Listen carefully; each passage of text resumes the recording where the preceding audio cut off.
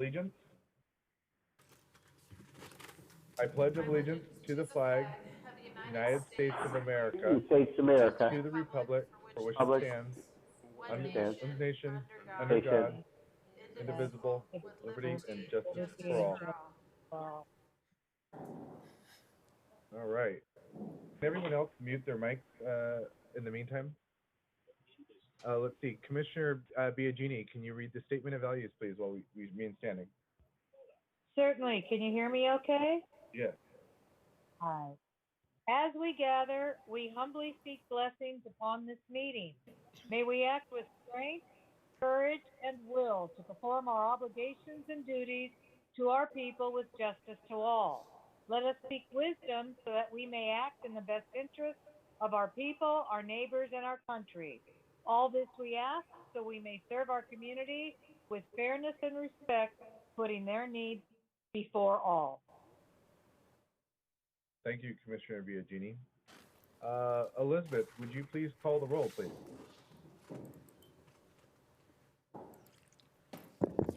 Commissioner Kelly? Here. Commissioner Casey? Commissioner Jain? Here. Commissioner Saleme? Here. Chair Becker? Here. Commissioner Biagini? Okay. Thank you, Elizabeth. Commissioner Cherukuru will be joining. Commissioner Cherukuru? Go ahead. Yes. Thank you. My apologies. Commissioner Ikezi will be joining us later into the meeting, so I don't think we have to motion her excusal, correct? No, we'll just note the time that she arrives in the minutes.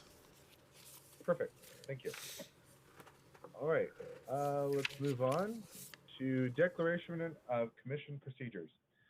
Public hearings are conducted by the chair in accordance with the following procedures. 1, the chair of the commission directs all activity during the hearing. All comments shall be addressed to the commission. 2, any item on this agenda may be continued to a subsequent hearing. 3, applicants will be allotted up to 10 minutes to present and justify their proposals. Following the staff's presentation of the item, other speakers will be given up to 2 minutes. The applicant is allotted up to 5 minutes for rebuttal of the comments. Number 4, no additional comments will be accepted upon the close of the public hearing, although the commission reserves the right to direct questions to any speaker on any matter. 5, special procedure and time limits may be applied to any items as prescribed by the chair.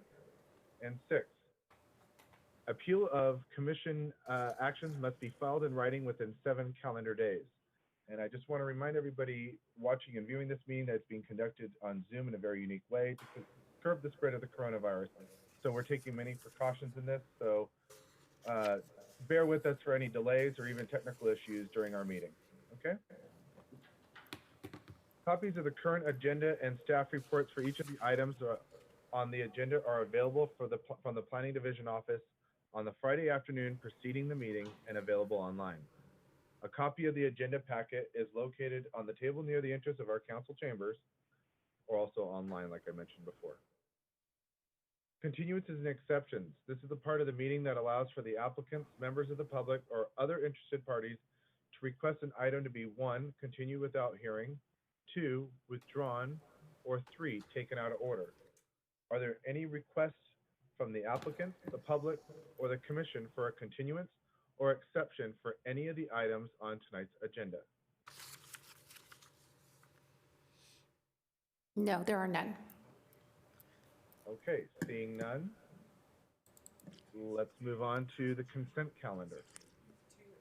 The procedure for the consent calendar is as follows. Consent calendar items may be enacted, approved, or adopted by one motion unless requested to be removed by anyone for discussion or explanation.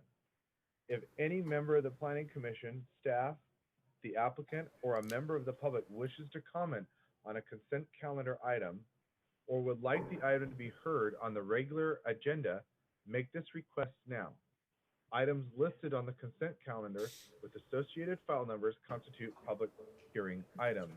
And I see we have Commissioner Jain. Would you like to pull an item?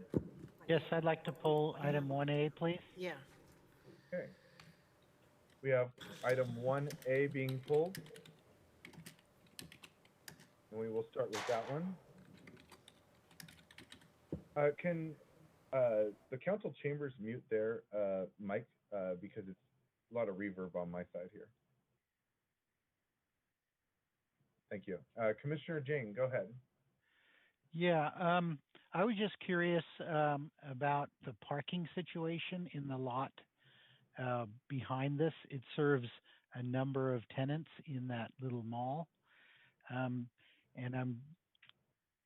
I believe that the packet said that there was street parking. So I just wanted to understand that situation. I am very pleased to see this Filipino restaurant coming to our city. I looked at the menu. It looks pretty extensive, so I'm very pleased to see that someone's opening a restaurant in our city.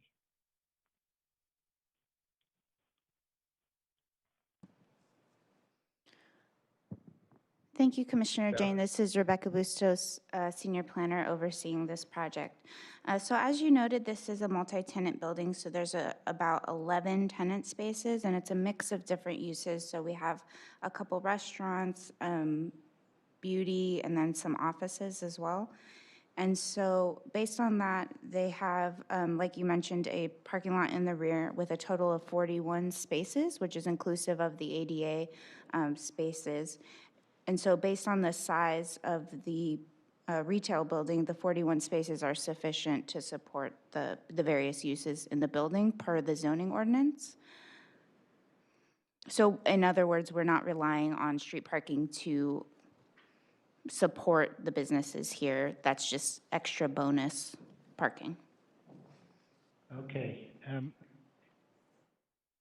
getting some reverb in the council. Anyway, I guess since we don't rely on street parking, at some later point, I guess it's possible for us to agendize or to consider removing the street parking in front of this complex on Homestead, because I bike there often, and it narrows there because they have to make space for a left turn lane, and it's a little treacherous to be biking so close to those cars. So I know we can't decide on it right now, but we could agendize it for later and consider removing the parking or direct staff to look into removing parking on Homestead, just for maybe 5 spaces where it narrows there. Okay, Commissioner Jain, this is Gloria Shara. And just to let you know that we did refer the information and the concerns to Public Works, so we're having that discussion. But the planning, just to be clear, the Planning Commission does not have purview over the public right-of-way. It's not the right forum, so we can certainly provide information to you or have perhaps Public Works staff address the commission on how the process works for eliminating street parking in certain areas or the bike lane program, that kind of thing, as an informational tool. But in terms of the jurisdiction, it's a little bit that's not really a firm position for the Planning Commission to be in, because it's not a development application that's coming before you, which really your jurisdiction is on private property. Okay, very good. So I would like to make a motion, unless other commissioners have questions. Commissioner Cherukuru, you have a question? Yes, thank you, Chair. And thank you for raising the parking. So to staff, is the parking ratio the same for a gym as it is for a restaurant? No, there's a different parking requirement for an athletic facility. So how do we arrive at the total ratio of the complex that matches the 41 spaces? Well, If it's different. again, at the time that the building was built, it was essentially a spec building, and just done at a retail ratio. And so I don't know if Rebecca knows if there's any, if there's any reduction in parking that was allowed for the property, but it's just, if we don't know the tenants and it's just a spec commercial building, then we just do a standard retail, retail ratio to that building. Yes, thank you. I reviewed the permit history and did not find any cases where the parking was allowed to be reduced. So like Gloria mentioned, this would just have been built to spec at the retail ratio of 1 to 200. But what would be the actual requirement for a restaurant now? Is that part of the condition? It's the same. It's either 1 per 200 or 1 parking space for every 3 seats. It depends on, and it says, I think whichever is more stringent is the applicable standard. So there's no dedicated spots for those restaurants for drop-off No. or pick-up like they have for other locations?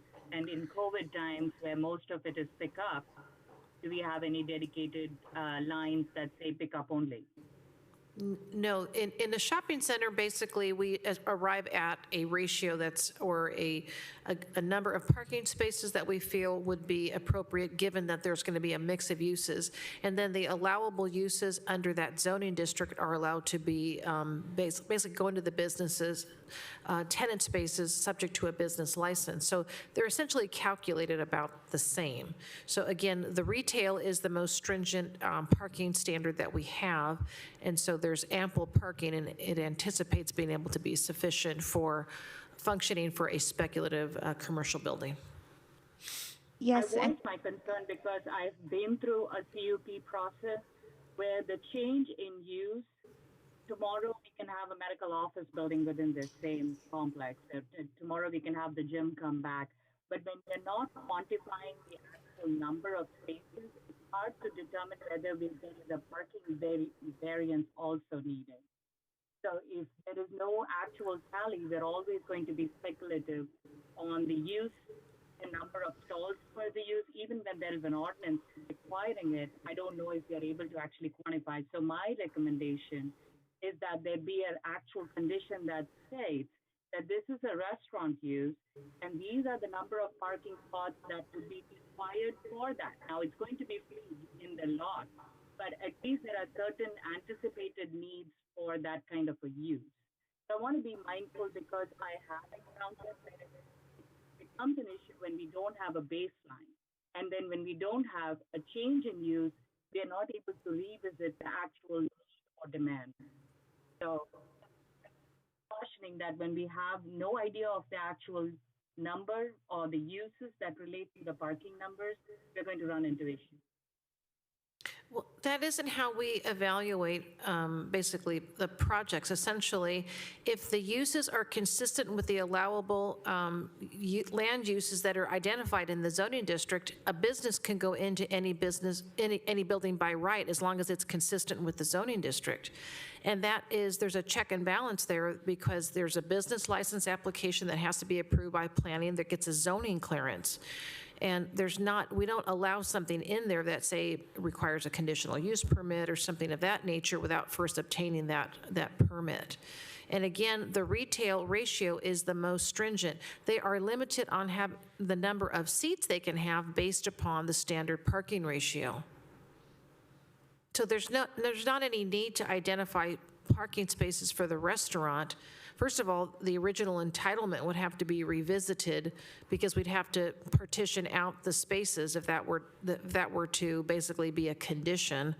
The property owner would have to agree to that. But again, it's basically because there's different times and activities associated with a variety of businesses that are there.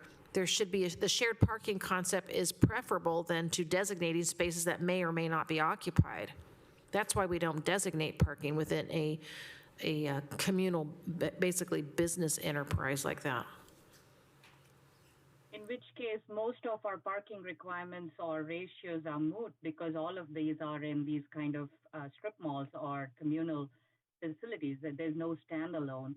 As I said, my concern still holds good. If you have 1,200 square feet of a restaurant today, and that has a ratio of 1:200. You need certain number of parking spots for that. Tomorrow, if it's that same 1,200 square feet is for a medical office building, which has a higher ratio, that's a different need, and the parking demand will be higher. At which point you're still saying that we still don't consider as long as the use is relevant. Is that what we're saying here? No, we would have to evaluate whether the size of the tenant space, so say like it's a medical office, it requires, I believe, 1 space per doctor, so it's supposed to have like 6 spaces. It depends on the square footage. If they have like a 1,200 square feet and they get 6 parking spaces, then the doctors can go in there because it meets the parking standard. If the space is much larger, but they don't have any additional staff, then they have enough parking to cover that. We look at that every time a business goes in. Okay. I hear you, but I'm not fully convinced, but thanks for the explanation. Okay. Okay, thank you, Commissioner Cherukuru and Commissioner Jain. Well, I know that this was, or once upon a time, there was a place called the Cherry Garden here. It was a Filipino restaurant, I think in the same development, if not the same spot. But I do have the same concerns about the parking, as well as the bike concerns. But I'm really excited to see a Filipino restaurant here in Santa Clara. Most of them are over in Milpitas, so this is really kind of a blessing for us. Maybe we can even address that parking issue in the future, should it get really bad, because right now I notice that complex, it's not as busy as I think it used to be. So this might be kind of a welcome addition here, and maybe we can look at that in the future. Right now there's currently a motion on the floor to approve as is, and now it's seconded by Commissioner There is Cherukuru. not a motion to approve. We have to open it up to public. Oh, my apologies. My apologies. Sorry, Commissioner Jain. Let's open it up to the public. There are no public speakers. The applicant Motion to is, close. sorry, the applicant is on if he wishes to say something, if we could unmute him. Sure, absolutely. Whenever they're ready. Hi, can you hear me? Yes, I could hear you. Oh, hi. Hi. My name is Ed Sanchez, and I'm the one applying for a restaurant spot in Santa Clara. I currently have a restaurant in Campbell, and we've been around for 8 years. Okay. Yeah. So I appreciate you guys taking your time to address all this, but you guys have any questions for me or anything? Any of the commissioners have a question for him while we have him on the line? Commissioner Cherukuru. Just wanted to welcome you. Thank you for choosing our city, and we really look forward to your restaurant in our neighborhood. It's a very welcome addition, so we look forward to your business thriving here. Thank you, ma'am. I just before you guys ask, I just want to explain to you a little bit about our restaurant. We are we are proud to say that we call ourselves a neighborhood joint. 65% of our customer base in our current restaurant now are within the neighborhood. They're all our regulars, and over 50% of our clientele base are non-Filipino. So we're basically introducing the Filipino dishes, in the neighborhood. And I have a very good reputation in the city of Campbell. Been there for 8 years now. Never had any issues. And again, initially I applied to be open from 8 a.m. to 3 p.m. But if it's possible, I've been working on this project for almost a year now. I've been paying rent for a year. If it's possible, if I can be approved, for longer hours. And I promise there will be, this is not a kind of Filipino restaurant that will have any type of entertainment. It's going to be a purely neighborhood joint. That's basically what it is. Breakfast, lunch, possibly dinner in the future. And again, we're just applying for beer and wine so people can have, a little bit of, maybe a glass of wine while they're unwinding. But it's a really family-oriented restaurant, and it's very homey the way we're doing the restaurant. And I hope that I can be a good addition to the city of Santa Clara. Thank you. Excellent. Thank you, Mr. Sanchez. Asking, based on what he just said to staff about his business hours, are we allowed to change any of the conditions on that, or is that something that would have to be represented? Yes, the hours, if the commission prefers to extend, those can be done as part of your motion. But we did have this conversation with the applicant previously, and so as of right now, they are listed as 9 p.m. because in the future, he may be interested in dinner service, but as of right now, he intends to close at 3 p.m. and only serve breakfast and lunch. Okay, so I mean, I think that makes total sense. I mean, I have Commissioner Kelly here first. Let's go to him first. Okay. When this situation has come in front of us before, when we talked about longer hours, we've usually allowed it and then did a one-year review to see if there were any problems with longer hours. So that would be my suggestion. Work with the applicant, allow for longer hours, because I think the next year may be a tough year for restaurants. So whatever we can do to help them sustain themselves would be a good thing. And if there are any problems at a one-year review, we could look at reducing the hours again. Yeah, I absolutely agree to that, sir. Great, thank you, Commissioner Kelly. Commissioner Jain?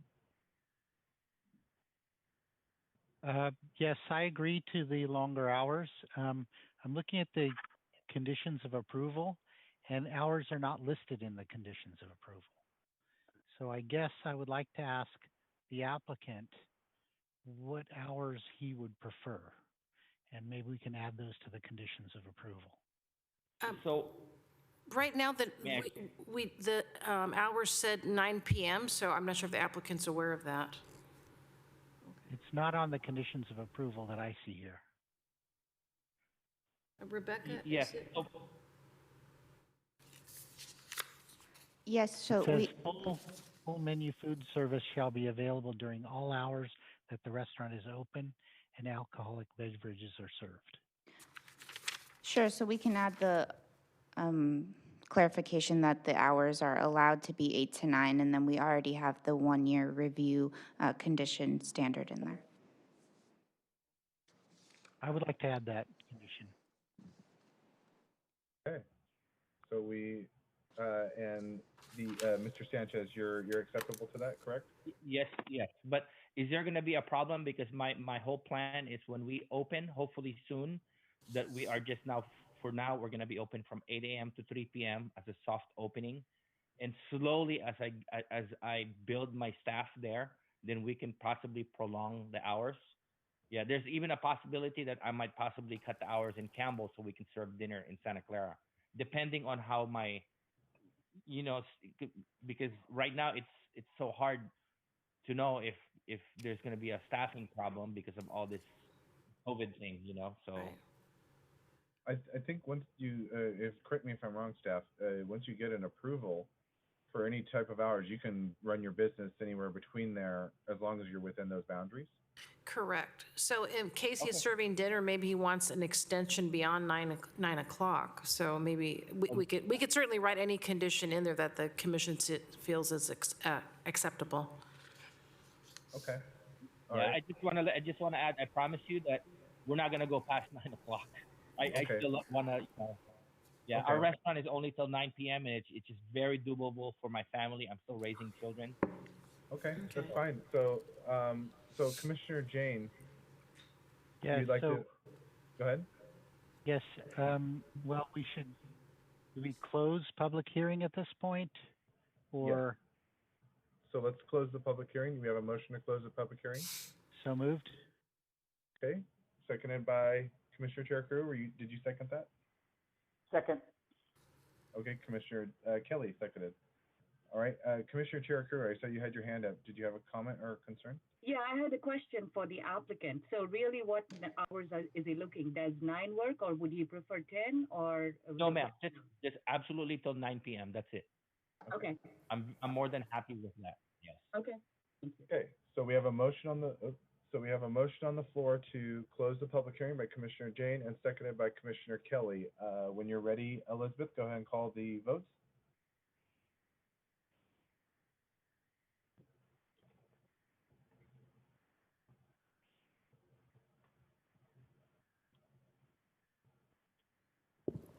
Commissioner Kelly, Yes. Commissioner Jain, Yes. Commissioner Saleme, Yes. Chair Becker, Yes. Commissioner Biagini, Yes. Commissioner Cherukuru. Yes. Thank you. And that was to close public hearing. Yes, and that passes unanimously 6-0. Thank you, Elizabeth. Okay, so Commissioner Jain, do you have a motion? Yes, I would like to make the motion to approve a use permit to allow on-site sale and consumption of beer and wine, ABC license type 41 at Tapsilog Bistro Restaurant located at 1998 Homestead Road, with the additional condition that the hours that it's open to the public be limited to 8 a.m. to 9 p.m. Second. Okay, did you get that, staff? I did. Is that Monday through Friday, or if all 7 days, the operational Maybe hours? we just say 7 days, yeah, 7. Okay, Yeah, okay. Got it. Seven Thank you. or the word daily, so, and that'll be condition C8. Okay, awesome, and it's now seconded by Commissioner Cherukuru. All right.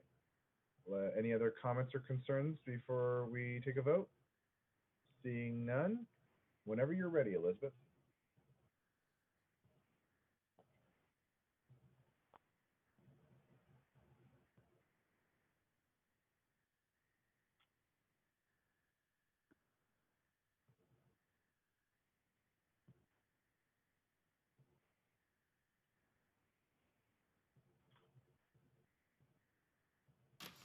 Commissioner Kelly, Yes.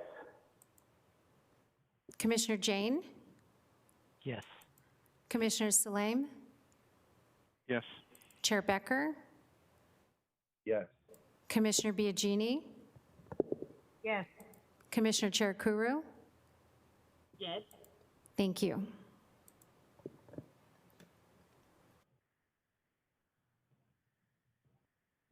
And that passes unanimously 6-0. Congratulations, Mr. Sanchez, and can't wait. I'll be one of the first in line to eat there. All right. We are now going to be moving on, let's see, to the, my apologies. We'll now move on to public presentations. Are there any members of the public that would like to briefly address the commission on any item not on the agenda currently this evening? No, there are not. Okay, seeing none. Is there a motion to close the public hearing? So moved. Second. Second. Okay. Motion by Commissioner Biagini, seconded by Commissioner Jain. Whenever you're ready, cast your vote. Sorry, whenever Elizabeth is ready, go ahead and call us the vote.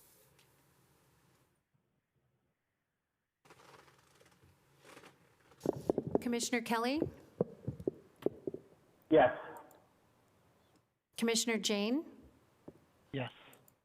Commissioner Saleme, Yes. Chair Becker, Yes. Commissioner Biagini, Yes. Commissioner Cherukuru. Yes. Thank you.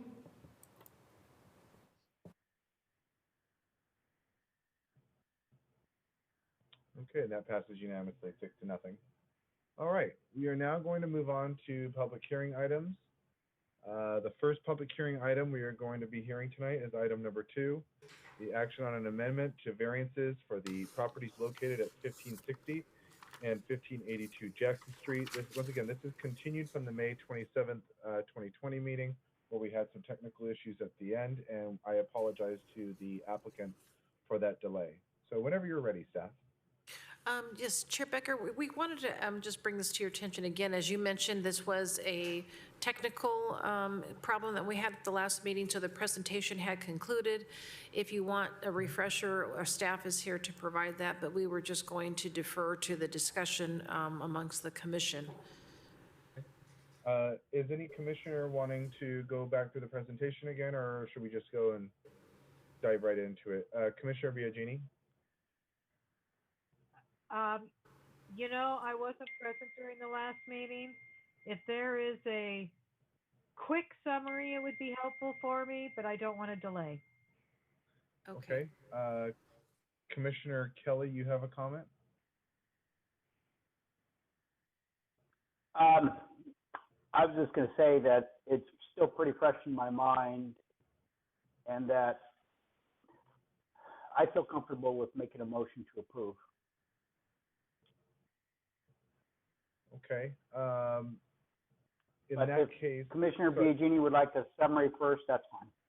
Yeah, let's do a summary for Commissioner Biagini because, I mean, I don't know, maybe Xander can chime in here. She wasn't here for the presentation last time, so now that she's here, if we give her a summary and she's up to date and she's already read the material, she can vote on this item, correct? Correct. Okay, so let's do a tiny summary then. You know, if you can in a couple minutes, just for Commissioner Biagini's sake. But Commissioner Kelly. This is Yuki Casey, and I've just joined. Thank you. Great, thank you, Commissioner Casey. Commissioner Kelly, you had a comment before we go to the refresher? That's it. I'll lower my hand. Okay, great. All right, staff, whenever you're ready for the little refresher course.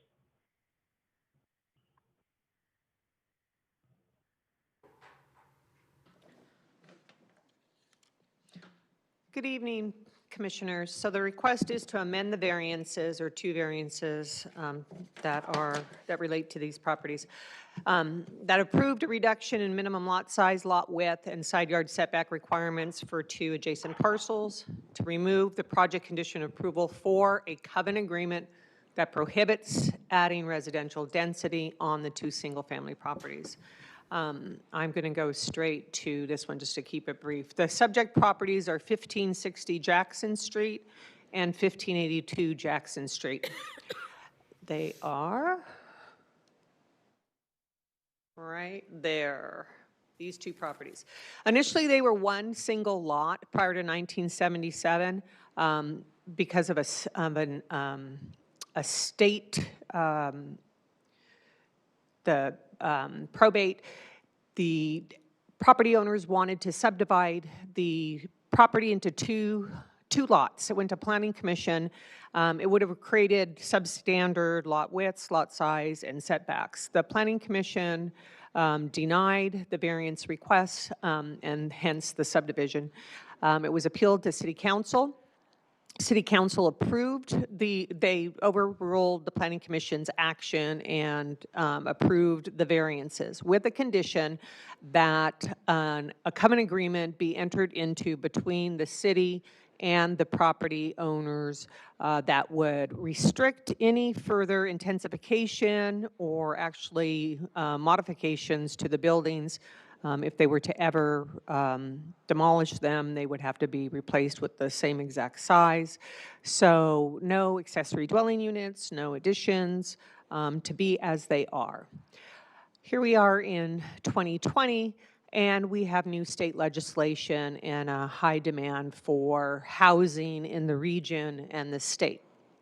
The property owner of 1560 would now like to, he's a new owner, would like to construct an ADU in the rear yard of the property. Let's see if we can get the flicker up there. Excuse me, sorry. 1560 does not have a garage, neither attached or detached. The accessory dwelling would sit in the rear. The property at 582 does have a garage and accessory structures.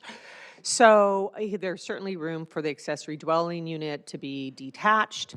The requirement would be that Planning Commission remove the condition for the covenant. It would have to go to City Council for the covenant to be lifted, and then allow the property owner to construct the accessory dwelling unit and potentially the future 1582 to do an accessory dwelling unit if they wanted to. Additions on either property would now be allowed, and this would now be more in line with state law for the provision of additional housing units to the housing market. So that is the request, and the staff's recommendation is to is to approve resolution to delete the requirement for a covenant agreement prohibiting the intensification of the residential use on both properties. Thank you, Debbie. All right, thank you, Debbie. I don't think we got that. Can you repeat it for the 5th time? I'm kidding. All right, let's go to Commissioner Jain first here. Yeah, I found it very interesting reading the council minutes from 1977, and Councilman Texera, when they were overriding Planning Commission's denial of the splitting of the lots, cited the housing shortage as the reason to split into substandard lots. So here we are again with the housing shortage. Thank you. Thank you, Commissioner Jain. Commissioner Biagini. Commissioner Jain, I found some of those conversations interesting too. I just wanted to thank staff for that quick summary. It helps clarification of all the paperwork. Thank you. All right. Thank you, Commissioner Biagini. Commissioner Saleme, Vice Chair Saleme. Yeah, I'm going to go along with Commissioner Jain on that one. I was reading back on some of the earlier minutes for some of the projects, and it seems to be one of those consistent threads that have been ongoing for decades, that we are always short of housing. I'm actually surprised that only this one little change was made to that lot. I was hoping to see maybe some other development to add a little space to the back ends, because those are pretty deep lots. But yeah, I was just impressed to hear how much has not changed over the decades. That's all. Thank you. Thank you, Vice Chair Saleme. Commissioner Kelly. Okay. I just wanted to chime in real quickly that housing, really, since I've been a realtor or in the real estate industry for the last 25 years, we've always had more jobs than housing for the most part. And now more than ever, we need housing.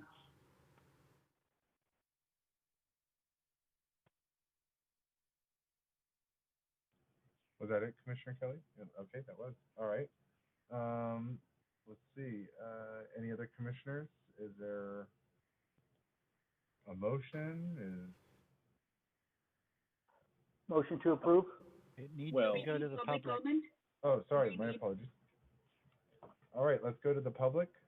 Is there anyone from the public, Elizabeth, currently on the line also? No, we have Adam Thompson.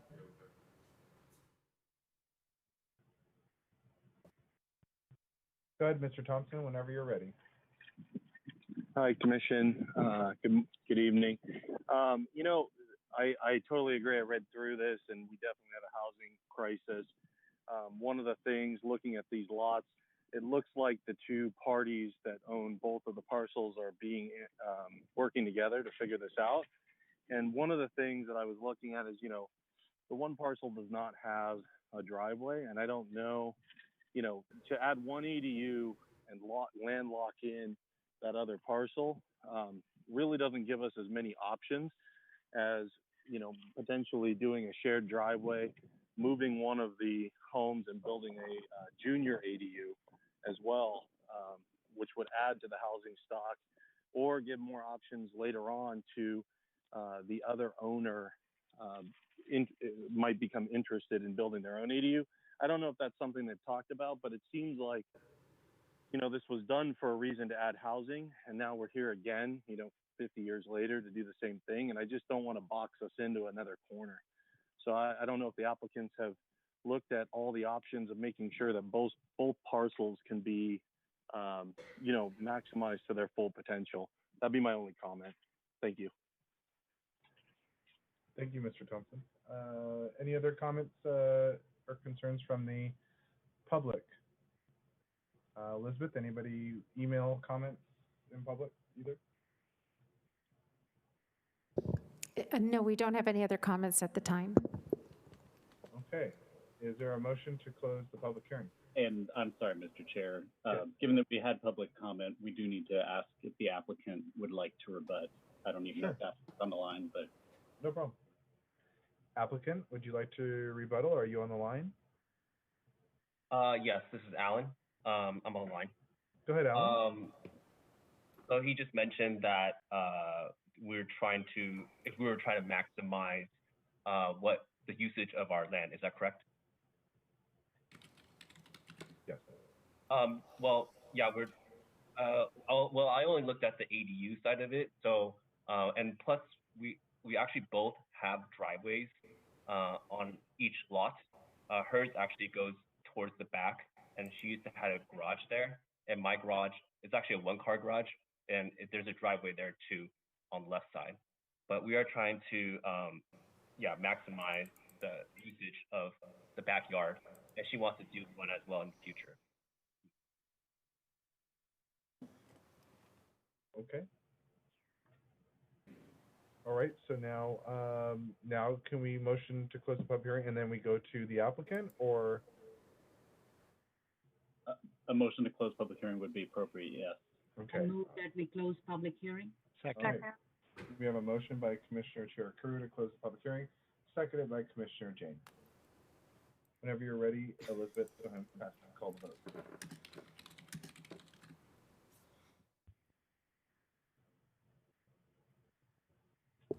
Commissioner Kelly?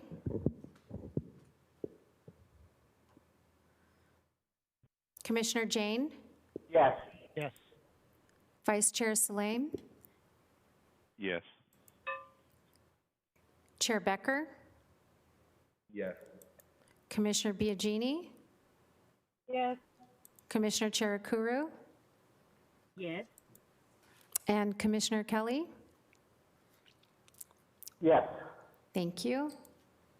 Commissioner Casey is present too, and I vote aye.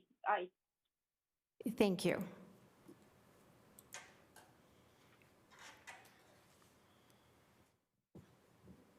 Right, and that passes unanimously, 7-0. All right, Commission, let's start with Commissioner Jain. I just wanted to make a motion. Go ahead, Commissioner Jain. Okay. In responding to Mr. Thompson, I just wanted to say that we brought this up at the last meeting, and there didn't seem to be any interest in moving the driveway. So it sounds like there's already two driveways. So I'd like to make a motion approving an amendment to a variance for the properties located at 1560 and 1582 Jackson Street to remove a covenant on restriction of densification. Okay, so we have a motion on the floor by Commissioner Jain. Is there a second? I second. Second. Commissioner Ikezi seconded that. So whenever you're ready, Elizabeth, you got that motion, I believe, too. So whenever you're ready.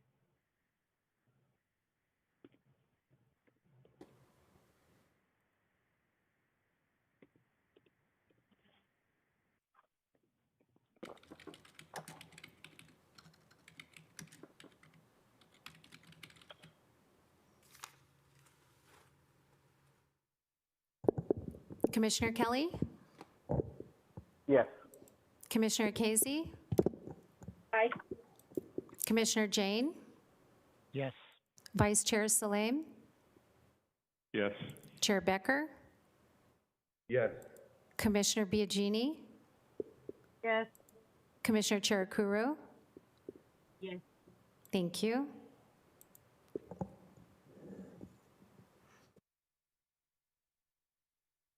And that passes unanimously, 7-0. Congratulations, and sorry for the delay from the last meeting.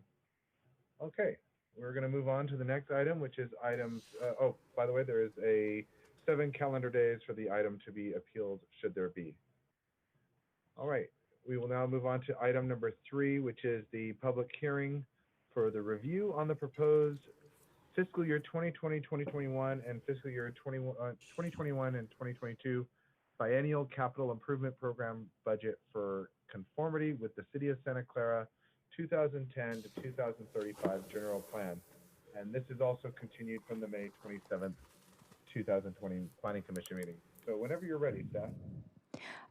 Commission, this is just going to take us a couple minutes for shuffling staff so that we can have adequate numbers of people in the chambers. So staff representing this item is coming into the chambers.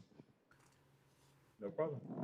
Mr. Chair, why don't I take this opportunity then just to go over a brief procedural matter.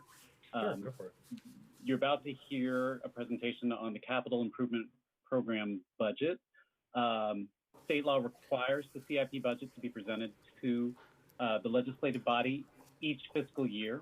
And before the legislative body takes action on it, the city's planning commission must make a finding as to whether or not the CIP budget is in conformity with the general plan.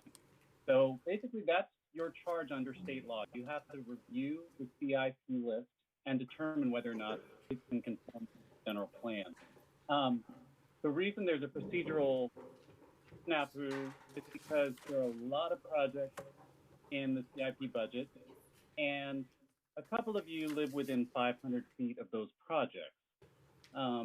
And rather than have you not be able to ever participate in any CIP budget, I'm going to ask that you abstain from the specific items for which you have conflict. And I'll just call them out right now. It's new item 312, the Warburton Park Playground Rehabilitation. Commissioner Biagini has a property interest within 500 feet. And for existing project 1204, the Saratoga Creek Trail, Commissioner Kelly has a property interest within 500 feet. So what I'd suggest you tonight is you're about to hear staff's presentation. All the commissioners can participate in listening to staff's presentation, but when it comes time to make that legally required vote on conformity with the general plan, I would suggest 3 votes. 1 vote on just the Warburton Park Playground Project, 312. 1 vote on just the Saratoga Creek Trail, Project 1204, and then 1 vote on everything else. And we have a resolution before you tonight that's for everything. Unfortunately, we're simply not going to be able to use that resolution. But we're not required to adopt a resolution under state law. All we're required to do is make a finding of conformity with the general plan. So I'd simply ask that should you decide to make that finding of conformity, it be 3 separate motions, and we won't even use a resolution. And I can help you with the process when we get to that. Sorry to be so long-winded, but that's the situation we realized we were in late this afternoon. That would be great, Xander. I know I'm going to need a little help on that too. So that would be perfect.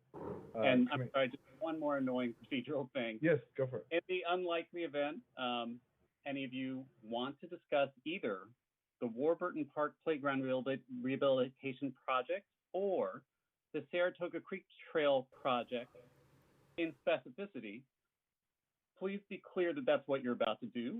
And at that time, we will have to ask either Commissioner Kelly or Commissioner Biagini to briefly disconnect from the call while that discussion happens.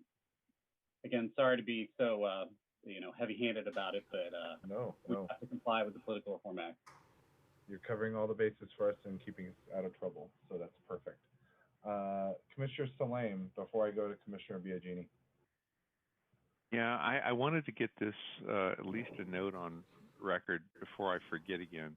Is a request to staff or a request to the process that we can find a way to randomize the roll call for the vote, because I'm seeing that we really call the same order every time, and I get a sense that it might be influencing. So I don't know if it's possible, but it would be really wonderful if we could figure a way out to randomize it. That's all. Cool. Okay, thank you, Commissioner Saleme. Commissioner Biagini. Hi there. First, I want to thank you, Xander, because I was struggling with how we were going to handle that. You explained it quite well. Here's my only question.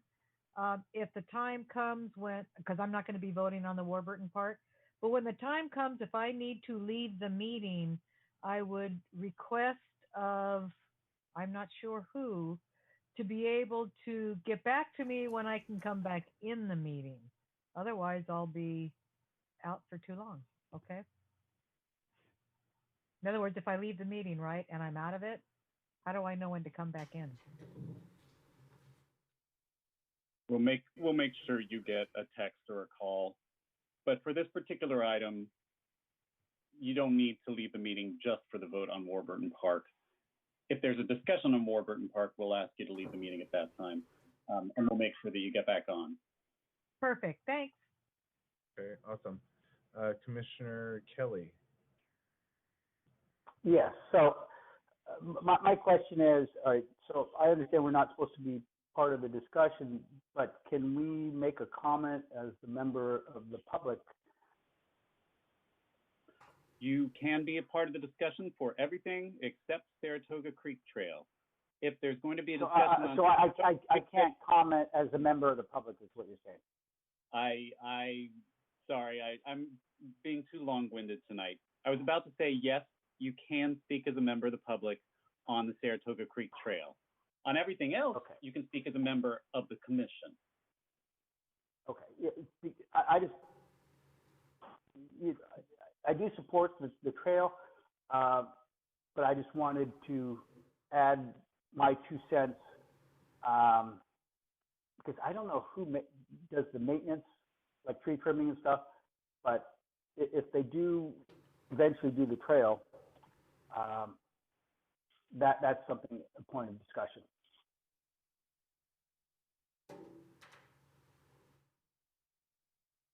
If that makes sense. Okay. That's it. Thank you. Thank you, Commissioner Kelly. Xander, so I'm just trying to cover all bases here. So am I being excluded from this too? Am I close to any of this?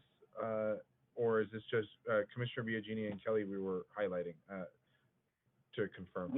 I had a staff person in the city attorney's office spend most of the afternoon going through this long list of projects and doing a radius check for all the commissioners. While some of them got close to the prohibited radius, it was only Commissioner Kelly and Biagini that had conflicts that would require abstention. Oh, okay. Okay. Now you made that a little more clear. Okay. Awesome. Thank you. All right. So shall we move on to the presentation? Yes. Awesome. Thank you. Thank you, Xander.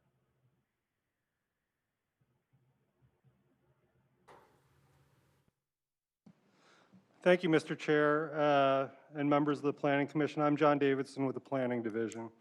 Tonight, I'll be presenting the report on the consistency of the city's capital improvements budget with the city's general plan and providing CEQA determinations for the new additions to the CIP. The biannual CIP budget includes 36 new fully or partially funded projects. We've looked at general plan consistency through the lens of the major strategies of the general plan.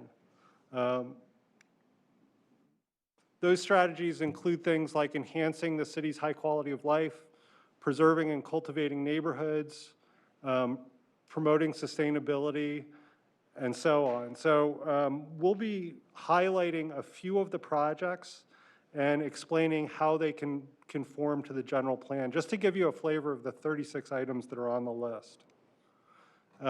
For instance, one of the projects is a study on the Mission Library gazebo to figure out how to facilitate placemaking there. And that's considered categorically exempt under the California Environmental Quality Act as an existing facility. So this is just a design concept study. So there are things on the capital improvements budget that include studies and are not necessarily physical improvements.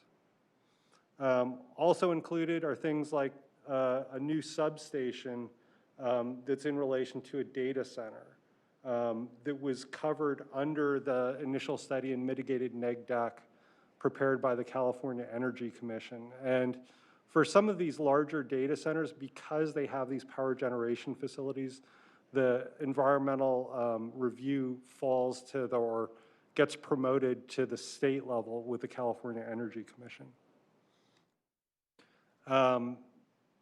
We're also, there are also things like the Hetch Hetchy Trail, and we're looking at that through the general plan lens of quality of services, especially in terms of mobility and transportation. This is constructing a 0.3-mile trail connecting the Hetch Hetchy right-of-way to Stars and Stripes Drive in the north part of Santa Clara.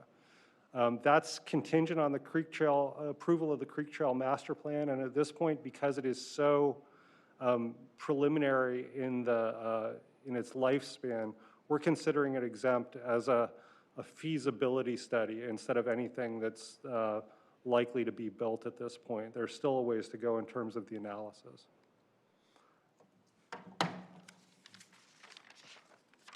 With that, we're recommending that the Planning Commission adopt those 3 resolutions, making findings on the conformity of the capital improvements budget with the general plan. I'm available for any questions on either general plan conformance or on CEQA determinations. Thank you.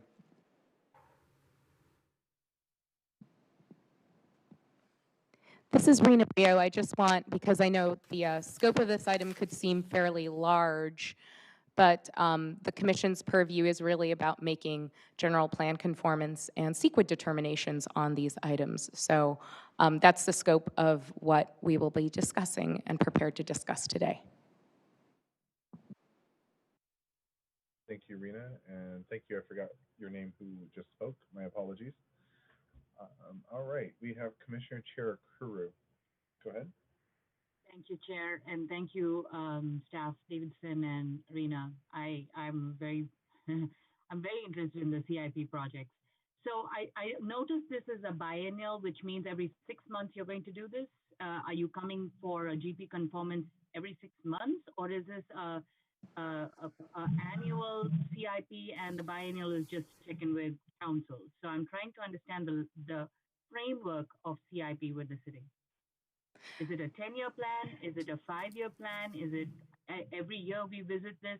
Because some of these projects, and based on our current funding crisis and state budgets that will continue to impact the city, we've got to be nimble with our CIP. So I don't know how much of this is set in stone. Are we revisiting this every 6 months? So just some clarification.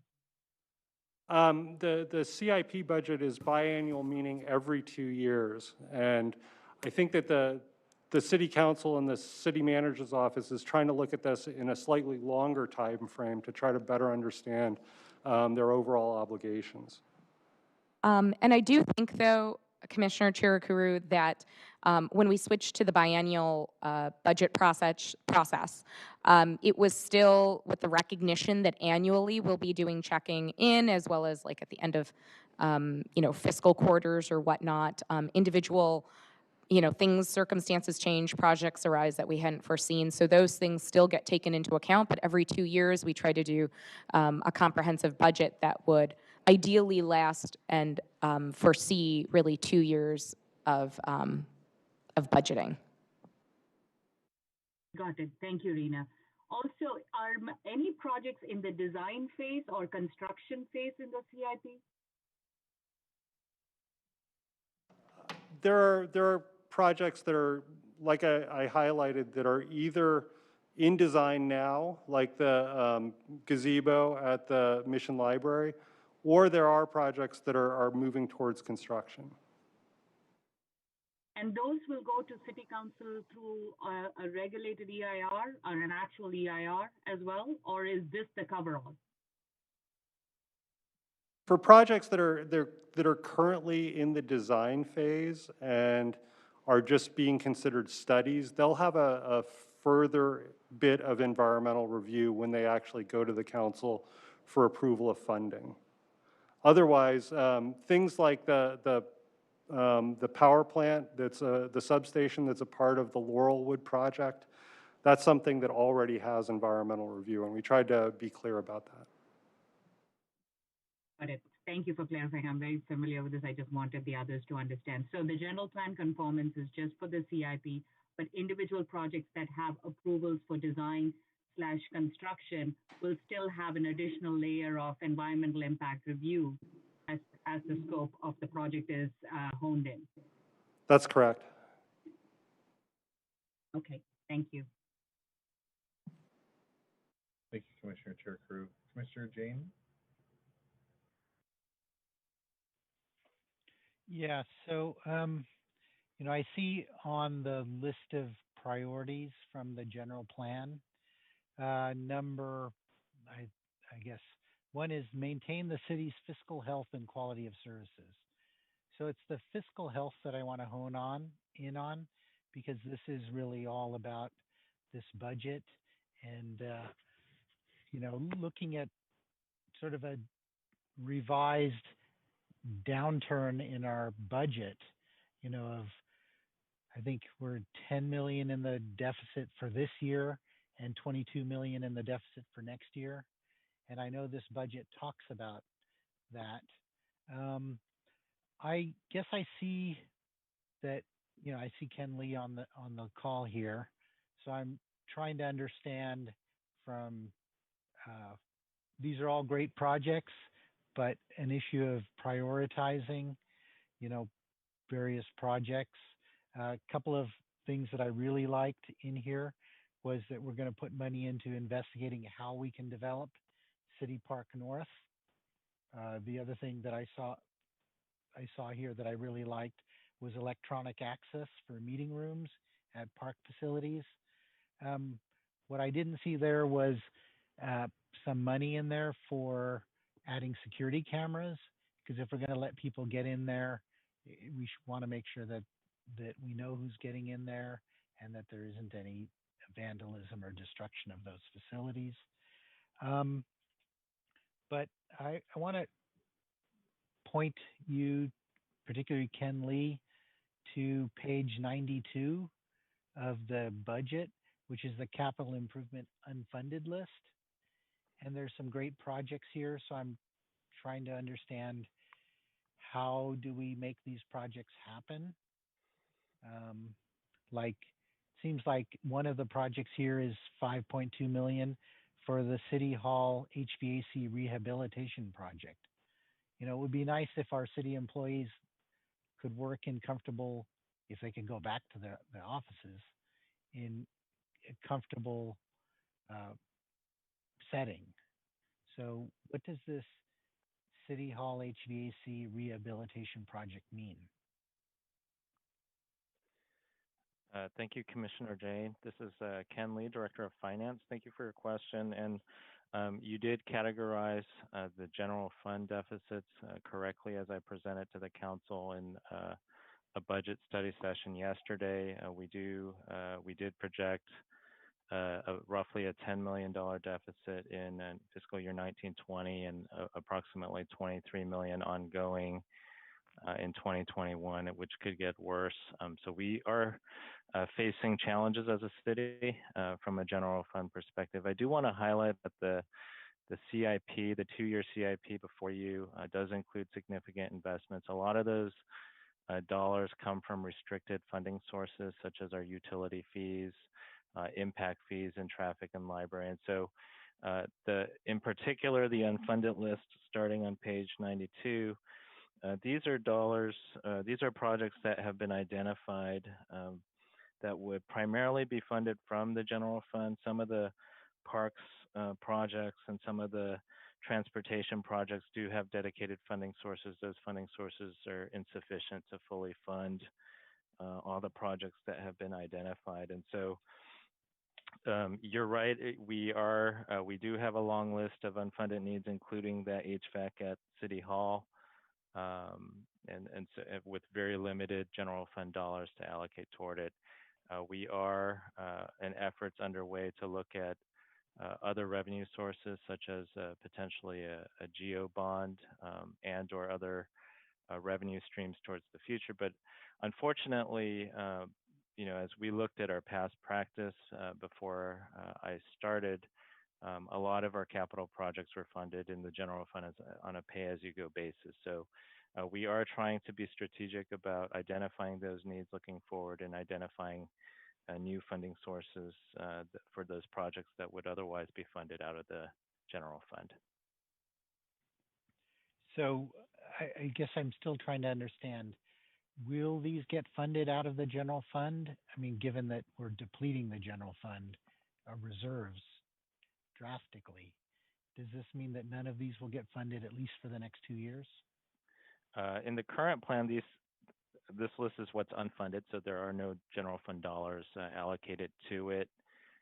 From a reserve perspective, we started the year planning for projects with about $27 million in our capital reserve.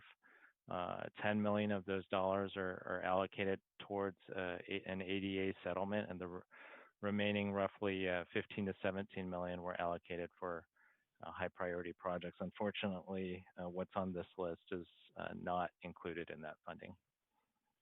So meaning these will not get done for 2 years? Barring a new funding source or additional capital dollars, that's correct. So how dire is the air conditioning for the City Hall employees? I would hesitate to speak for Public Works. I would say that a lot of the equipment and the facilities around City Hall are original, and so I know that the HVAC is functional, but my guess is probably beyond its useful life. So to fund the HVAC project in particular, we'd have to find another funding source. I see. Okay, that's all I had. I had a question. I know maybe a year ago, there was a study done of the backlog of maintenance at the convention center, and it was like over $100 million of maintenance that would have to be made to that. And I see that there is no money allocated to maintaining that. I guess they are upgrading the HVAC because that was completely broken. But why? I know Spectra is taking that over. Does that mean that money will not come from the city's budget for upgrades to the convention center?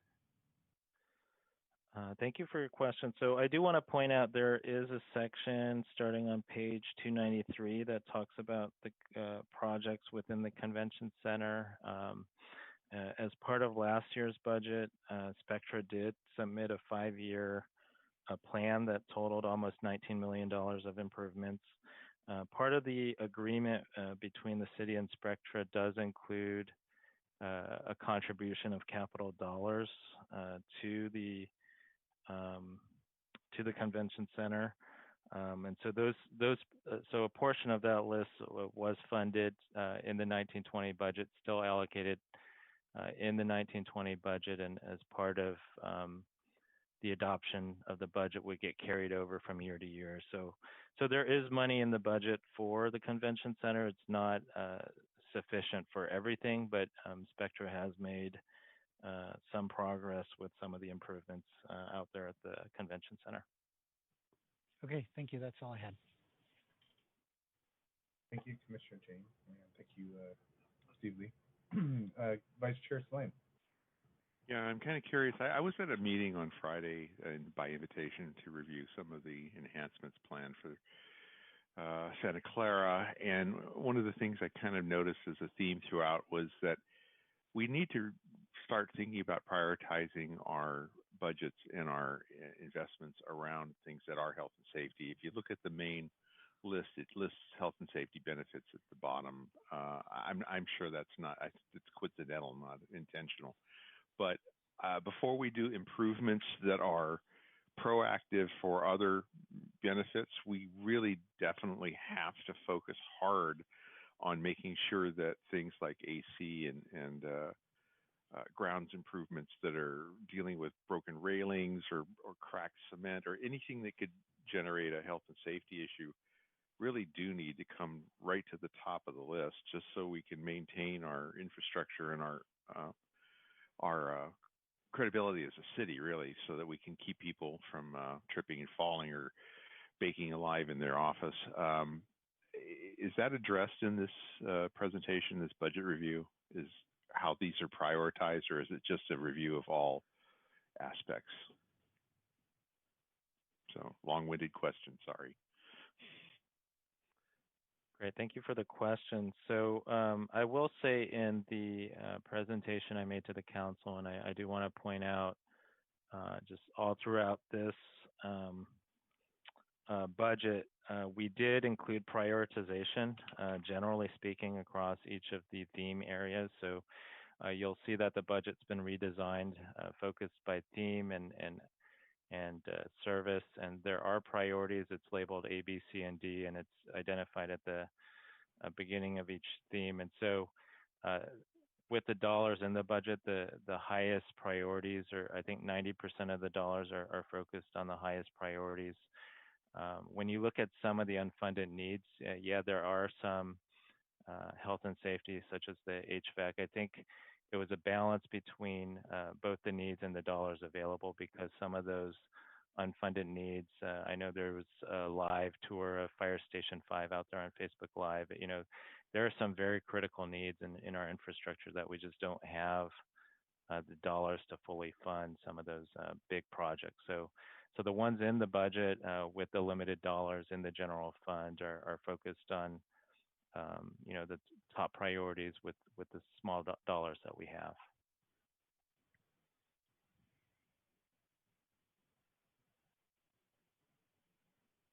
Okay.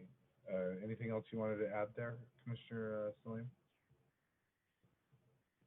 No, it's a new reality. We have to work around it.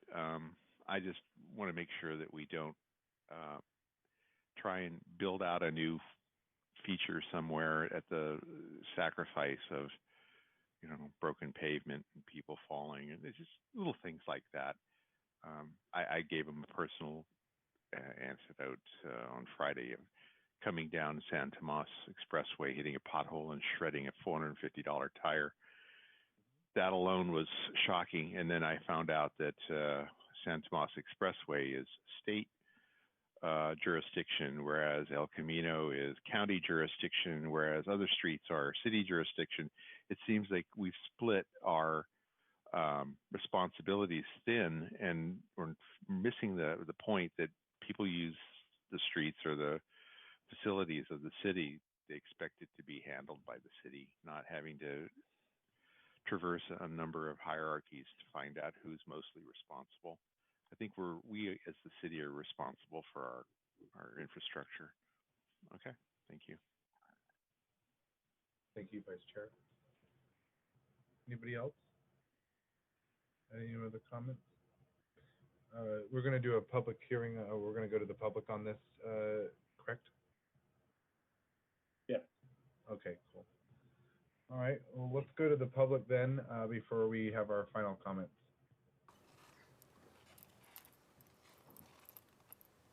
There are no public comments. All right, and seeing nobody chiming in here on the phone, so let's motion to close the public hearing. So moved.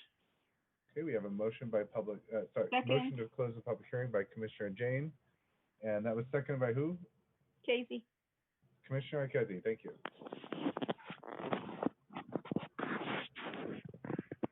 And whenever you're ready for the vote.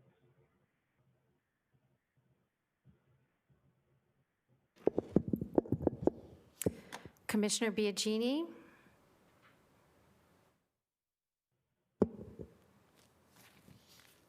Commissioner Cherukuru? Aye. You hear me now? Yes. Commissioner Biagini? Sorry, I see you. I'm sorry, your vote is? Yes. Thank you. Commissioner Jain? Yes. Commissioner Casey?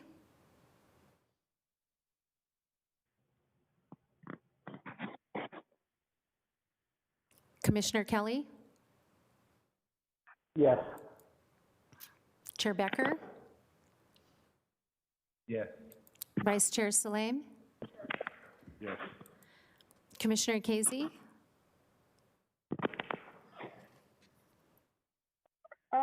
already voted aye. Thank you.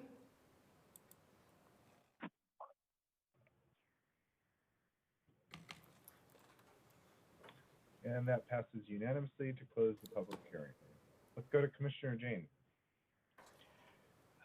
Yes, I would just like to make a motion that the Wharton Park Playground rehabilitation conforms with the general plan. Second. And if I could just ask for one minor wrinkle there.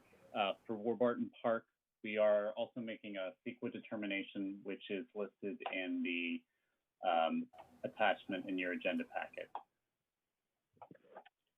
That the project is categorically exempt under Class 1A. And Okay. I'm recusing myself. Okay. Commissioner Biagini will be recusing herself. We have a motion on the floor currently by Commissioner Jain. And any other comments before we move? We get a second motion? I have a couple comments. Commissioner Jekezi, you second it? Yes. Okay.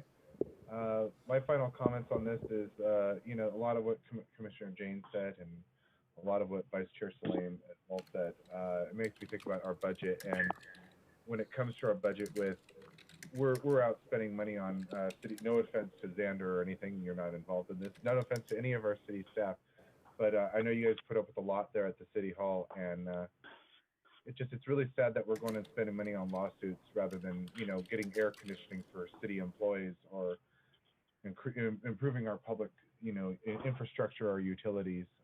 It's pretty sad and backwards if you ask me. But we have a motion on the floor by Commissioner Jain, a second by Commissioner Ikezi, and let's just hope that we can find a way to start resolving some of these budget deficits. And this specific motion is regarding Warburton Park, correct? Correct. Yes. Thank I you. apologize. And Commissioner Biagini is recusing herself from this vote? Yes, she is. Thank you.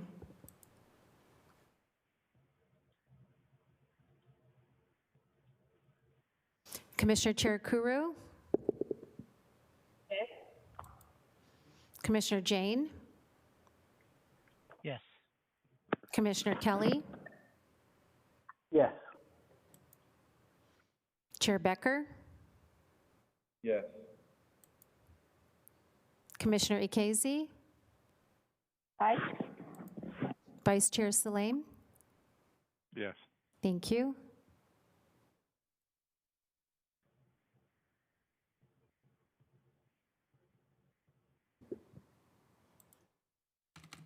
Okay, and that passes 6 with 1 abstention from Commissioner Biagini.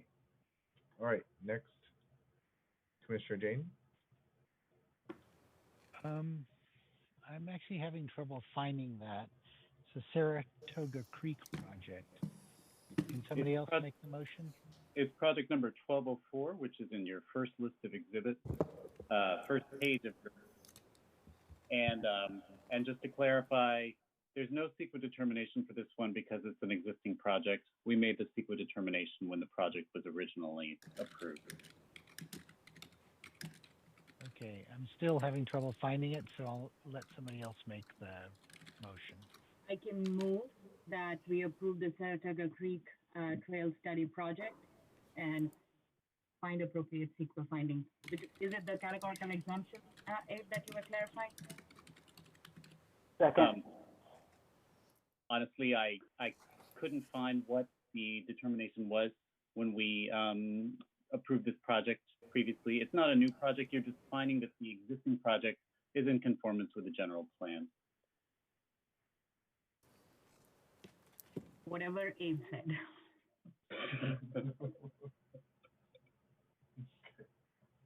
All right, and I'll clarify for the public. I apologize.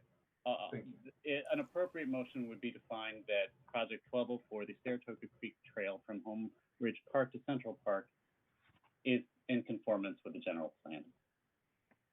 perfect. That is the motion. That is the motion. That is my motion. Motion by Commissioner Cherukuru, seconded by Commissioner Biagini? Biagini, thank you. Okay.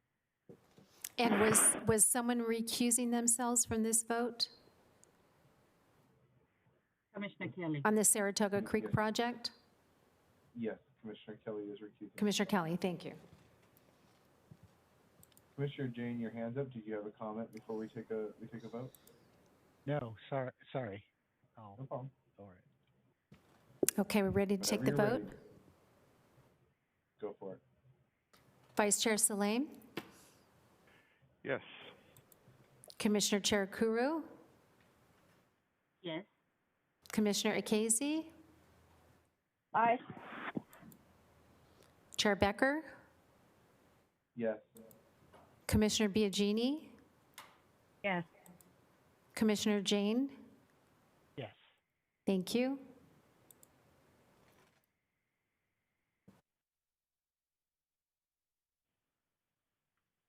That passes 6-0 with one recusal by Commissioner Kelly. Okay. Next, Commissioner Jain. I would like to make a motion that the balance of the projects in the CIP plan that's presented to us conform to the general plan. Excellent. We have a motion on the floor by Commissioner Jain Second. and a second by Commissioner Biagini. And may I ask clarification? Yes, please. Is the motion also to find that all of those projects have the CEQA determination listed in attachment 1 to the staff report? Well, yes, what he said. Thank you.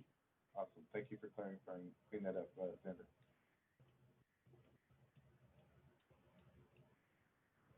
Whenever you're ready, Elizabeth.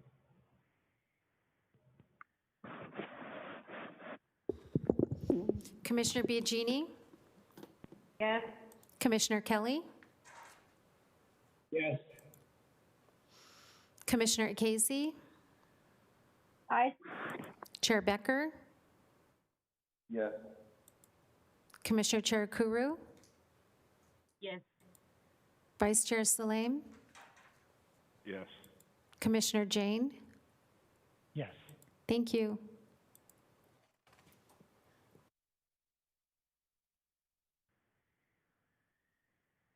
And that passes unanimously 7-0. Okay. And we will now be moving on to the next item, correct? There's nothing else we need to... Commissioner Biagini, you have a question? It is on the next item. Are we technically there yet? Xander, are we able to move forward? We are able to move forward, Mr. Chair. Thank you. Okay, so go ahead, Commissioner Biagini, about the next item. And this would be on 1205 Coleman Avenue, correct? Yes, that is our next item. Item number 4, the approval on an amendment to a development agreement for the mixed-use project at 1205 Coleman Avenue. Got it. Now, in the interest of full disclosure, I do have a financial interest in a nearby business that could potentially result in a financial effect. So I will abstain. And I think, Xander, maybe you can help me out here. I think that's also more proper that I would disconnect at this point and then wait for one of you kind colleagues to call me back when this item is completed. Okay, then I will be leaving the meeting now. Xander, is that okay? Yes, that would be appropriate. Commissioner Biagini's interest is not a personal interest, so she does actually have to leave the chambers. And the most appropriate to do that here is to disconnect. And we will contact you, Nancy, as soon as we are finished with this item number 4. Okay. Thank you. See you later. Let's see, Commissioner Jain, would you like to say something? Yeah, I just wanted to disclose that I had a discussion with Josh Rupert of Hunter Storm about, possible benefits to the city in exchange for granting this amendment. And then I also have discussed this project with Chair Becker and Commissioner Akazi. Thank you, Commissioner Jain. I will as well disclose that I discussed this project with Commissioner Jain, President Adam Thompson in the neighborhood.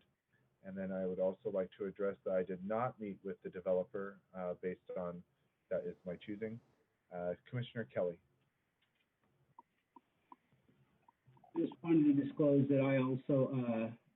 already chatted with the applicant as well. Thanks, Commissioner Kelly. Commissioner Ankezi? I disclosed that I discussed this over the phone with Commissioner Jain. Excellent. Thank you. Okay, let's start with the presentation. Unless anybody else has any other concerns, Commissioner Kelly, your hand's up. Unless Commissioner Vice Chair Saleme. Yeah, I was contacted by the applicant, but we didn't meet, so I guess that's a disclosure. Thank you, Vice Chair Saleme. And Commissioner Cherukuru. I have the same as Commissioner Saleme, contacted, but no discussion. Excellent. Thank you. All right, well, let's start with the presentation then. Whenever you're ready, staff, no rush.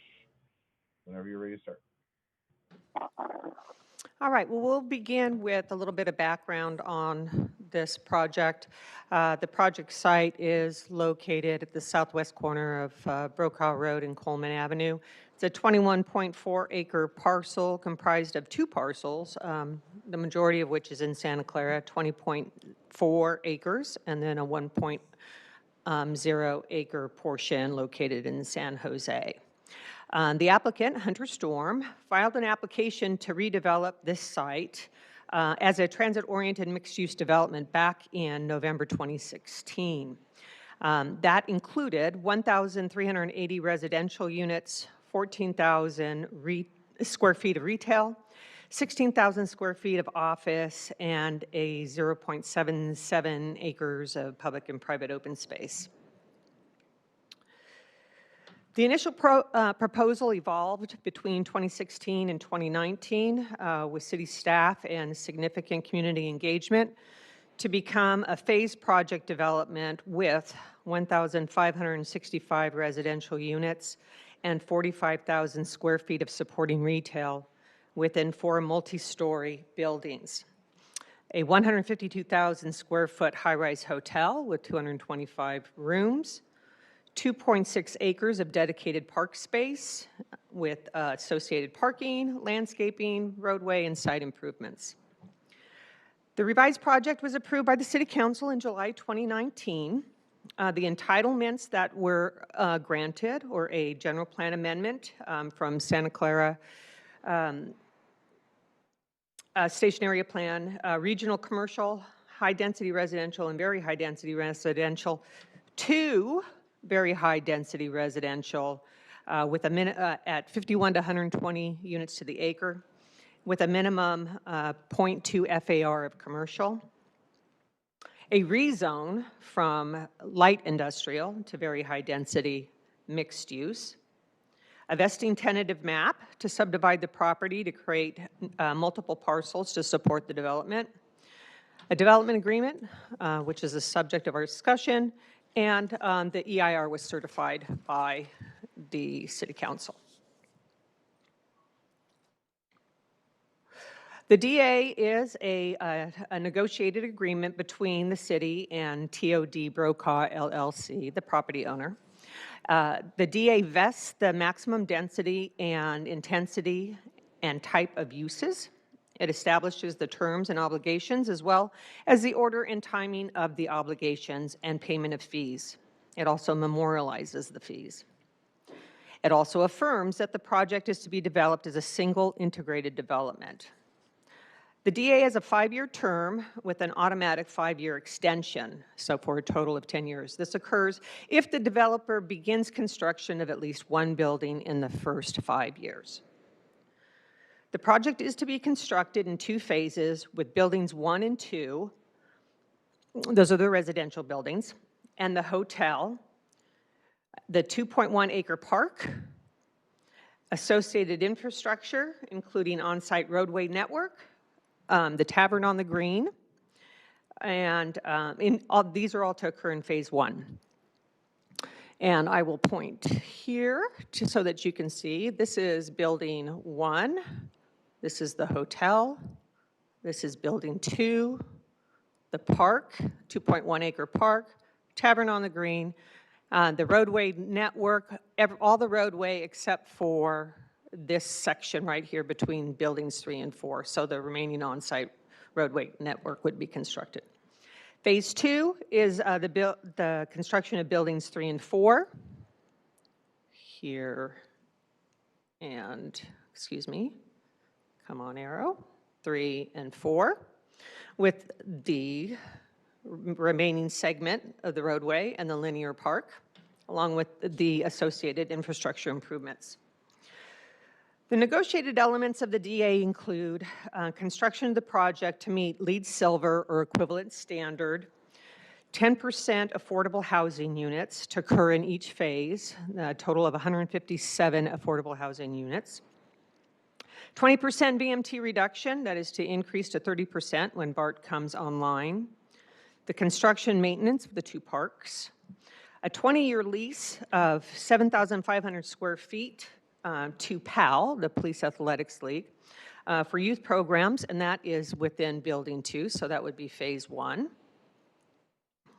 A number of transportation fees, regional fair share, transportation survey study contribution, et cetera, bicycle, pedestrian, and roadway improvements. The request filed by Hunter Storm is to amend the development agreement to modify the timing of construction for the hotel from Phase 1, before the issuance of building permits for the second residential building, which is Building 2, of the approved development plan, to before the residential building, Building 3, in Phase 2 of project development. And this is in response to market conditions created by the COVID-19 pandemic. That is, this particular provision is specific to the DA that the hotel be constructed prior to the second building, the second residential building, and this again is what is being requested to be modified.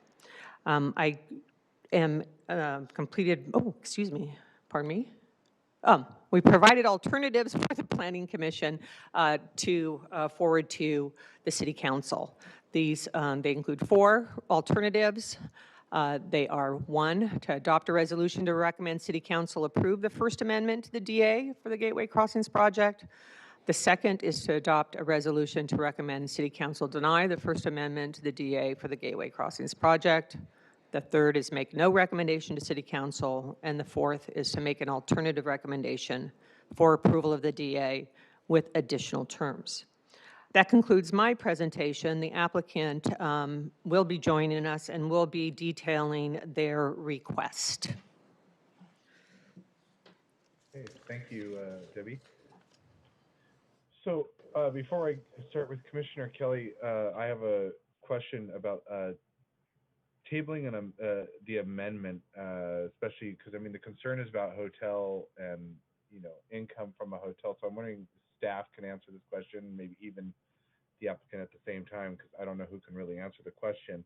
But tabling the amendment, can we do that until maybe after the summer to see what the effects are with the COVID on the hotel industry? Because I mean I don't really want to jump on to conclusions so quickly. I mean I'm thinking long-term planning and not short-term profits. The commission could decide to make a recommendation that there is no recommendation to the council. You could also make the recommendation to deny it under the auspices of this is not the right time. And, you can give a verbal to the applicants that you may be interested in considering this later. This item is ultimately for the City Council to decide, and the Planning Commission is a recommending body. So whatever decision the Planning Commission makes, this will move on to the City Council for their decision. Okay, thank you for clarifying that. Commissioner Kelly. I'm sorry, Xander, go ahead. Yeah, thank you. Could I just jump in? I just wanted to point out there is a requirement in our city code that upon receipt of a proposal for an amendment to a development agreement, a public hearing must be set and conducted before the City Council within 90 days of receipt of the proposal. So regardless of how much time you want to take here, keep in mind we are legally required to proceed to City Council within 90 days of that initial receipt of the application. So I don't think there would be much time for a continuance at this stage. Okay, awesome, thank you.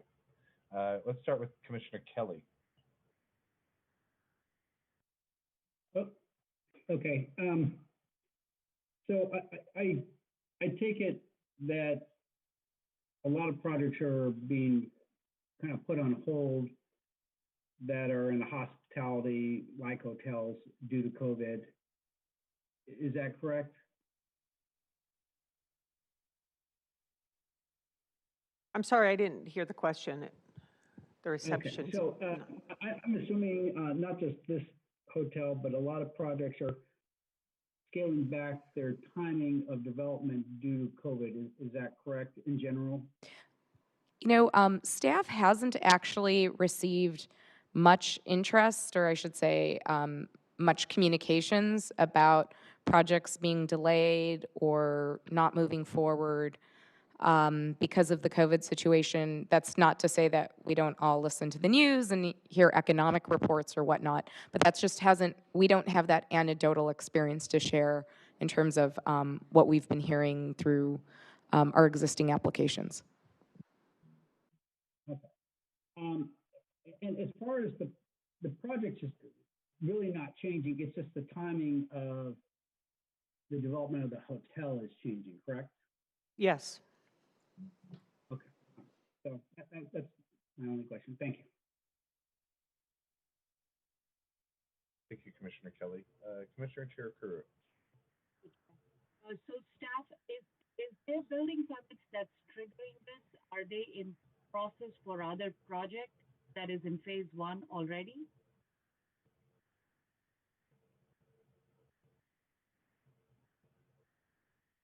We're having a bit of a hard time hearing you, Commissioner Cherukuru. Could you maybe speak more directly into your phone device? Thank you. So sorry. Okay, I'll try to speak louder. Is this clear enough? That is better, thank you. So are there permits currently under process, or are they looking to apply for building permits for the phase 1, excluding the hotel at this time? What's triggering this application? Well, they're currently working on the design for the design review hearing. We haven't received the plans yet, so they're not close to, construction drawings and submitting for plan check. So the impetus is because of the COVID epidemic and what this particular pandemic has done to the hospitality sector, the restaurants, travel industry, hotels. So and the financing to be able to construct these type of projects. And the developer could, the applicant can speak directly to this. I'm sure that's in their presentation. Okay. No, my question was, are there any building permits in progress? I will ask the applicant the question on what's the impetus now.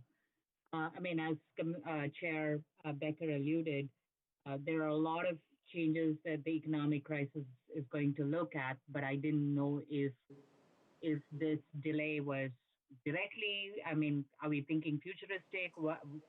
Yeah, so I'd like to wait as well, but I'll have the applicant address that. Commissioner Cherukuru, and I will definitely let the applicant expand, but I know it's been conveyed to us that the applicant would like to move forward with getting a partner to develop, build this, the residential component of the first phase, and a challenge for them has been that the hotel is required to be built.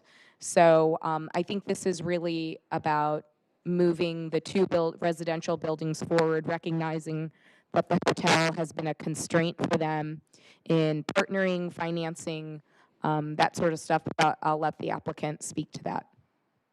Got it. Thank you, Rena. And that's very helpful clarification. So yeah, I understand the need though very well. Thank you. Thank you, Commissioner Cherukuru. Commissioner Jain. So I just want to get this correct. for a development agreement, it's usually the applicant that comes to the city asking for a development agreement, and they do that to sort of lock in or memorialize the fees. Is that correct understanding? It is not necessarily to lock in the fees, say like that are applicable at the time. It's really for other terms, and also because the project tends to be more a longer time frame to bring online in terms of the construction. So there's a number of things, but yes, some of it is to lock into conditions and different exactions that the city expects for the type of development that's proposed. Okay, and so this project currently has a 10% affordable component. Is that at 100% of AMI, or is that at lower? Low. Debbie, could you I respond think to that? I do have the breakdown. It'll take me a minute to find it. Okay. But the city now is currently at 15% inclusionary. Is that correct? Correct. This project predates the inclusionary Yes, housing he's asking requirement. what's the requirement Oh, yeah, now? yeah. Yes, this application would predate that.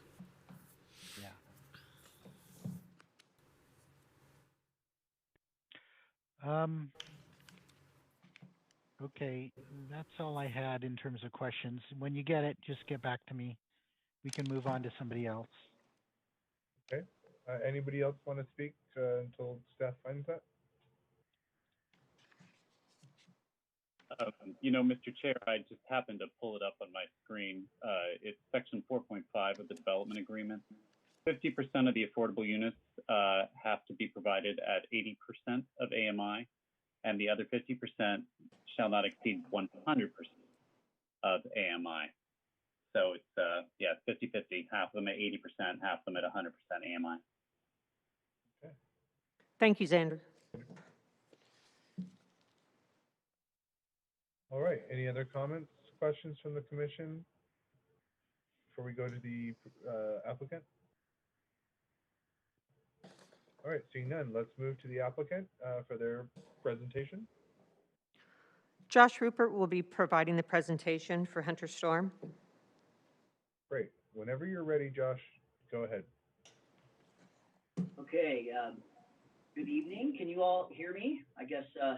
I could hear you. Hopefully someone can respond. Oh, great. Josh, just 1 second. We're going to get your presentation up. It's just going to take us a second. Perfect. Thank you. Give about 20 seconds. Hopefully I'll get that 7 seconds back. You will.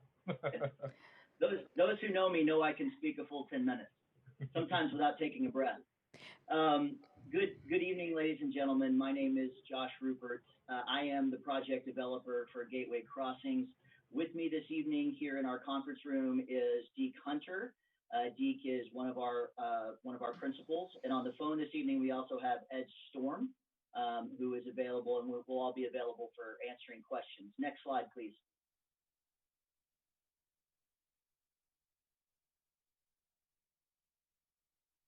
So briefly, what we'll talk about in the remaining 9 minutes, I'm going to give you a brief overview. I know city staff mentioned it a few times. I'm going to go into a little bit more granularity on what's happened to the hospitality sector over the last 3 months, and frankly, what's projected over the next several years. I'm also going to talk briefly about our proposed amendment. Next slide, please.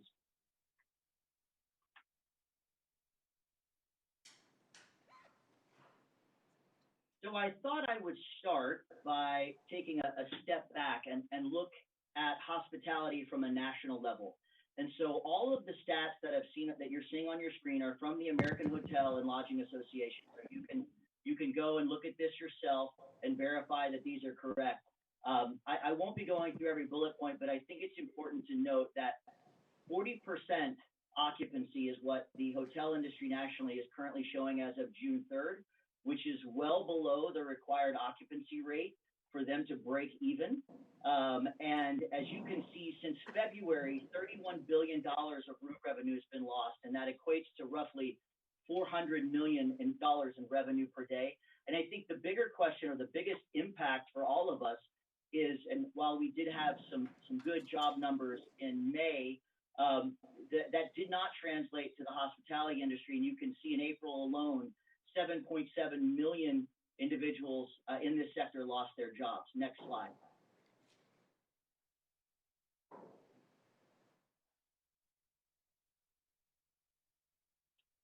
So unfortunately, here locally, we have not been immune to the effect of COVID in the hospitality and travel industry. And in some regard, as you can see from the first metric, we've actually been feeling it much worse. And these stats were taken from Hotel Horizons, which is a newspaper that CBRE, CB Richard Ellis, puts out. And this is for San Jose and Santa Cruz, essentially Santa Clara County. And what I want you to look at is the revenue per available room, which is a metric that all hoteliers use to determine the health of the industry. And this, again, just to be clear, is locally in Santa Clara County, is down. In Q1, actual revenue was down 30%. And they're estimating over the next 3 quarters that it will be a 2 or 3 times that reduction. And so what I think is important, the real big takeaway from this slide is the last bullet. And that is that the experts, not Hunter Storm, but the actual experts, don't project that revenue per available room will return to pre-COVID levels until 2025. Next slide.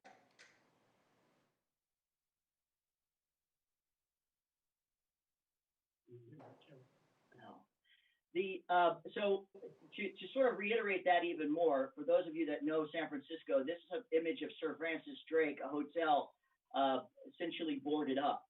And so the effect of this hospitality crisis has been felt both nationally and locally, as I articulated. And what has that done? Well, that's essentially allowed new development is basically stalled. As Debbie alluded to, access to capital has evaporated. And what we're finding is that owners who happen to be developers are in some cases consolidating their sites to either the new development or in most cases something that's already built, and they're shuttering new development completely. Slide.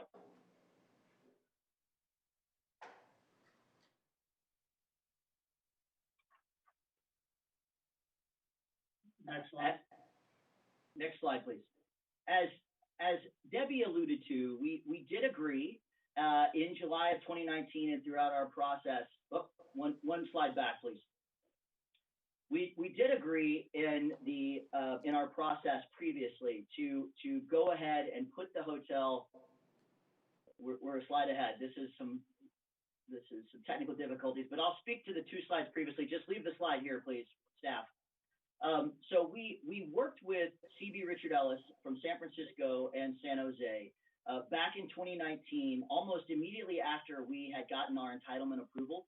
And we were incredibly optimistic and bullish at the time that this hotel parcel would in fact sale or lease, because when we were going through the marketing process, we had over 70 packets that were provided to potential developers and or owners through the end of 2019. Unfortunately, however, by Q1 of 2020, when we were in the best and final phase, we had almost zero. We actually had zero. So no one else was looking at this project, and essentially the market for the hotel parcel evaporated. What you're looking at now is a project schedule that we are assuming would occur if we do get this DA amendment. And to one of the council members' questions as it relates to submittals, we have not submitted our building permit yet, but we are on track to submit for building 1 December of 2020. With this amendment, we'd be followed shortly up by building 2 submittal.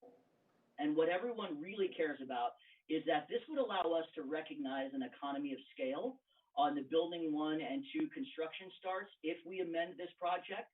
That would allow us within 6 to 9 months to start construction of building 2 after the construction of building 1, which we would not recognize with our existing development agreement. Slide, please. So what exactly are we requesting? We are requesting to move the hotel start date to prior to the issuance of building permits for building 3 or phase 2 of our project. So I'd like to reiterate, this is not a renegotiation. As was discussed by staff, we are not asking to remove the hotel from our requirements. In fact, we believe that this site deserves a hotel, and will be accretive to our project in general, but we're simply asking to resequence the hotel because we believe that bringing on, accelerating the community benefits associated with phase one outweighs what we would get by keeping our existing agreement. Slide, please.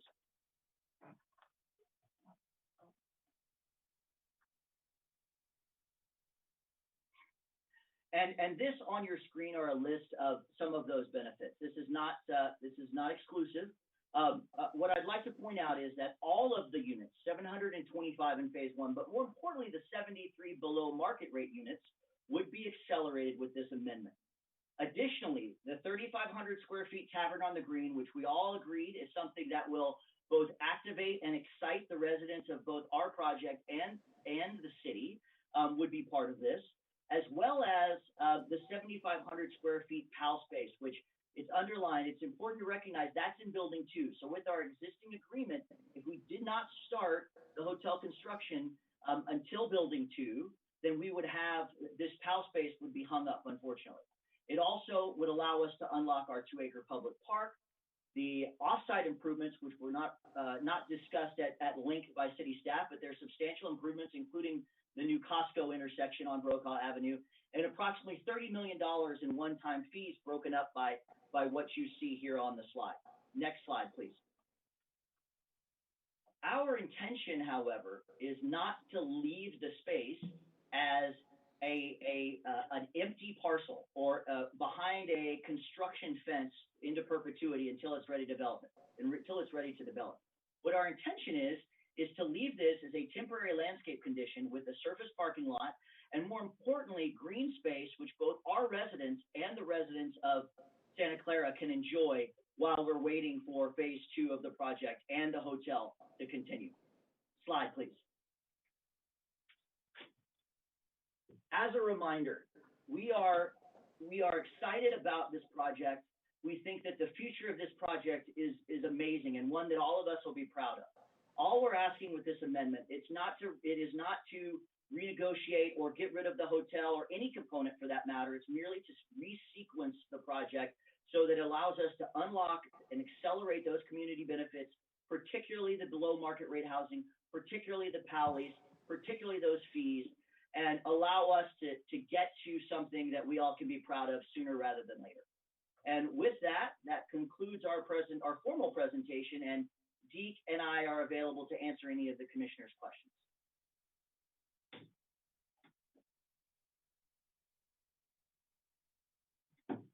Thank you. Let's go to Commissioner Cherukuru first. Thank you, Chair, and thank you very much for the presentation. I'm sorry I missed your name. My earlier question was answered on your schedule. So you're seeking the entitlement process in August, if I recollect if you put up the schedule. What entitlements are you going for there? Is that the Architectural Review Committee meeting? Yeah, so we're through, this is Deke speaking, we're through all the discretionary process. The last step, how they do it in Santa Clara, as you know, is we go back for architectural review. But at this point, why it's so much lead time to get started is we go to architectural review, and then we go into working drawings, and then we go to the building permit process. So architectural review is not as discretionary. It is a discretionary process because we do work with the community. But unlike the EIR, unlike the development agreement, like all the zoning and the other 4 items that Debbie listed out, we're through that entire process. So we're in what we call pre-construction mode as we wrap up the final design and move into our construction drawings to prepare for construction, ideally late Q1, Q2 of next year. So that's why we have to resolve this issue now, because of the amount of time and investment to get ourselves ready for our building permit early next year. Got it. Thank you. And all other conditions of approval other than this rephasing request, all other conditions of approval for the first entitlement phase are still in place, right? Whether we have TDM measures, whether we have any other conditions, all of those still hold good. Exactly right. So we're only asking to move the hotel because of the pandemic we're in from prior to building 2 to prior to building 3.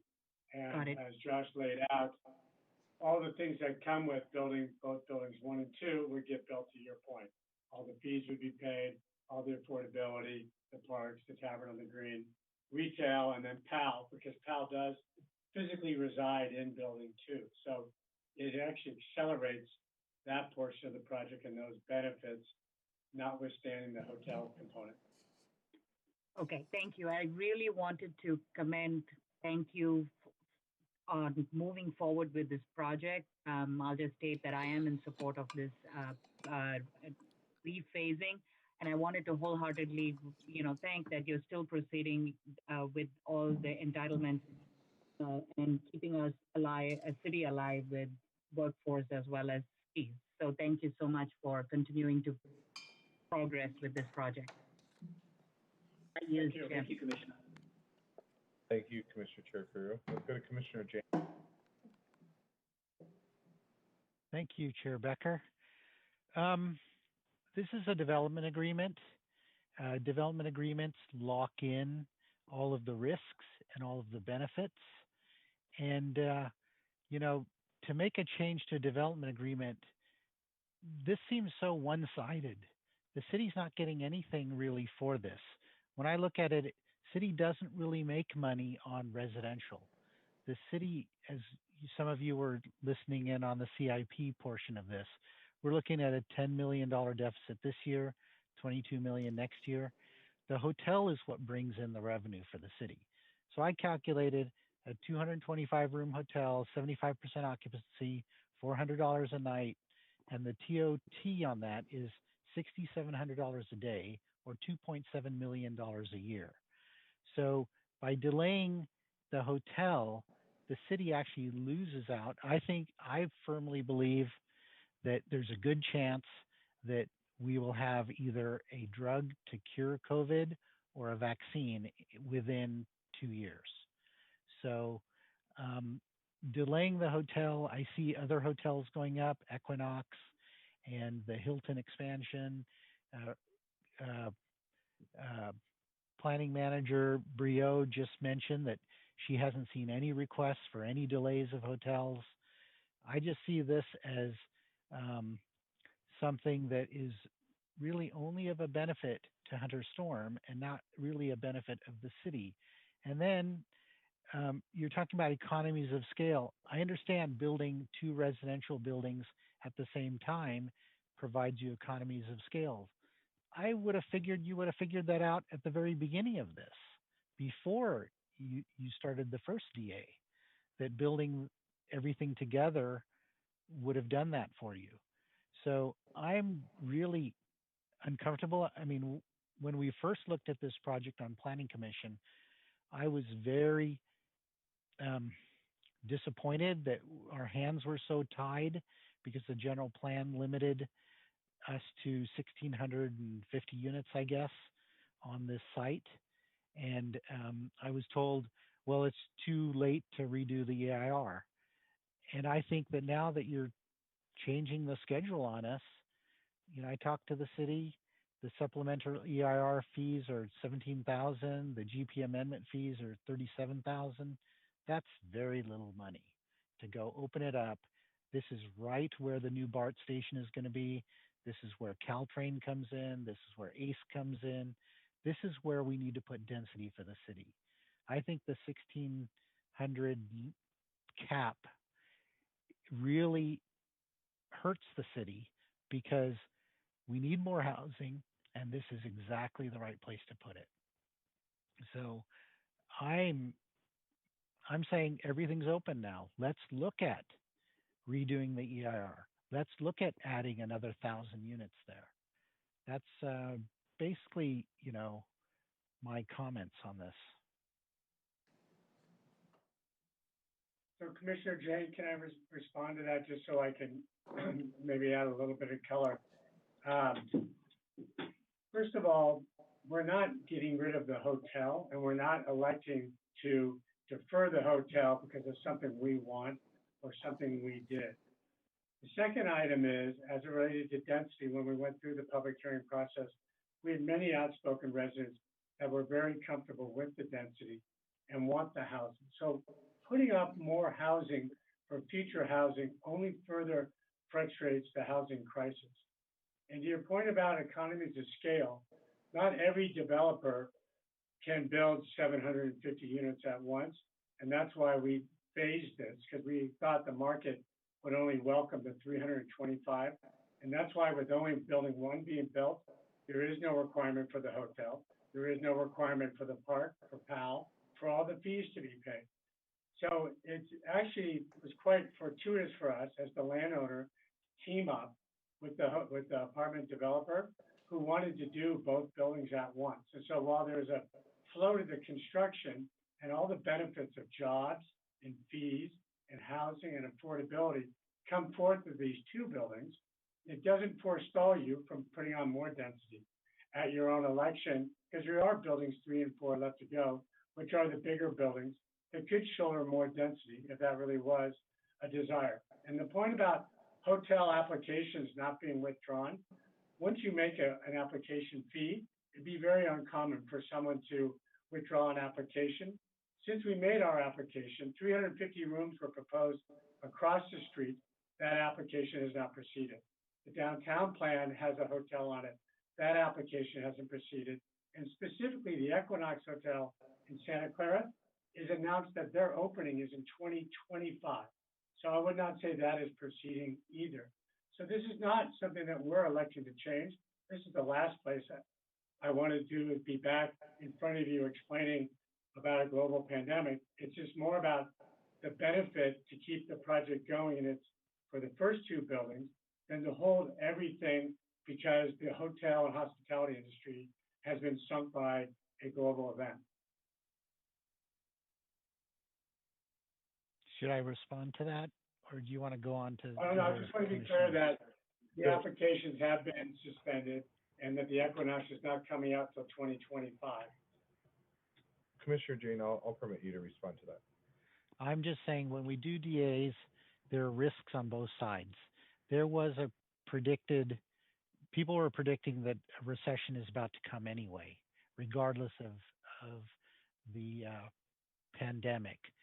I see right now you're using the pandemic as an excuse to do something that benefits you. That's all I have to say. I think that's a very brutal comment on your part and a very heartless comment, given the amount of people that have died from this pandemic and what this community goes on. My wife and I work 4 days a week at the Boys and Girls Club, feeding 1,800 people a day meals with staff that have lost their jobs. So I find that a little heartless to use that as a weapon against us for this request. So I'd like to hear the other commissioners' comments if we could, please. Chair Becker, perhaps we can move on to another commissioner with their questions. Commissioner Cherukuru. No, I was just going to respond that the understanding of revenue to the city is slightly misconstrued. Property taxes is one of the highest revenues that the city gets from actual homes. So I just wanted to clarify. The second is actually retail commercial taxes, of course, and then the last is TOT. So I wanted to clarify that property taxes from housing, which is a significant and dire need at this time, and I completely understand the impact of the pandemic. So I wanted to set some framework on revenue to the city straight.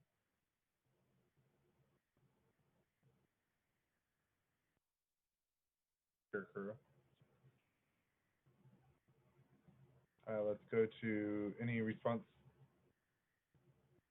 No? Okay. Commissioner Kelly. All right. To the applicant, obviously, I would love to see the hotel go in, and I was hoping to see more housing density on the site. But I do understand your situation, and I understand probably better than most of the commissioners because my association gives us usually at least semi-annually or annually economic forecasts. And I would agree with you that the forecast for hotels for the next 2 years is going to be either they're working on tight margins or they're going to be showing a loss. So I don't think any of us are expecting you to work at a loss. That said, I would like to see this project move forward because I think we're going to need the jobs to rebound and come out of this. Not just revenue, but I want to see residents take the construction job. So my question is, how many local contractors or construction jobs are you're expecting this project to create?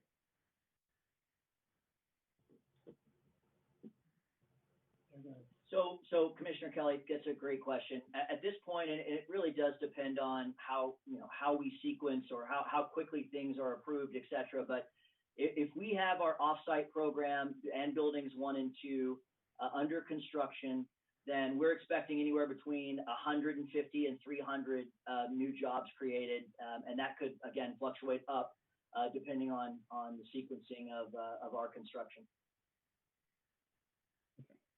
And do you expect your project to change what is neighboring to you? I know there's Costco, obviously, but I believe there's some businesses behind Costco. Is your project more likely to see those neighboring projects redeveloped as well? I think it's quite common when you come in. This is Deke speaking. When you come into a part of town that, oddly enough, everything is gentrified around it, but this part of Santa Clara, San Jose, yes, if you see the improvements, just think about what we did. First, we built the soccer stadium, and then the office park, and now we have housing, and now we have transit. So I would expect the other properties around to improve. I do know that there have been subsequent residential developers looking around at adjacent properties to redevelop. So I do think that, for a nice way to use the word, and I apologize, I got to eat it before, it is infectious. So that you will see cross-pollination in the neighborhood from our investment. Okay, all right. So if the city took it upon themselves to add housing, you may see other applicants come forward on the adjacent properties. I think that would be a natural conclusion. And are you expecting this recession and COVID crisis to delay BART coming into Santa Clara? It definitely, these are really weird impacts. One is the state and the federal government, who is, propping up the economy, is clipping away at a big deficit. So I hope not, but we've seen them pull back before through other economic crises. And so I hope transportation will remain a priority, but that's one risk. The other risk is, as people social distancing on mass transit has been an ill effect too. So just train ridership is down and revenue is down for BART. So those are concerns for us. But we've all lived in this community. I was born, in San Mateo County. These problems come and go. And to the extent that I can find a hotel prior to the phase that I'm trying to defer it to, is to my benefit. I have just built 1.5 million square feet of occupied office next door. If there's anybody who could deliver a hotel site, if that market begins to defrost, it's going to be us, because we are totally motivated. But if we're trying to do all these things at once, it would cause us to freeze up, like the capital markets, like the job markets.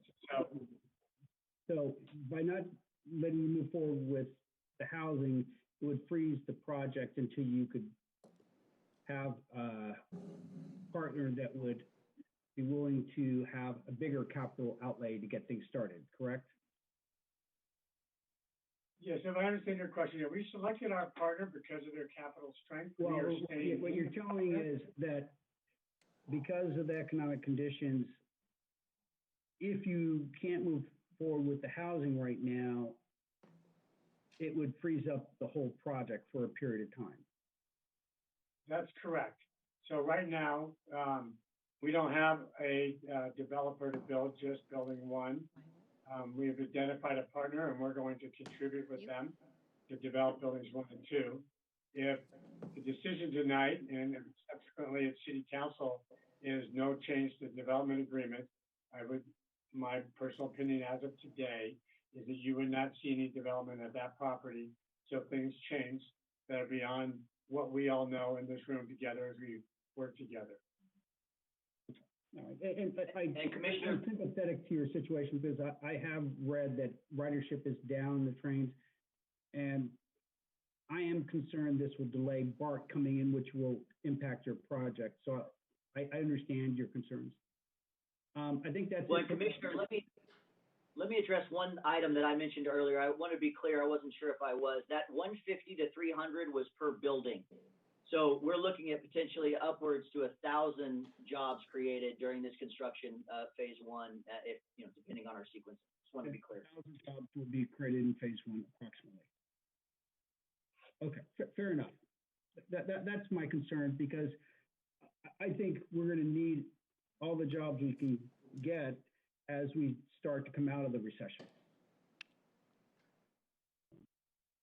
That's it for me. Thank you. Thank you, Commissioner Kelly. Commissioner Cherukuru? Chair, I have been waiting. Oh, sorry. My apologies. Her hand was up. Sorry. My apologies. Commissioner Kaikezi. Thank you, Chair. Thank you very much for your continued interest in going ahead with the investment. It's really what we need for the city right now. So I'd like to understand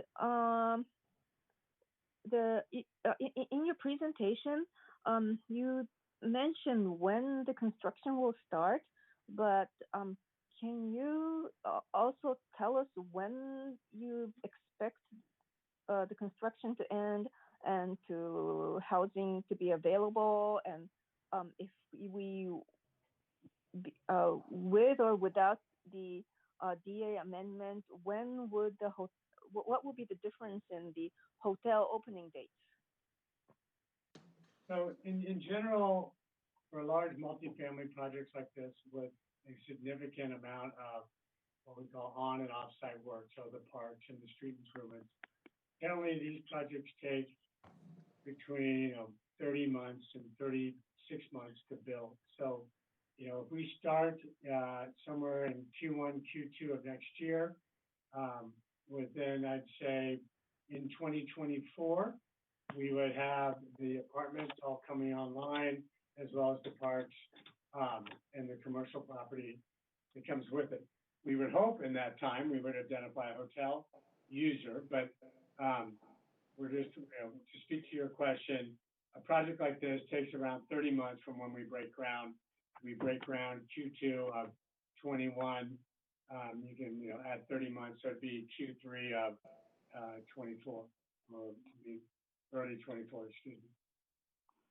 So that would be without the amendment or with the amendment? So if the amendment imperils us from building both buildings 1 and 2, and building 2 is what triggers all the public benefits in just simple math. So if we have to wait around for the hotel market to improve, then we would either A, do nothing, B, we could still build just one building, but there wouldn't be any of the public benefit from that. Or C, which is what we're asking for, which is just to move the sequence to the hotel to prior to commencing building number 3, which would allow us, with what we know today, to start buildings 1 and 2 and all the public improvements with it. As soon as we identify a hotel and can make a deal with it, whether it be tomorrow, I met with one today as a matter of fact, whether it be tomorrow or prior to starting building 3, it's to our benefit to get that going sooner rather than later, but we can't speak to that with any clarity, and we don't want to hold out buildings 1 and 2 and all the public improvements while we wait to solve that one problem. Realizing it's your prerogative to say, that's your problem, Deke, I can't help you, but we think there is enough benefit to resequence that, and that's what we're asking for. Okay. We're on the Zoom call, so I'm having a little bit of a hard time following your what you're saying. So please excuse me, but if you were to get this amendment, you're eventually going to build a hotel. So when will that hotel be open? The hotel, if we get the amendment, the hotel requirement wouldn't be forced until we start building 3. If we were able to secure a hotel development, once we start the hotel construction, it's probably 2 years of construction also. So my feeling is that if we get this amendment somewhere in 22, we could start a hotel and it would be done by 24 under that as just an example. Sure. And when you say if you were to get development, you're saying that if you were to be able to get funding for that hotel. Yes. So okay, that's what you're talking about. Hotel is a specialty product, so there's a whole industry that does nothing but build and manage hotels. So we would identify that hotel developer, their capital source, and we would commence them, which was our intention 6 months ago. Okay. So what I'm hearing is that in order for you to build that hotel, two things needs to happen. You don't have the money. You don't think you can get the funding right now. So you would like to push that out, which means that you need to have that amendment approved. And secondly, you still need to find money for building that. I think that's one and the same, but your first observation was correct.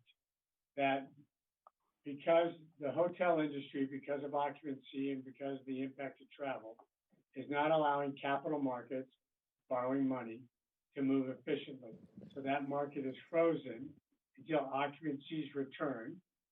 And therefore, we don't think that takes place materially till, best case in our mind, 22, 23.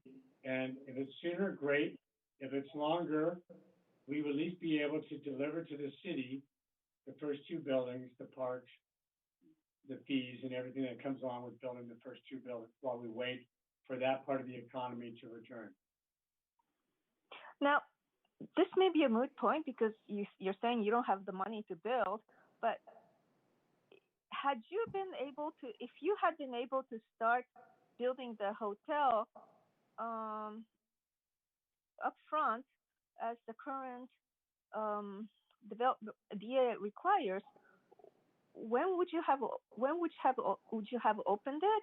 In other words, what is the delta in opening dates that we're talking about resulting from this DA amendment? I mean, I understand, a lot of it is hypothetical, but I mean, just to get an idea. Hypothetically speaking, as we said, we had 70 interested parties in January and no interested parties in March. That said, hotel financings were successfully concluded by others at other projects that were further along than this project. So it's hard to measure because we didn't secure our approvals until Q3 of last year. So, but that said, if the hotel was to commence in the summer of 21, then it would have been done, winter of 23 or first quarter of 24. So best case scenario, we only lose a year, but I wouldn't be surprised professionally if this drags out by, a little more than 2 years as it relates to the hotel industry. Okay, I'm starting to get the picture. Thank you very much for explaining that. I yield. Thank you. Thank you, Commissioner Ikezi. Before I go to Commissioner Jain, I just want to defend Commissioner Jain on the pandemic comments. He has been helping out a lot with the pandemic, especially going and delivering groceries to seniors. So I think that was kind of a call for that attack on Commissioner Jain. But going into what some of my questions are before we go to Commissioner Jain is about the art clause within your agreement. I read somewhere there it's saying it's to remove or demolish and relocate the art without the contact of the artist. Is this true? I don't think this is a relevant comment, Commissioner.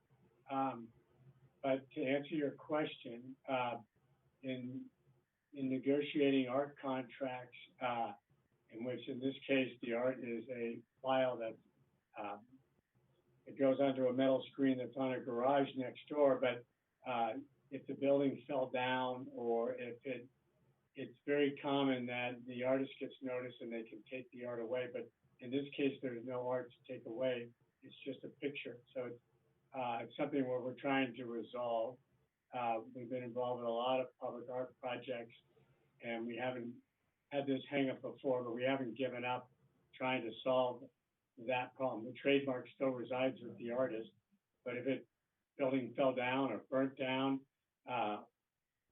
that's something that it's not relevant to this application, but it is something we're trying to work through just because we have a different opinion of what happens under a catastrophe circumstance. Okay. So basically what I'm trying to get with this whole entire thing is that if we wanted to in order for you to get what you want, we want to get what we want out of this if we're going to delay that hotel, because that hotel I feel is revenue. And many may not think that, but I've worked a lot of almost minimum wage jobs. So having a hotel nearby would be a real benefit, I think, for jobs. And yes, maybe it's going to be slower for the economy to take back off, but this is a prime location for a hotel. So are you telling me that I can't get 15% affordable housing or even 5% very low income or anything out of this just to give you guys a second phase with the hotel? I'm not sure I understand what you're asking. So basically what I'm trying to get at is that if we're going to give in to giving you a chance to have the hotel being built later, well, we want something in return. Are we allowed to do that? Yes, just to be clear, but in return means you're not putting a premium on the job creation, the fees, the affordability that comes with the housing. You're saying something over and beyond the benefits that come from us getting to that second building. I'm more something saying beyond. Go ahead. Beyond what we're doing for PAL, the parks, and all those fees. You're asking, is there something even more than that because of the delay that we are having to deal with? Okay, well, I'm just really kind of concerned because the delay is actually, we're here talking about this because you guys want to delay the hotel. So, it's never mind that concern then. Okay. So I think from our standpoint is, we've been part of this property now for over 15 years. And so I think we've really shown our commitments, and we are committed to finding this hotel. We think there's a greater benefit here. To the extent that the hotel market still doesn't rematerialize, or doesn't, I guess that's, word rematerialize. The hotel market doesn't restart as, I guess, an accommodation, could we do something more for PAL? That may be a reasonable request, because that, I think the police athletically being at our property is actually a real something we're excited about, and something that really speaks to our ethos. But the PAL, but the PAL Center, that is a small amount of money though compared to what we can get in revenue from a hotel. We got a Via Stadium right around the corner. Like Commissioner Jain said, if we come up with a vaccine or a cure to this, it seems like more and more people are coming out of their homes, and most people, I think, are starting to forget social distancing. It's not like I'm putting that down. I'm just saying from what I'm observing. So, that kind of doesn't seem like kind of a very fair deal of we're going to get something small compared to what revenue can be for a hotel. I understand what you're saying. There's a little bit of a disconnect, because it's not like I don't want to build a hotel. The hotel market isn't present at the time. I also benefit, and nobody likes to talk about material benefits, but materially I am benefited from the hotel, because I own the hotel land and would be selling the hotel land or partnering with the hotel developer. My tenants, my community, whether it be Verizon or the city of Santa Clara, benefits from the hotels. I'm totally motivated as soon as someone is present who's capable to develop the hotel. I'm just trying not to basically ice the entire project while we're dealing with this uncertainty. So if you were saying, Dee, we're going to forget the hotel forever, I would tell you that's not a good idea. And I'm not asking you to forget it forever. I'm just trying to bridge the next 24 months and not suspend the possible residential development. So I think I understand what you're asking for. I think something is reasonable, but it would be more in the spirit of making the project a little bit better, because I am totally aligned with the city, aligned with my tenants at the property to get the hotel developed. I just don't think putting everything on hold and holding me responsible for what's happened to the hospitality industry seems like a smart decision when you look at the loss of jobs, the ability to put people shopping back in our own storefronts in Santa Clara, creating housing. Just this slowdown alone has lowered housing rates by 10%, which is great, and in creating affordable housing. So I'm still really desiring to do a lot of great things by this request. I'm not trying to get out of jail for free. So I think an enhancement is fine, but a total offset to me seems a little inappropriate. Okay.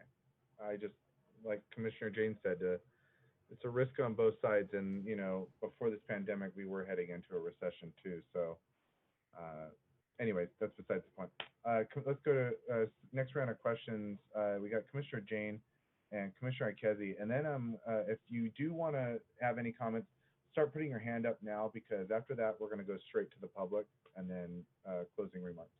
So Commissioner Jain. Did I just hear you say no one wants to develop just building number one?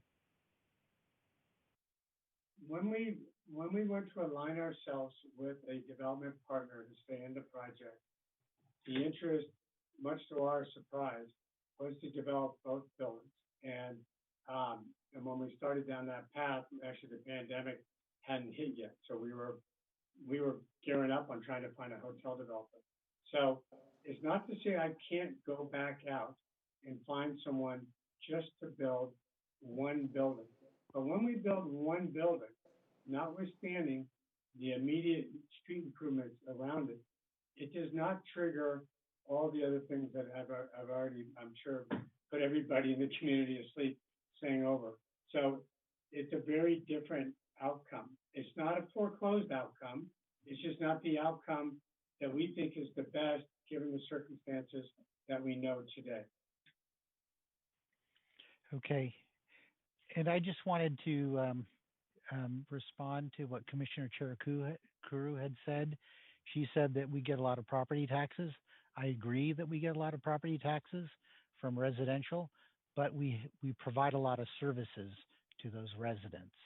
So the net to the city is minimal for residences, whereas the net to the city from a hotel, from all that TOT, is quite positive. Okay, so I'm going to yield to whoever's next. Thank you, Commissioner Jain. Commissioner Ikezi. Thank you, Chair.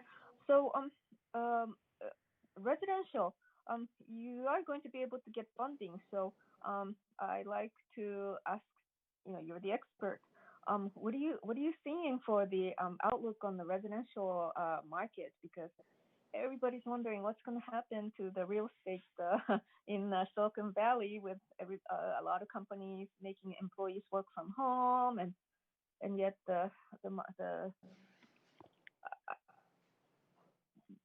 do you think there's going to be a strong demand for housing by the time you complete your project? Yes, we hope so. We still believe in Santa Clara. We still believe in Santa Clara County, and we think job growth will continue. I'm a firm believer that with supply comes opportunity for more affordable pricing, you've seen that already from my earlier comment, that while we still see a lot of demand in Santa Clara County for housing, that housing rental rates are actually down a little bit. And so it just goes to that point that by having supply, it will provide more housing and more opportunity. So we think housing can become even more important. And we hope people come back to their offices to work. We think people like community. People like to be associated with their neighbors, and that pedestrian spaces that we would be creating when we get to building number 2 is important. So we think the housing is more important than ever. My guess is, none of us really know where we are a year from today, 24 months from today. And I hope I'm back building the hotel a lot sooner than I thought, because that is to everybody's benefit, myself included, and the community included. It's just, we're just we're your neighbor. It's hard for us to know all these things. So we think housing will remain very strong in Santa Clara County and in Santa Clara. That in the moment, we can see our way through as of today. Thank you. Are these for rental or for sale? I can't remember. It's for rent. Oh, got it. All right. Thank you. I yield.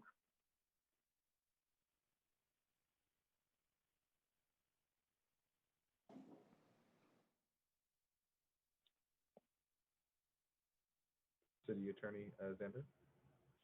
Thank you, Mr. Chair. As we're about to open the public hearing and we can see there are a lot of participants in the meeting, I just wanted to remind members of the public that at this time, you can use the raise your hand function in the Zoom application, and you'll be called upon by the chair.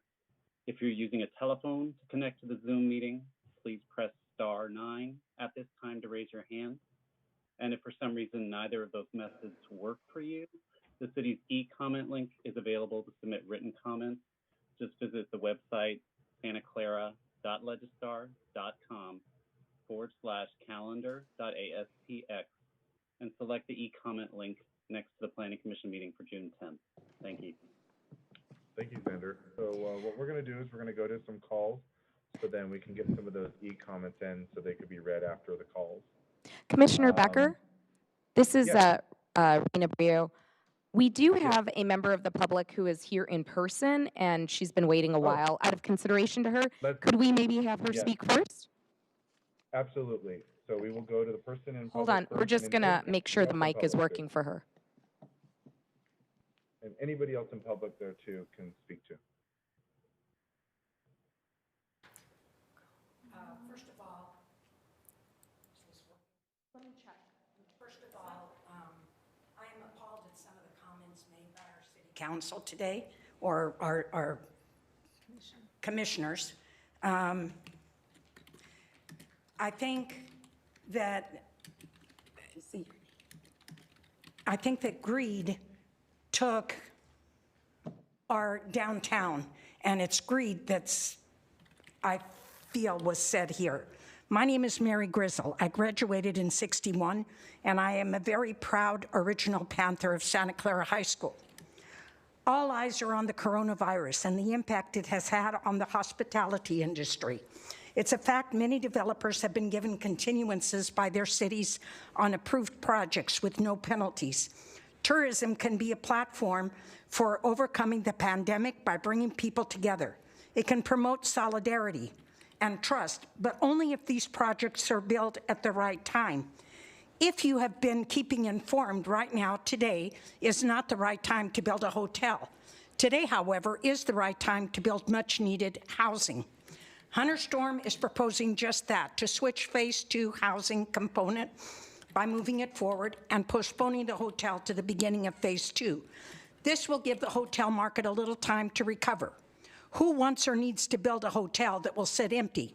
It is not good for the city, it is not good for the developer, nor for the community at large. Furthermore, continuances are frequently given in circumstances that are not even as dire as what we live today. To me, it's a win-win situation, not only for the developer, but for the city as well. I look forward to and welcome the housing be built first. I also am very grateful that Hunter Storm can now offer PAL a home sooner than expected. I recommend the continuance be given with no strings attached. Let's come together to do what is right for this city. Thank you, Mrs. Grizzle. Okay, so we're going to go to phone calls unless there's anybody else left in the council chambers. Seeing none. No, there's no one else in the chambers to speak. Okay, let's go to caller 1, which is Brian Goldenberg.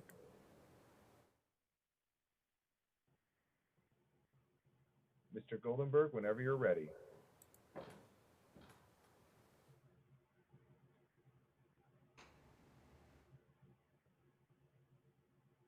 Are you there, Mr. Goldenberg? Your mute is mic'd. Your mic is muted.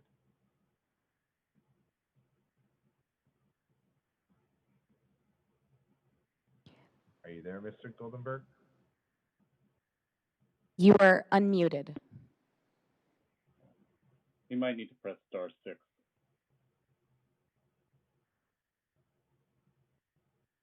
Sir, you may need to press *6.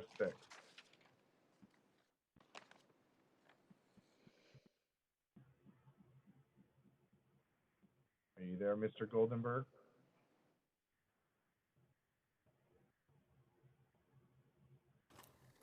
All right. Are you able to hear me okay now? Yes, I could hear you, Mr. Goldenberg. Go ahead. All right. Sorry about that.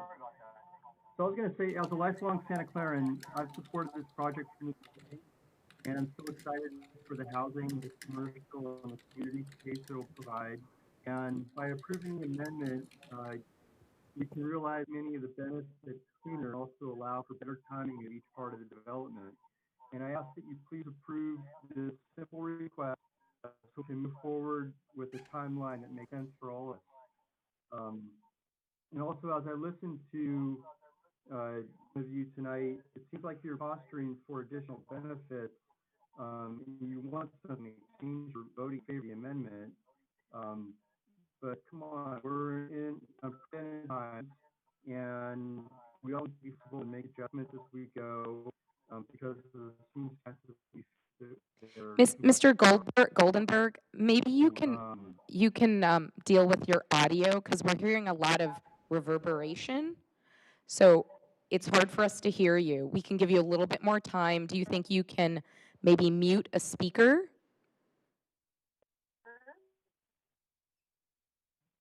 Okay, sorry about that.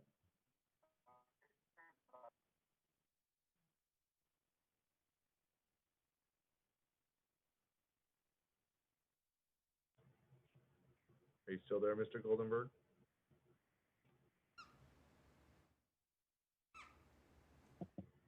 I'll pass my turn over to the next speaker.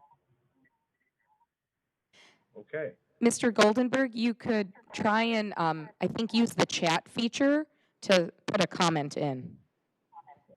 And I will read that comment. Thank you. All right, let's go to the next caller. We have on here, there's no name, but I see the numbers first 3 digits are 247. I am Robert Fitch, longtime resident of Santa Clara. I strongly support this change. With the uncertainty caused by the unexpected events of the past few months, it's not surprising that timing for hotel plans would need to be modified. This plan is sound. This change in timing is needed due to the unprecedented stress on the regional, state, federal, and worldwide travel systems. Allowing the change in timing will help ensure the project is a success that blesses Santa Clara and our region. The housing offered by this development is urgently needed in our community. We should not delay new housing, especially urgently needed affordable housing. A developer willing to risk moving forward in these troubled times should be helped and encouraged by Santa Clara. I support this request for this change in timing. Thank you. Thank you, sir. All right, next caller we have here is, let's see here. The first 3 numbers are 964. Go ahead and permit your talking. Yes, go for it. Can you state your name for the Hi, record as well? this is Linda Lessa. I just wanted to also say that I support this project, and I think the presentation was just so wonderful, so clear. It got right to the point. I don't even think there should be a question. We should be jumping on this and doing this, especially for PAL as well. I am on the PAL board, and again, I support this 120%. I think we should move forward. And thank you, Dee Cunner, for taking the time and all those questions. Some of them were very tough and unnecessary, I think, as well on a lot of them. So thank you so much. Okay, thank you. Next caller is Christian Palencia. I hope I said it right.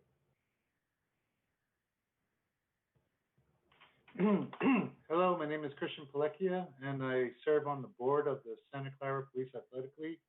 I'm also serving on the committee that is overseeing the indoor facility that Hunter Storm is providing for the youth of Santa Clara. I am in support of rescheduling the phasing of this project, mostly due to economic and business constraints, but also because of how well that Hunter Storm has been working with the Police Athletic League to meet all the needs that PAL is planning to provide for the community. I would also like to say that there is zero TOT when hotels are completely empty. Thank you.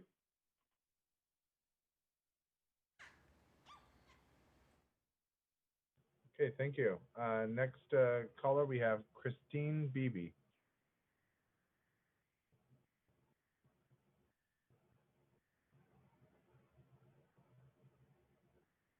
Whenever you're ready, Christine.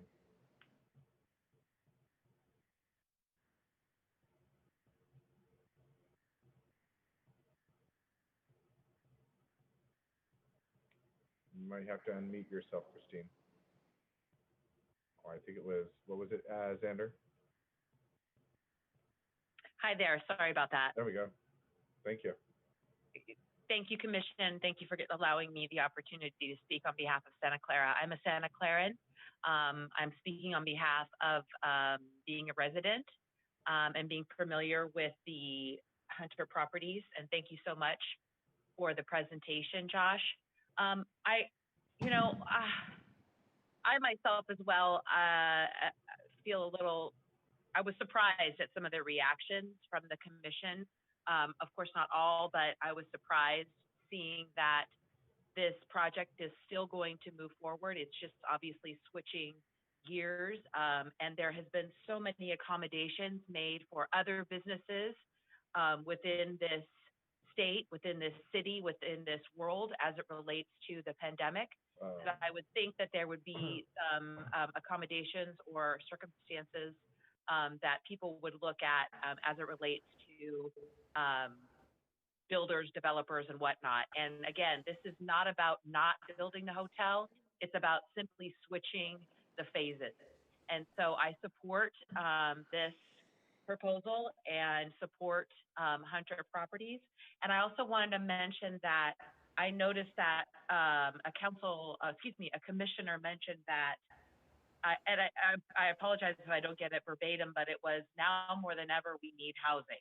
And so I think that's what is being proposed, and I support, again, I support Hunter Storm with moving forward with this switching of the phases. Thank you for your time. Thank you, Christine. Next up is Clinton Cronin. Hi, hopefully I'm unmuted. Yes. Can you hear me? Great. Hi, my name's Clinton Cronin. I'm an affiliate of Santa Clara PAL, and I'm just calling in support of rescheduling the project as has been described by the developer. I believe we need housing more than ever. No one could have predicted COVID-19, and I think, trying to use it as leverage or a bargaining chip. I took great offense to some of those comments earlier by the chamber, but yeah, I believe we need housing and retail more than ever in order to strengthen the community moving forward. We don't have any assurance that we're going to have a vaccine or anything like that, but we do know that people are going to get back to work and get back to spending, and people need a place to live. So thanks for your time.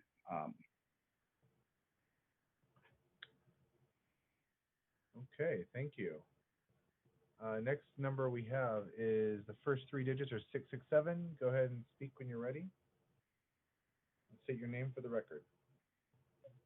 Hello, my name is Mike Lucky, and I am a Old Quad resident and have been myself for over 20 years, and my wife has been a resident in the same house since she was 5.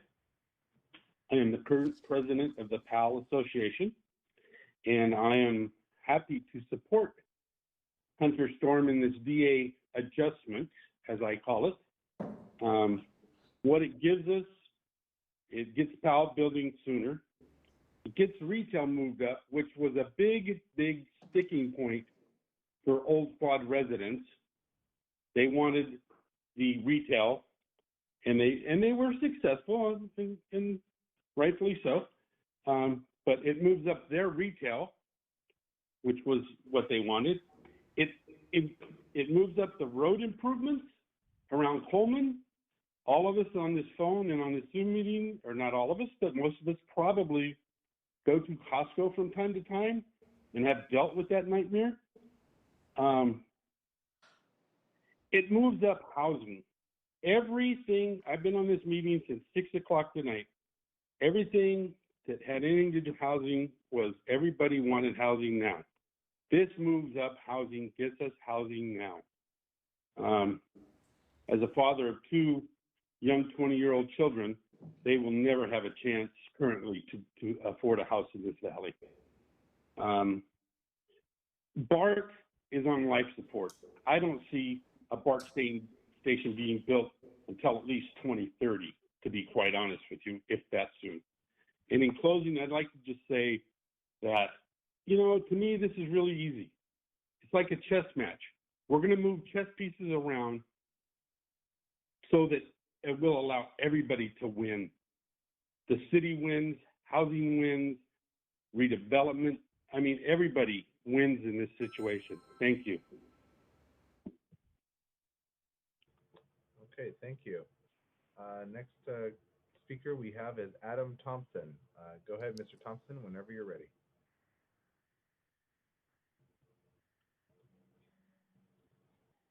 Good evening, Commission and staff. I spent a lot of time last year with Deke and Josh working on the community's behalf to brokerage a project that would not only meet the developer's needs from a financial perspective, but also fulfill some of the community needs. And PAL was one of those needs, even though the community did not bring that in. It forced the developer to look for support elsewhere, and, good things happen. In the negotiation, the hotel was the key piece of what we were looking to do, as well as add housing. The developer had only proposed 1,200 units. It was the community that knew that the housing was in dire need, and we pushed to maximize the EIR limits at 1,556, as well as understanding that the city was going to potentially face hard times if a recession came into purview. And this hotel, whether it is now or 3 years, it is a very important piece of this negotiation. This sets the precedent for developers to come back, make a DA agreement, and then come back and renege on those DA agreements. It's important. The last time the city jumped on the bandwagon of what the in thing to do was urban renewal, and we lost our downtown because we jumped on that bandwagon. I hope that this commission can see that holding steady for a little while longer and seeing how COVID and the economy plays out is a positive. I mean, no one's saying that this is not something that was unprecedented or unforeseen. It's let's just wait. Let's not jerk our knee and change what was a pivotal piece in what the community, the city needed to make this project happen. So I hope that you guys really see the need to open up the negotiations if we're going to change any part of the DA agreement. Thank you. Thank you, Mr. Thompson. Next, we have Jonathan Evans. Mr. Evans, whenever you're ready to speak.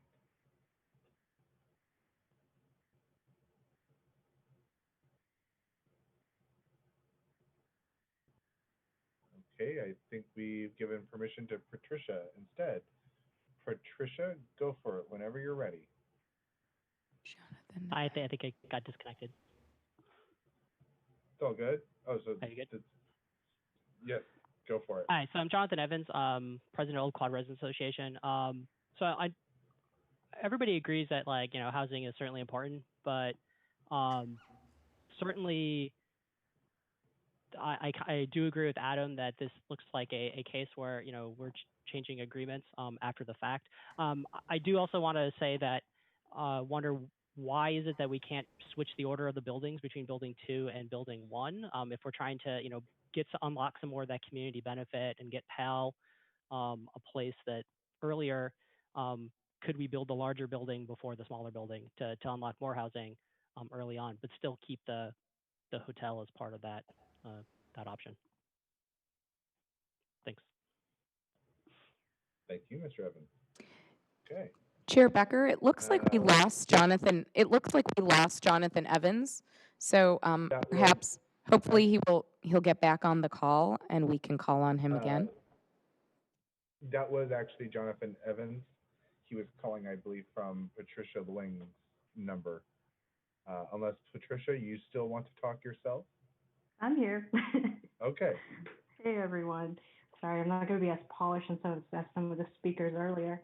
So my name is Patricia Long, Historical Landmarks, Caltrain Citizen Advisory, and Oak Quad resident. Today, I want to make clear that I'm speaking for myself. So I'm actually pretty excited for this project to come on board. Like at HLC, and we even named some streets. We named the street after a police officer because of the PAL space. We named a street after a hotelier because of the hotel that's coming up. And then, on the kind of like on my Caltrain hat, the services are coming back to 70% this week. So, our transit is actually going to be coming back fairly soon. And, I have a lot of faith that, we're going to get BART. Anyway, so on the project itself, we, as residents, spent a lot of time in negotiating this DA, in the last year. And, having this, change within 7 months of agreement, it's feeling like the rug is being pulled out from under us.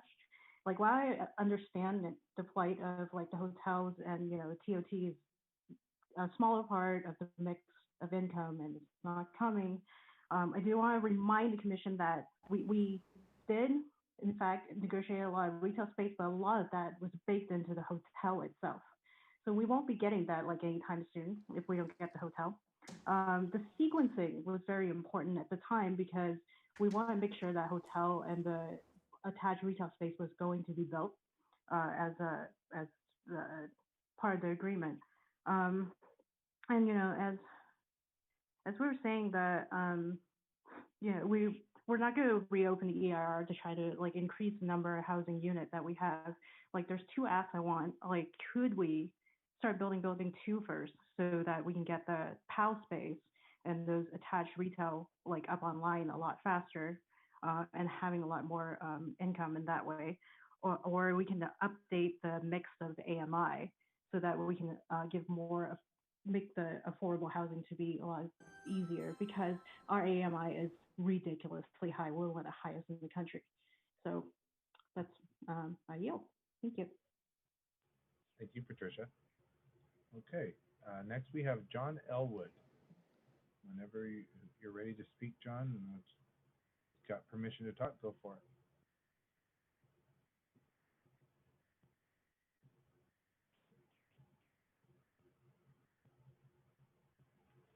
I'm sorry, can you hear me okay now? Yes, we can. All right, I was on mute, sorry about that. Good evening, commissioners and city staff. My name is John Elwood. I'm a board member for Santa Clara PAL and work for Rudolph and Sletton General Contractors. Internally, RNS researches market conditions for those sectors that we're involved with. Our study on the hospitality market sector didn't take much research, as we all saw the effect on travel due to the threat of the spread of COVID-19. As the airline industry suffered, so did hotel occupancies. With the lack of cash flow in the hotel business, lenders, investors, and others are reluctant to finance new hotel construction. Hunter Storm's presentation this evening is consistent in what we're seeing in the hospitality market. Projects are either on hold or worse, are being canceled due to COVID-19. Hunter Storm is not renegotiating any form, fit, or function of the development, but just asking for a delay in starting the construction of the hotel, which makes good business sense. From the standpoint of Santa Clara PAL, it gives us the opportunity to move into our 7,500 square foot space sooner and provide our kids the much needed indoor program that will help build their character in becoming vital contributors to our communities. As a reminder to the Planning Commission, or maybe you may not even be aware, Santa Clara PAL has been without an indoor facility for at least 10 years. Hunter Storm's gracious and unselfish ability to provide PAL a new home is no small financial donation. It's an investment in our kids, and that benefit is priceless. I urge the Planning Commission to vote in favor of Hunter Storm's proposed amendment so it can be heard at the City Council meeting in July. Thank you. Thank you, Mr. Elwood. Okay, next caller is from a area code 530.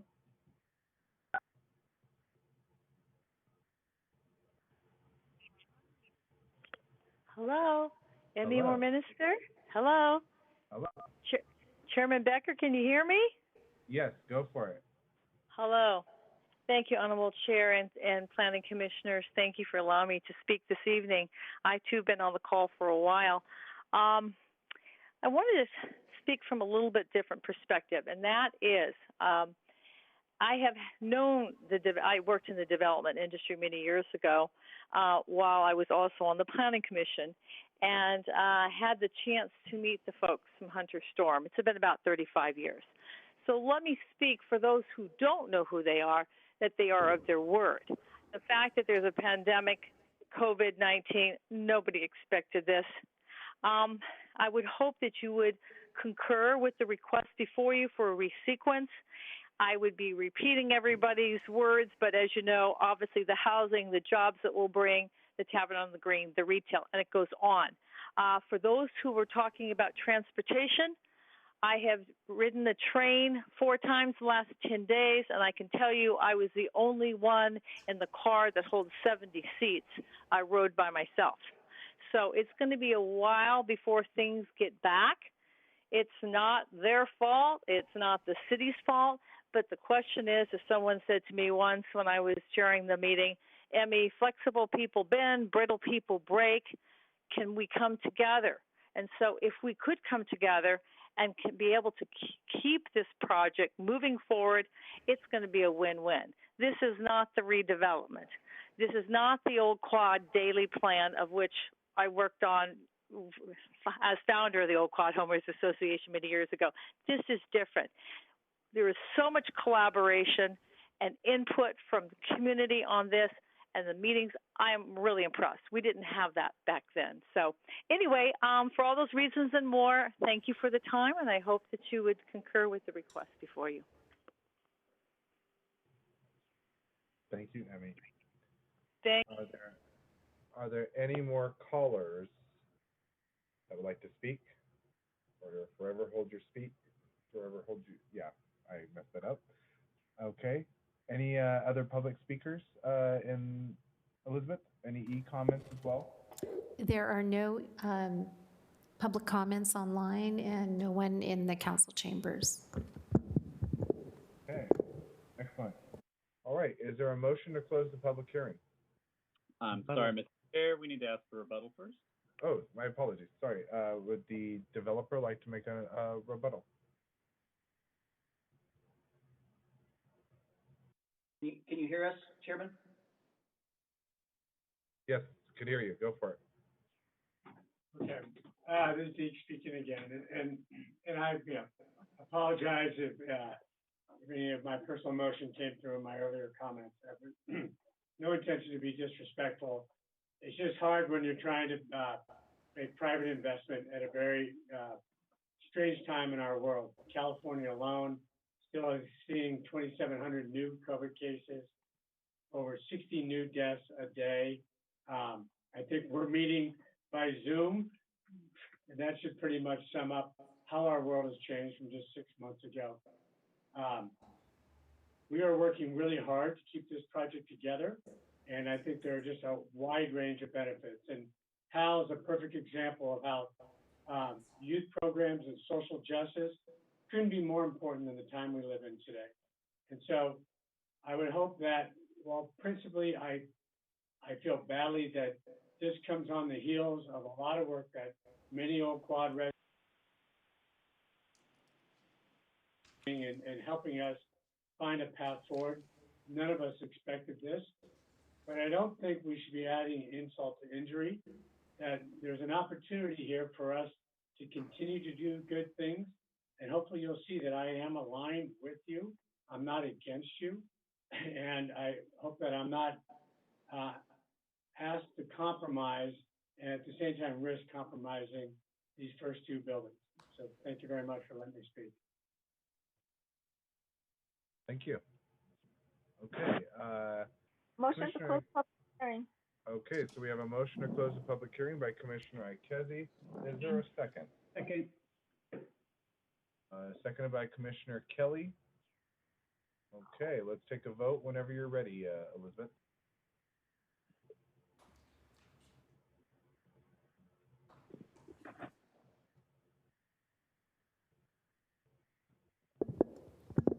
Vice Chair Saleme, Yes. Commissioner Ikezi, Aye. Commissioner Cherukuru, Commissioner Kelly, Yes. Chair Becker, Yes. Commissioner Jain, Yes. thank you.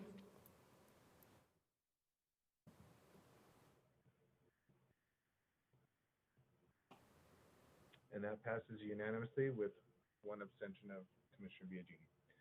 Okay, let's go to Commissioner deliberation. Let's start off with Commissioner Ikezi first. She had her hand up first. Oops. Oh, thank you, Chair. I have, my first comment is that I'd like to, a lot of people weren't happy with what Commissioner Jain said, but I'd like to mention that he was doing due diligence for our city, because the kind of things that he wanted to ask for are the things that we always ask for, this commission always asks for. We want more affordable housing, we want better transportation management, and if we have an opportunity to get that, then I think we should go for it. So I hope everyone understands, and I'm sure everyone does, that Commissioner Jain is looking out for our city. That said, this is like maybe the 5th or 6th massive downturn in my working life, and I realize that when there's no money, there's no money. And so I think we're in the mode where we're trying to get what we can get out of this horrible situation. And I'm very happy that the applicant wants to continue with this project, and that I think we've got a very good explanation of why this modification is required. I'm satisfied with the information that we received today in this hearing, so I support the amendment. I do.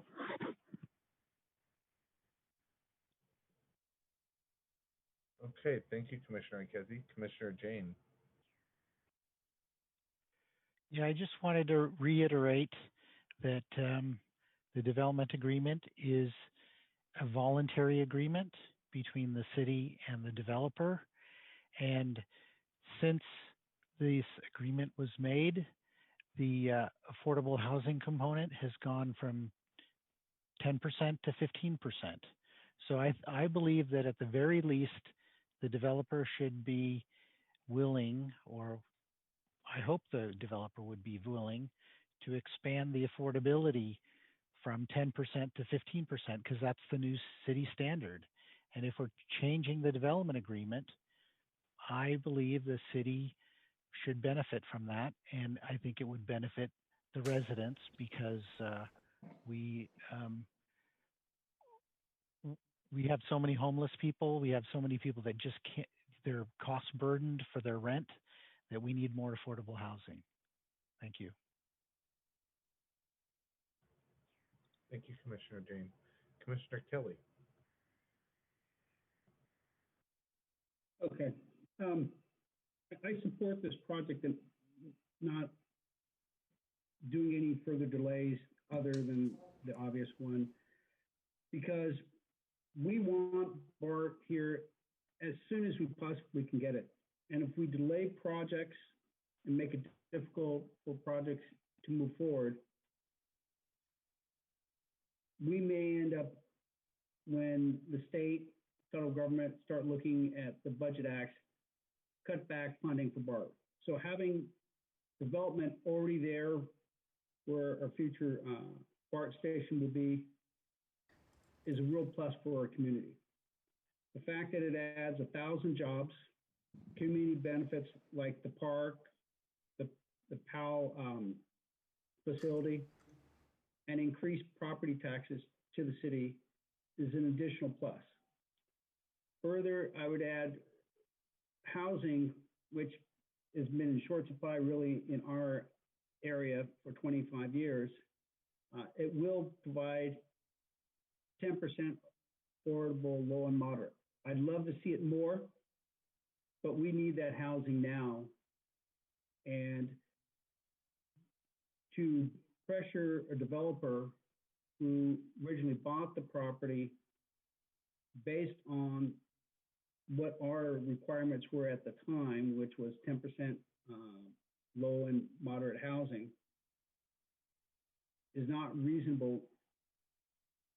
So I would support this project as is, with the hotel going in phase 2. And I'd like the motion to approve it with the amendment. Thank you. Okay, we have a motion on the floor by Commissioner Kelly. Let's go to Commissioner Cherukuru. I'd like to second Commissioner Kelly, but I wanted to add my comments previous to that. So I do also see where Commissioner Jain, where Commissioner Chair Becker were going. We are here as a commission to support the cities, and we're looking out for the city's overarching goals. However, pandemic is a reality. Changes to hospitality, changes to transportation, changes to the financial impact are a reality just as much. Every time a developer comes, it's not a bait and switch that they are trying. So it's pretty daunting to see how much a developer has to go through just to seek entitlements when the city really benefits. It's just as easy to walk away as well. So every time we treat a developer that comes that you're trying to get something from us is not something that I look favorably at as a city and on the planning commission. We want to understand all of the situation that the developer is going through before they come for meeting to us. And it's just courteous to be understanding and respectful as we go through the whole motion. So I want to trade both sides and be cautious of how we state something. The other point that I do want to make is the impact to the state and to the region and to local. I am very closely attuned to it because I am in it from various levels. I know the budget cuts are real. I know the city jobs are going to take a huge hit. And if we stall, we bargain with what it is not asking for anything. This project is not asking for any renegotiation like they clarified. It's just rephasing. By the time they get to phase 1, no matter how, they're already in phase 2. Every project takes at least 3 years lifespan. And that's just the reality of any construction. So to delay a year or, is not a big ask. That's all I can say to all the members of public who came asking. A hotel is a industry that's going to take a huge change in how things happen, including how we look at tourism and including how we look at encouraging the city to become a destination place. So as we wait and watch is what they're asking. Let's wait and watch. So I'm fully in support of and second the motion by Kelly with moving forward on the resolution as is.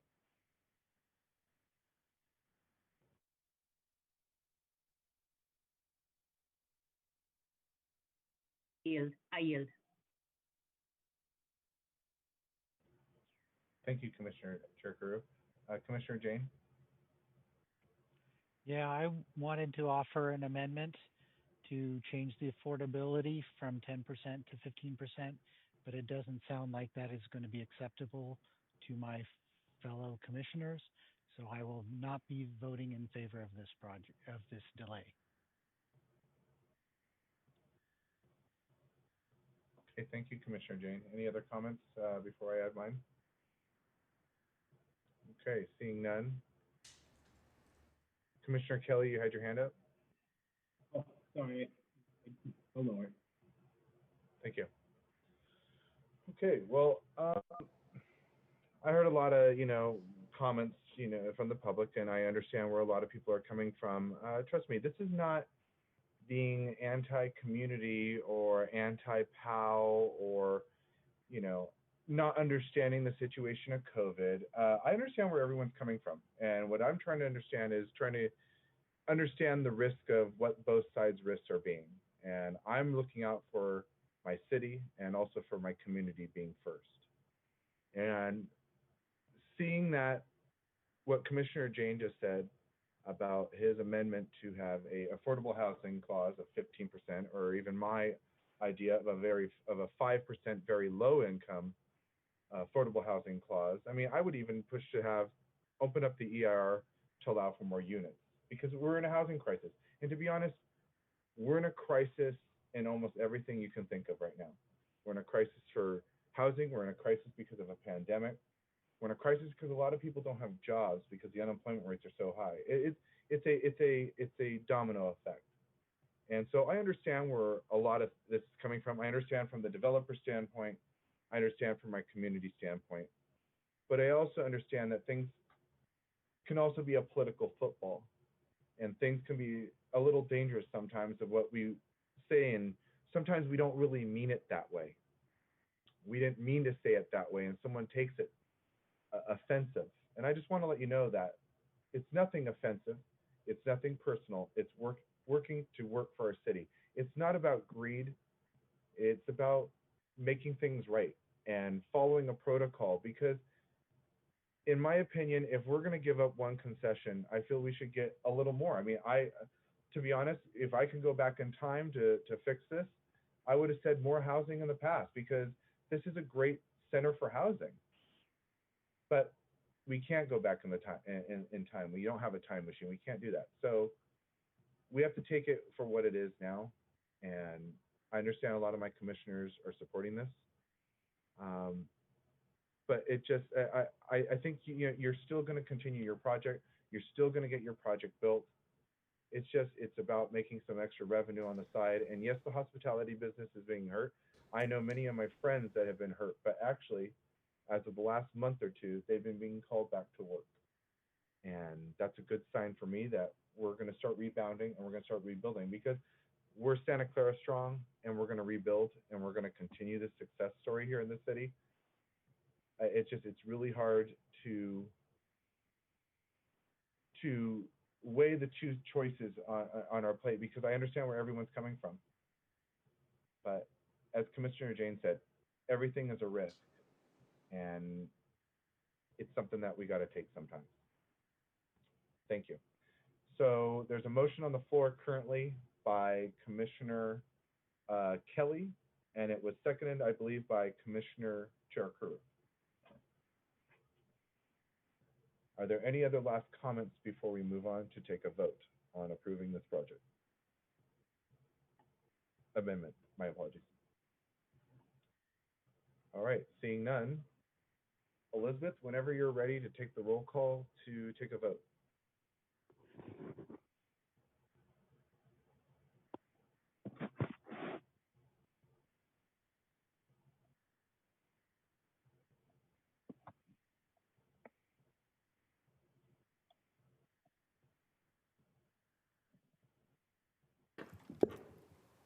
Vice Chair Saleme?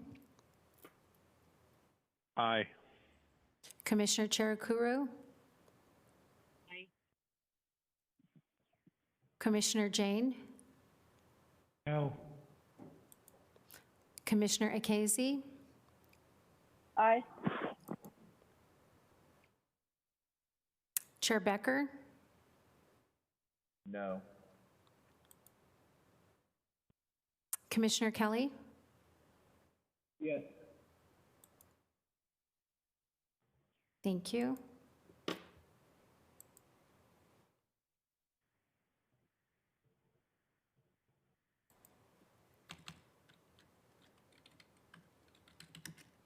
And congratulations, that passes 4-2. I wish you luck on the project. Thank Can't you. wait to see it being built. No problem. Thank you guys. Really appreciate it. Okay. So we're going to be moving on to the next item unless, would everybody like to take a potty break, a water break for maybe about 5 minutes, or should we just keep moving forward? If not, we'll move forward right now. Let's keep going. Okay, we got a motion by Commissioner Akezi on that one, so we'll keep moving. All right, let's see. Next item we got on the agenda here is item number 5, the adoption of a transportation policy establishing vehicle miles traveled as the methodology for analyzing transportation environmental impact in compliance with state law. And just a reminder, Mr. Chair, this is the time at which we need to call Commissioner Beasley. Already gone that. Great. And let's give a minute here.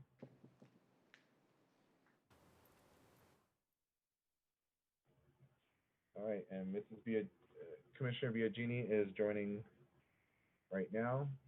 So let's give her about a minute before she'll hop on. And it'll give staff ample time to have the presentation ready.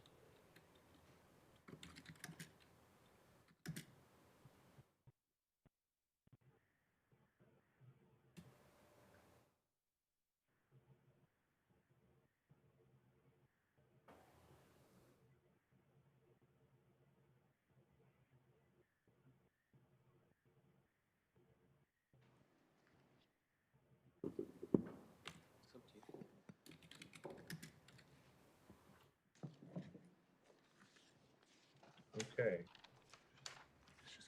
Commissioner Biagini has not logged in yet.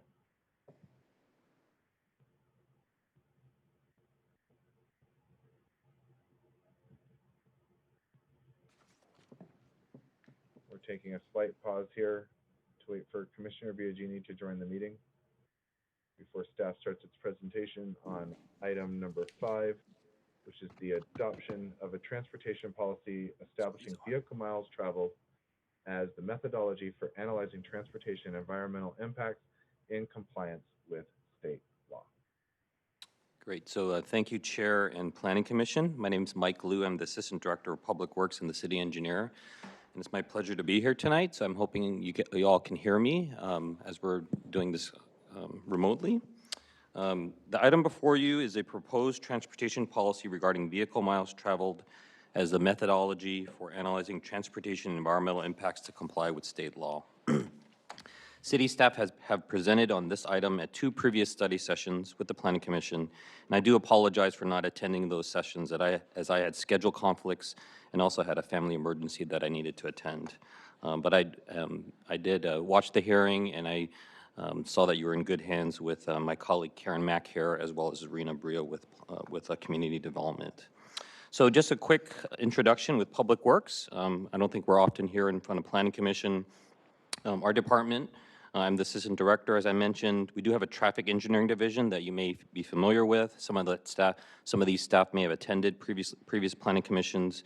But this division is involved in all levels of transportation at the city, from red curb and stop sign requests, traffic calming, traffic signals, development review, which often this commission's involved with, traffic reports that come with those projects, bike and pedestrian plans, bike projects and bike programs, as well as regional transportation efforts such as high-speed rail and BART to Santa Clara, as mentioned earlier. Currently, our traffic engineer position, which leads that group, is vacant. I'm filling in for this role. So as you've heard previously at previous study sessions, the state of California passed Senate Bill 743, which mandates that cities change how They analyzed transportation impacts per the California Environmental Quality Act by July 1st, 2020. All cities and jurisdictions in California are faced with this deadline, and we're here in front of you tonight to discuss that further. As such, staff have been working for some time to bring forward the necessary changes for consideration.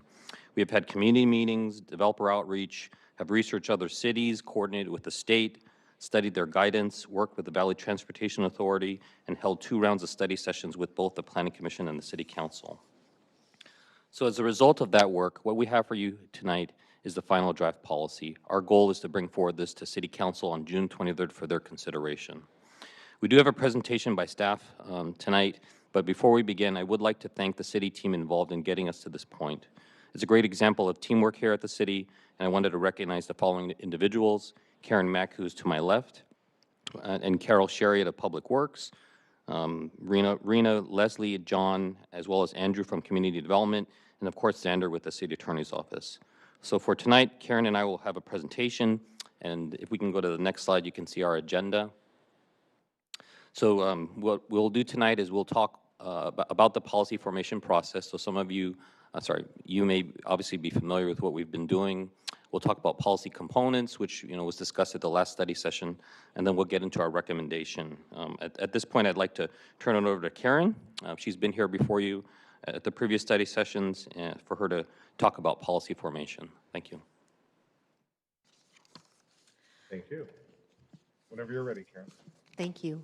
Good evening, Honorable Planning Commissioners. I'm happy to be here tonight to present our draft transportation analysis policy. The process of developing a policy began in the spring of 2019 with establishing a Santa Clara VMT team, including Public Works and Planning staff. Since the state gave California cities a July 1st, 2020 deadline, we used that date to establish a work plan and set the schedule. The work plan consisted of 4 milestones: outreach and engagement, staff's technical evaluation, policy formation, and policy adoption.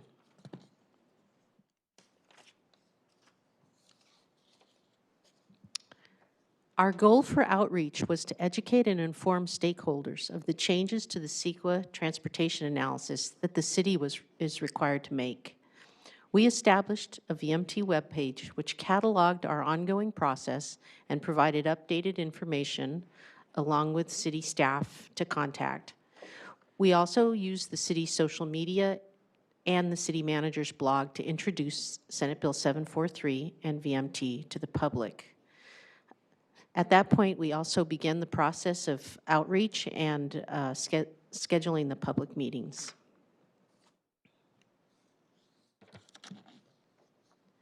Our goal for engagement was to gather feedback. During the engagement process, we held 2 community meetings, a Planning Commission study session, and a City Council study session to introduce Senate Bill 743 and VMT. In addition, the Santa Clara staff joined the VTA's working group, which was tasked with transitioning Santa Clara County from LOS to VMT. The VTA took a leadership role in helping cities and guiding cities through the process.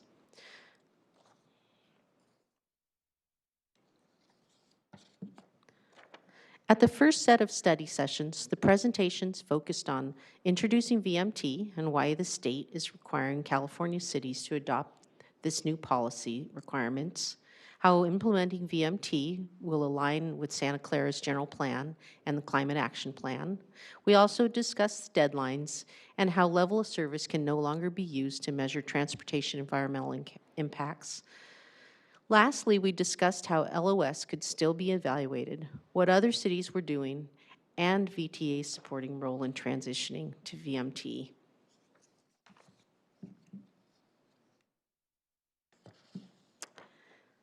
There were a number of comments, concerns, and requests in the first round of study sessions. From both study sessions, the staff, the Planning Commission, and the Council, staff understood that there was overall support for the transition to VMT, but that LOS was important to retain, and traffic conditions extended well beyond Santa Clara's borders, and that TDM programs needed more accountability. City staff considered the feedback we received in developing the recommendations proposed in this draft policy.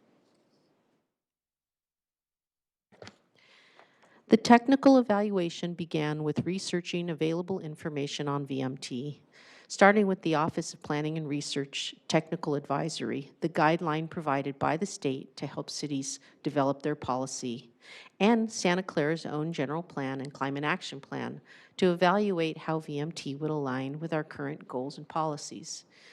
Staff also attended various webinars on VMT and worked with VTA and other cities to discuss and understand VMT better.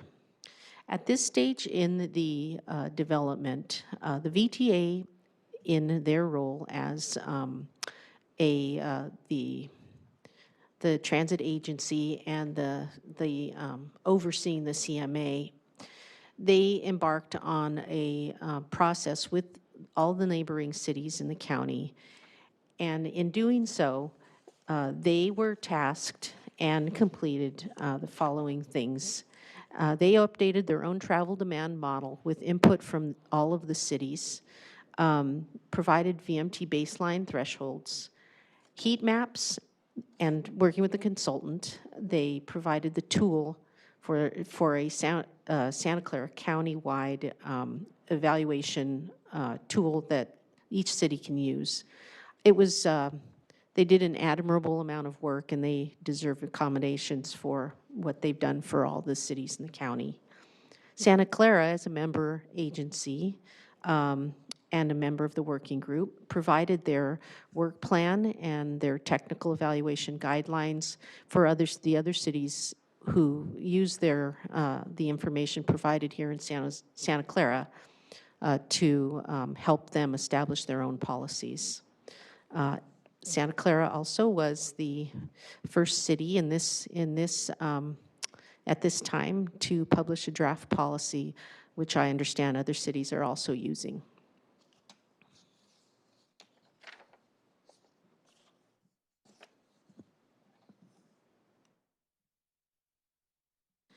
After evaluating the various resources, our policy formation began with internal coordination within Santa Clara. We then moved outside Santa Clara to coordinate with other local agencies and cities and formulated a policy recommendation that met the City of Santa Clara's goals and policies and met the state requirements. At this stage, we also held a second set of study sessions to discuss the staff recommendations. Lastly, a series of correspondence outlining our progress, and a copy of the draft report was sent out to the public and to the development community to solicit comments. Our initial work plan did include another set of community meetings and a developer outreach meeting, but the current conditions made it difficult to implement.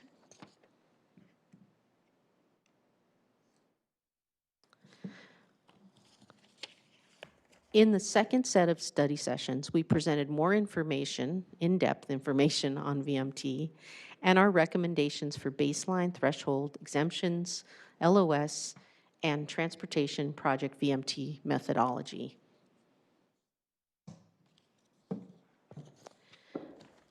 There were a number of comments, concerns, and requests at the second set of study session. Most notable, there was support for staff's approach, retaining LOS, and for the TDM strategies used to mitigate VMT. We have considered the feedback we have received in developing the recommendations proposed in this draft policy.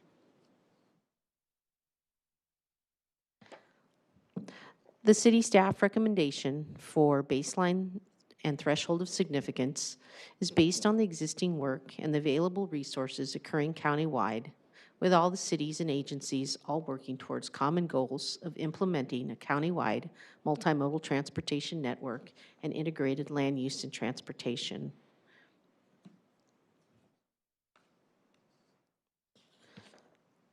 The state guideline recommends that certain developments should be exempt from VMT analysis with a presumption of less than significant impact if a project is likely to reduce VMT. The recommended exemptions include small infill projects, local serving retail, affordable residential development, and local serving public projects such as fire stations, neighborhood parks, libraries, and community centers. Additionally, developments within half-mile of existing transit stop or station were recommended for exemption also. Developments near transit. The state recommends that lead agencies generally should presume that certain projects proposed within half-mile of existing transit stops will have a less than significant impact on VMT. In addition to proximity to transit, this exemption is predicated on the assumption that the proposed development is the type that would reduce driving alone. This would be facilitated by projects that propose the following: a 0.75 floor area ratio for office or 35 dwelling units to the acre for residential, promotes multimodal transportation network, does not propose excessive parking, is transit-oriented in design, and does not replace affordable residential units with fewer market rate residential units. These requirements and exemptions are included in the city's draft policy. In summary, the proposed policy establishes VMT as the transportation CEQA methodology, the baseline and threshold, specific exemptions based on type and location, LOS and other transportation analysis requirements, and VMT requirements for transportation projects. Therefore, the staff recommends that the Planning Commission adopt a resolution recommending that the City Council adopt a transportation policy establishing vehicle miles traveled as the methodology for analyzing transportation environmental impacts in compliance with state law. The City Council hearing is scheduled for June 23rd, 2020. Thank you, and that concludes our presentation. Thank you, Karen. That was great. Okay, so do we have questions for staff? Commissioner Jain. Yeah, I'd like to understand what the thresholds were changed to in the new recommendation, and why, the state recommendation is 15%, and whether it makes sense to go to 20%. Okay, so once again, this is Mike Liu, Assistant Director. If we could go back a few slides in the presentation, there's a slide listed, I think it's slide 12 for those watching. This is a slide titled Baseline/Thresholds of Significance. What you see here is, and I'll go through the slide in a little more detail. You have the countywide baseline, which, this obviously staff's recommending. That shows the baseline for two types of land uses: household VMT per capita, as well as employment. Those are the two major land uses that this policy is trying to deal with. The 15% threshold is basically to the right of that. So, for instance, if you have a household VMT threshold of, baseline of 13.33, 15% below that is 11.33. So just to, to reiterate and kind of focus in on what the slide, I just wanted, if I can just finish the slide. The state is recommending 15% threshold. They believe it's achievable. Staff believes it is as well. I think there's obviously a comment regarding whether we should be higher. Staff's not recommending this at this point. We've looked at this and studied this significantly and believe that 15% is achievable. VMT is a, this policy is going to be something that is a CEQA metric. So it does tend, it's moving us into a different realm here, and we want to make sure that we, as a city, set achievable targets for development. So that is why staff's recommending the 15% threshold. It does comply with the state's recommendation, and it's pretty common amongst jurisdictions to try to hit the 15% threshold, knowing full well that, in the future, it is always possible for cities to increase that threshold over time once they get more familiar with VMT and the mitigations that are going to be needed to achieve those targets. So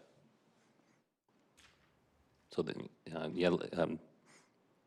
Karen, do you have anything else to add to that? Or No. okay, thank you. As I recall, CARB is recommending 25%.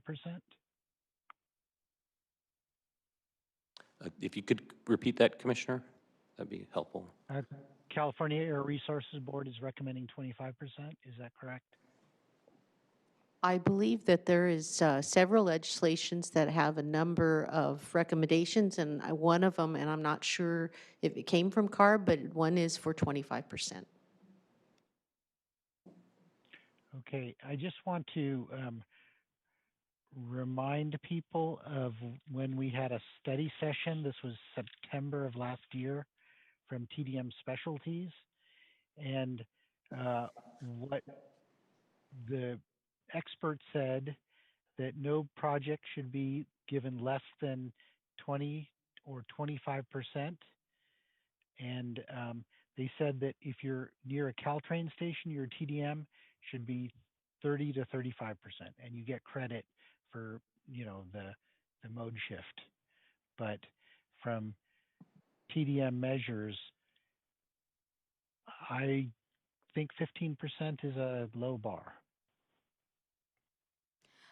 Commissioner Jain, this is Rena Brio. I did want to, because I know that study session was a while back, and I know you've reviewed a few times, and we have as well.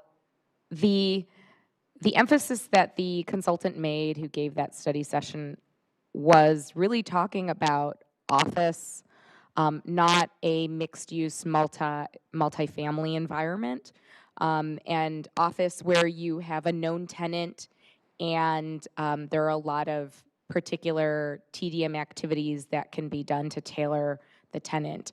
So recognizing we're creating a policy that's addressing many different types of development here in a a variety of different places in the city. You know, once again, the 15% threshold was, and in alignment with the state, and the vast majority of cities in the state have chosen that threshold as well. Okay, thank you. All right, thank you, Commissioner Jain. Any other comments questions from the commission? Commissioner Cherukuru.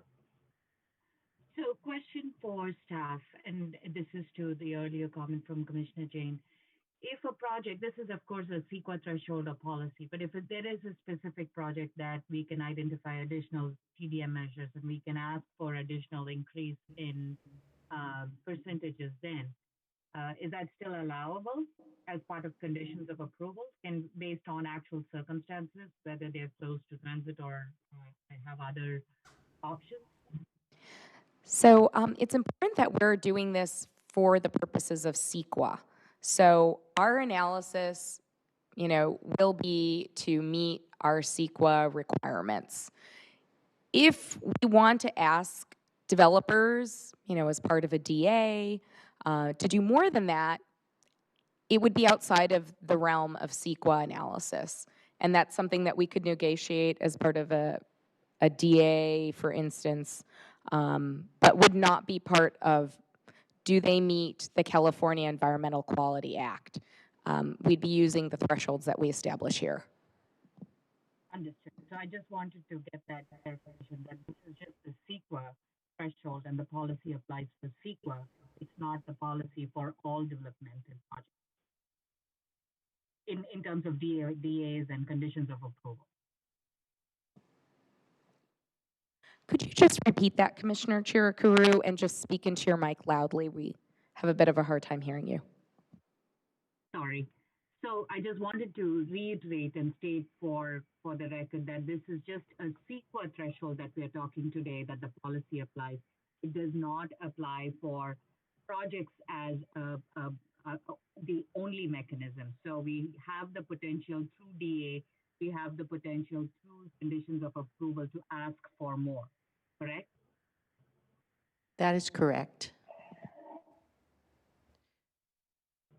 I think that let me jump in since she said the word legal. My ears perked up, so I could just jump in a little bit.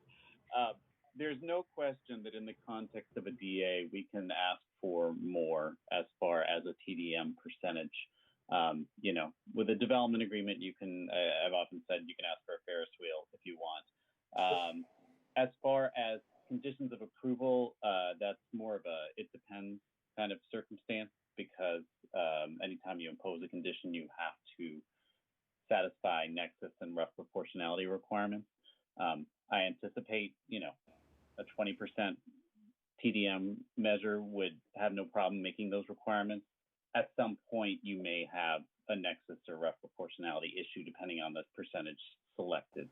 So I guess it depends answer, but I think the point of your question to verify that CEQA is not the only avenue at getting a TDM is accurate. Okay, thank you, Xander. That was it. I understand that there are opportunities, and I fully appreciate the clarification on nexus and rough proportionality. Thank you. Is that all, Commissioner Cherukuru? Okay. We're going to move on to Commissioner Kelly. Okay. I think part of my question was answered already, but basically what we're proposing is a baseline citywide. So the projects that are farther from transit don't have to meet as high a threshold as projects potentially that are close to transit. Is that correct?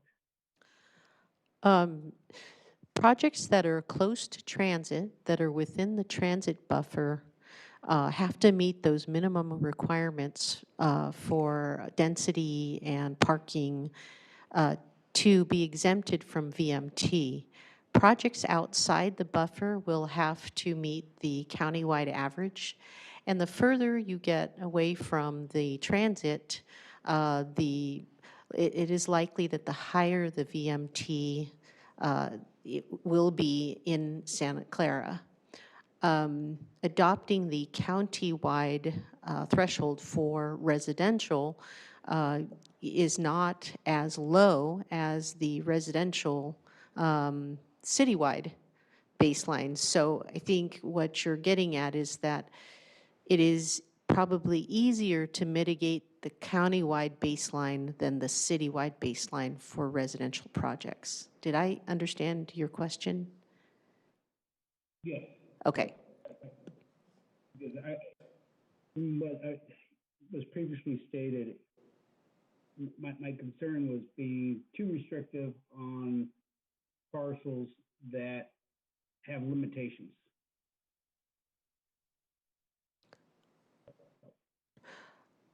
That's my only question. Thank you. Thank you.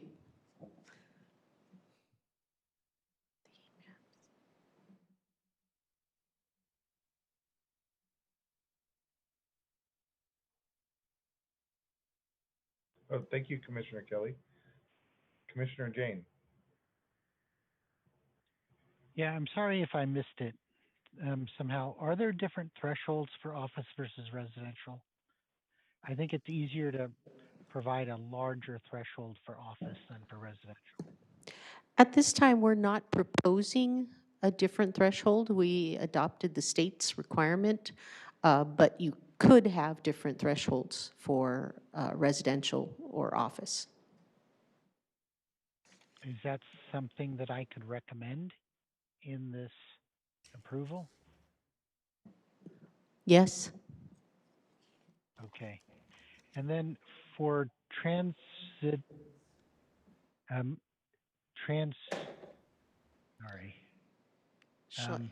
for transit supportive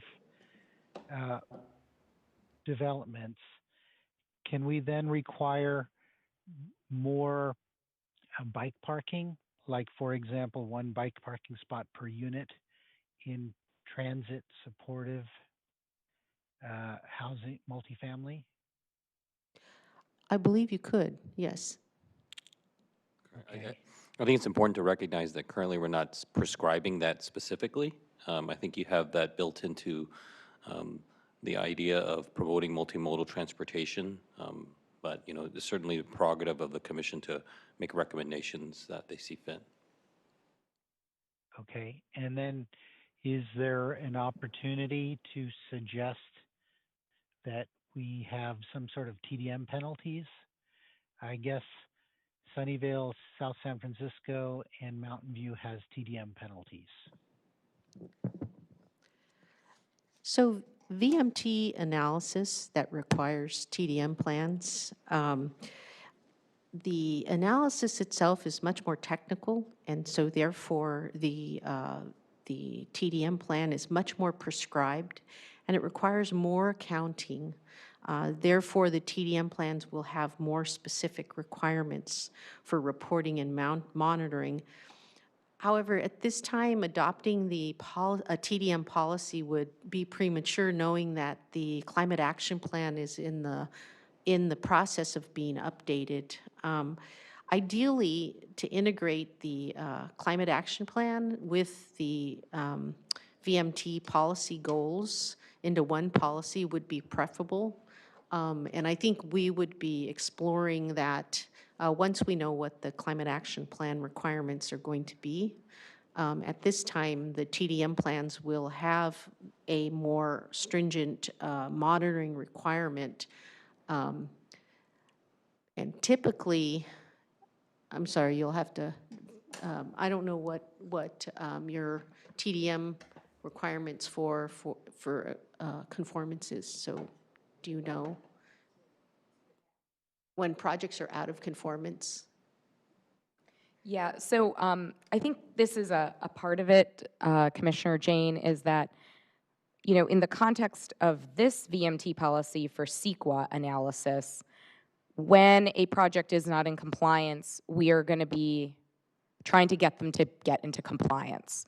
That is what we can ask of them and what we must require of them and they must comply with. A TDM penalty where there's a dollar, you know, sort of associated with them being not in compliance is something that usually steps beyond CEQA and just meeting the mitigation of an impact. And that's something that's really done through usually a different instrument, something like a city's, you know, transformation demand ordinance. There are some cities who have that and who have penalties. And we're not bringing forward that with this, you know, transition of how we analyze transportation for a CEQA standpoint. That's another body of work we would need to get confirmation from council that that's a body of work that, you know, they would like us to do, as well as, you know, if you'd like to give us input on that, that would be good to know. But I just, I don't want to kind of muddy the waters between what we're trying to do with this particular policy, which is create metrics for CEQA analysis, which really have to focus on mitigating the impact versus sort of punitive measures that a city might want to take that would be outside of CEQA, that would be beyond mitigating an impact.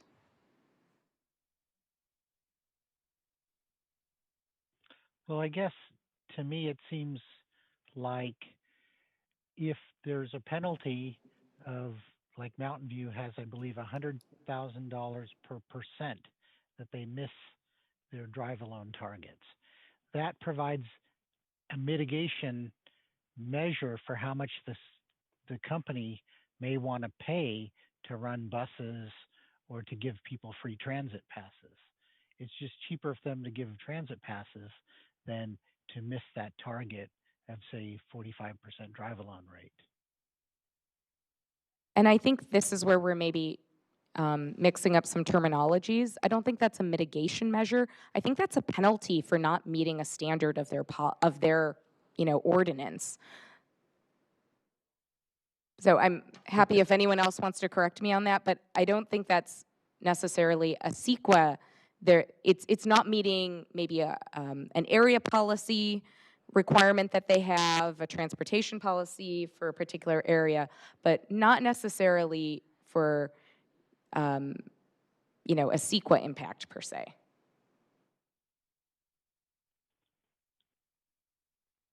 Okay, I don't really understand how CEQA works there, but it just seems like the mitigation is that they would then be implementing all of these measures to get people out of their cars. Well, maybe Commissioner Jain, maybe I can provide a little additional analysis. So CEQA, we impose mitigation measures to the extent that we, to the ability, oh gosh, can you tell I'm getting tired?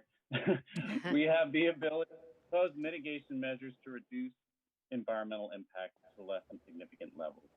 And so everything has to be tied to what is the specific impact and what is the mitigation measure doing to reduce that impact. And if a developer fails to implement a mitigation measure, the remedy available to us is declaratory relief. We can bring litigation against them to enforce the steps that they were supposed to take. So if they fail to adopt a TDM plan, we could bring litigation to make them do that. If they fail to adopt sufficient measures, TDM measures, then we can bring a legal action to do that. But there's no direct connection between having them pay a penalty and reducing the environmental impact. I know there's an indirect connection that you've identified that, hopefully they'll do more TDM measures the higher the penalty. But under CEQA, I don't think that's the mechanism for imposing the penalty. I think we have to go with a separate TDM policy, which is what Ms. Mack was talking about earlier. Okay, thank you. I understand. Okay, thank you, Commissioner Jain, and thank you, Xander. Let's go to Commissioner Ikezi. Thank you, Chair. So when we say CEQA threshold of 15%, I think I remember from the seminar that it means that if it's more than 15%, then you need to do EIR. Was that correct? Projects would have to do an EIR if they could not mitigate their VMT to the threshold. Some projects. Oh, right. Okay. Okay. So, and you also mentioned that as we move forward, we may, the city will have an option to change that threshold to maybe a higher level. What is the mechanism by which the city can do something like that? I'd be happy to comment. Thanks. I mean, it's the same process that we're doing tonight. It is a public process for adopting a new threshold of significance based on substantial evidence. So it would simply be a recommendation from the Planning Commission and then an action by the City Council to change the city's threshold of significance. But as we've mentioned in prior meetings, there has to be some sort of substantial evidence behind the new threshold that we choose. So suppose a year from now we decide that 15% is not working, we'd like to go to 20%. We can simply go through the same process, and we would presumably need to use the VMT model to calculate some numbers associated with the impact of 20%. But it's basically the same thing we're doing tonight. Okay, thanks. My second question is, but I'm assuming that all of this will happen before a project comes before the Planning Commission. In other words, the Planning Department or Community Development Department will have discussion with the applicant and tell them whether they meet the threshold, whether they need to do the EIR. Once the EIR is ready, then the application will come to the hearing. If the TDM is required, that will also may or may not be mentioned in the application. Is that my correct understanding? Yes, that is the process. I would just add that the VMT metric is something that is somewhat easier to digest for people who are trying to plan a project. So Ms. Mack can speak to that, but there's a tool that will be available so individuals can understand the kind of miles, the heat map, their particular parcel, the distance it is from transportation, and from a transportation source, and have a much better sense than they do today of how their impact of their project would be in the world of transportation. So I don't know if, Ms. Mack, you want to say anything about the VMT tool? No, I think that's a great, that is one of the best benefits of measuring VMT, is because in some ways the level of service, the process of level of service begins with data collection, and it's kind of a long process of monitoring and measuring. The VMT analysis that you can do with the tool is actually pretty quick. And all of the baseline information is already embedded in the tool. So really all you need is a project description. So it will give everybody or anybody some comfort, or some, can anticipate where their impact, whether they would be impacted or they're having transportation impacts. So what I'm hearing is that the application process will become more predictable for the developer because it's easier to foresee. Yes. Okay. Certainly as it Thank relates you. to transportation. If I can add something, so this is Mike Liu, Assistant Director. I think it's important to recognize that we're still going to be requiring level of service as an operational impact. So, that was loud and clear from the community, from the council, I think from this commission, that, for years and years and years, the city has studied level of service. We have data. We manage by that in terms of how we manage our traffic system, at a signalized intersection level. So we're still going to maintain that in terms of how we study transportation. It won't be a CEQA impact. It won't be an environmental impact. It will be something that we look at, as staff, making sure that, as an operational requirement, that we still comply. So at this point, level of service still will be maintained. Consultants will do that. But it'll be part of a different part of the analysis, and it'll be, akin to when we do traffic signal warrants and driveway analysis, things along those lines that are operational in nature. So from the VMT perspective, it is a new type of analysis, but as Karen mentioned, it is a very streamlined approach, and we do have the VTA to thank for the tool, the VMT evaluation tool that they've created for all the jurisdictions to use. Thank you. Okay. That raises. I have a couple more questions, if there would indulge me. So, will the traffic impact Commissioner be Akezi?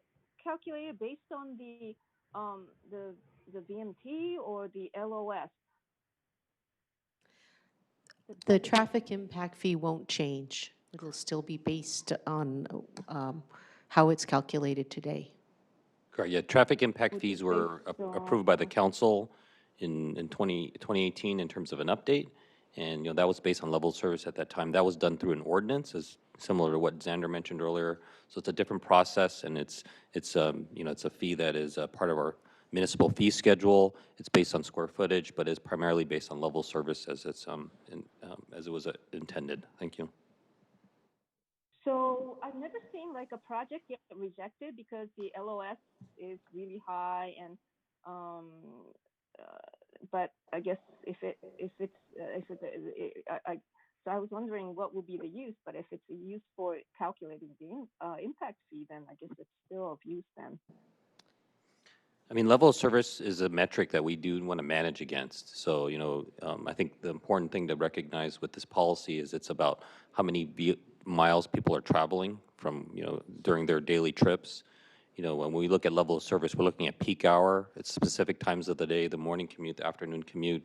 We're trying to mitigate for those kind of worst traffic conditions. The VMT policy, stated probably at the previous study sessions, is really about getting complementary land uses closer together. So, in other words, not having to drive significant amount of miles in order to get to your job, in order to get to your residence. So it's a different way of looking at things. Level of service is an important metric for us to keep. I think all cities, if not most cities, are keeping that, maybe with the exception of San Francisco, which is obviously a very different dynamic over there. Level service is something that, will allow the city to, require some improvements in the roadway, which I think are, is very important because, as developments do occur, there may be the need to modify signals and do some improvements in the system itself. Understood. Thank you. I yield. Okay, so we're going to move on to Commissioner Biagini and then Commissioner Jain, but we're going to move to the public as quickly as we can after these two comments. Not a problem. I think I can make this pretty quick. First, I'm very happy that level of service LOS is still in the policy. All the voices were heard. I appreciate staff for including that.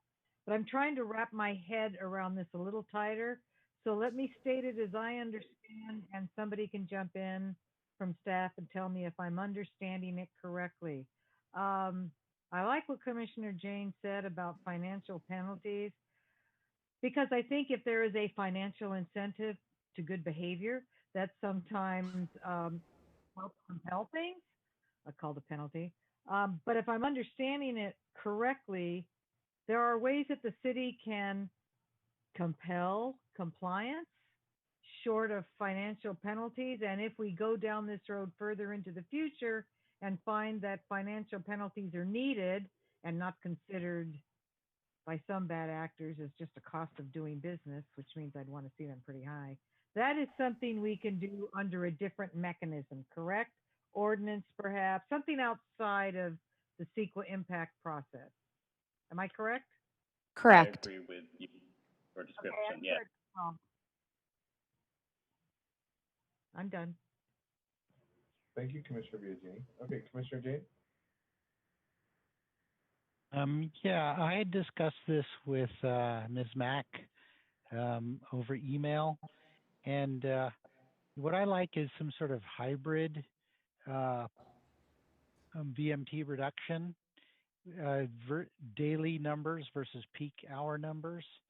So, if we're going to do 15%, that might be the average over the day, but then we go to 20% for peak hour, because that's when everyone feels the pain. So I'm just wondering if there is any way to make that as a recommendation.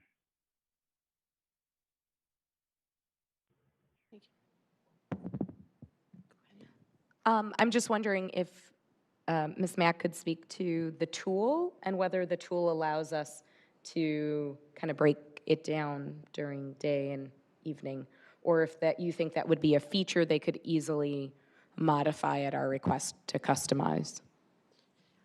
The tool only measures daily VMT, so you would have to do an off model. You would have to calculate your peak hour VMT, if you will, which you can do. So it is possible to get two measurements that way.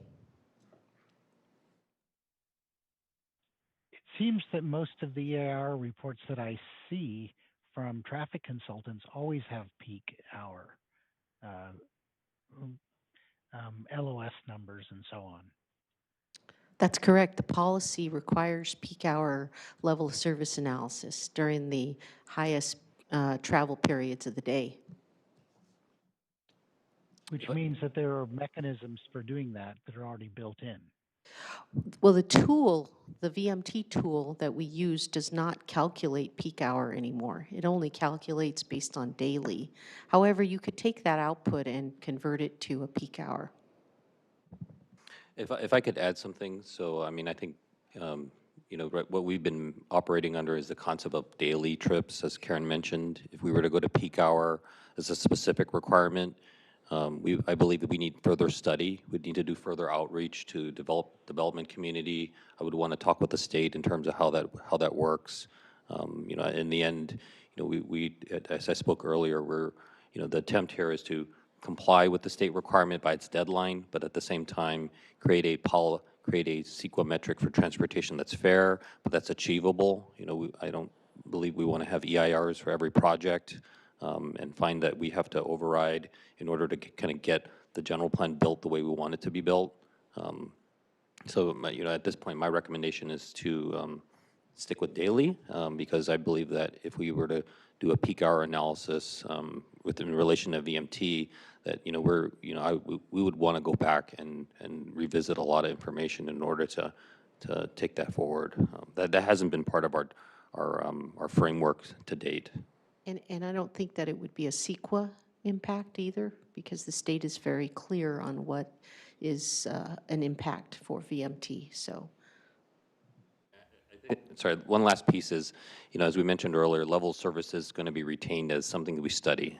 So it'll no longer be a CEQA impact, but it will be something we study in terms of, what standards we want.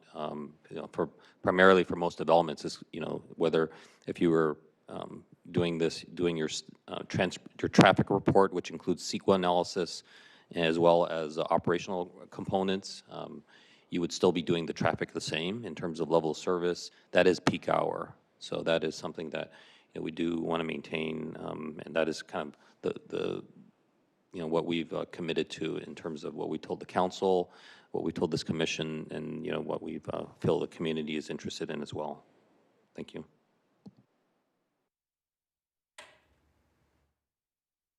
Thank you. Okay, thank you, Commissioner Jain. Okay, Commissioner Biagini, you had a comment? There we go.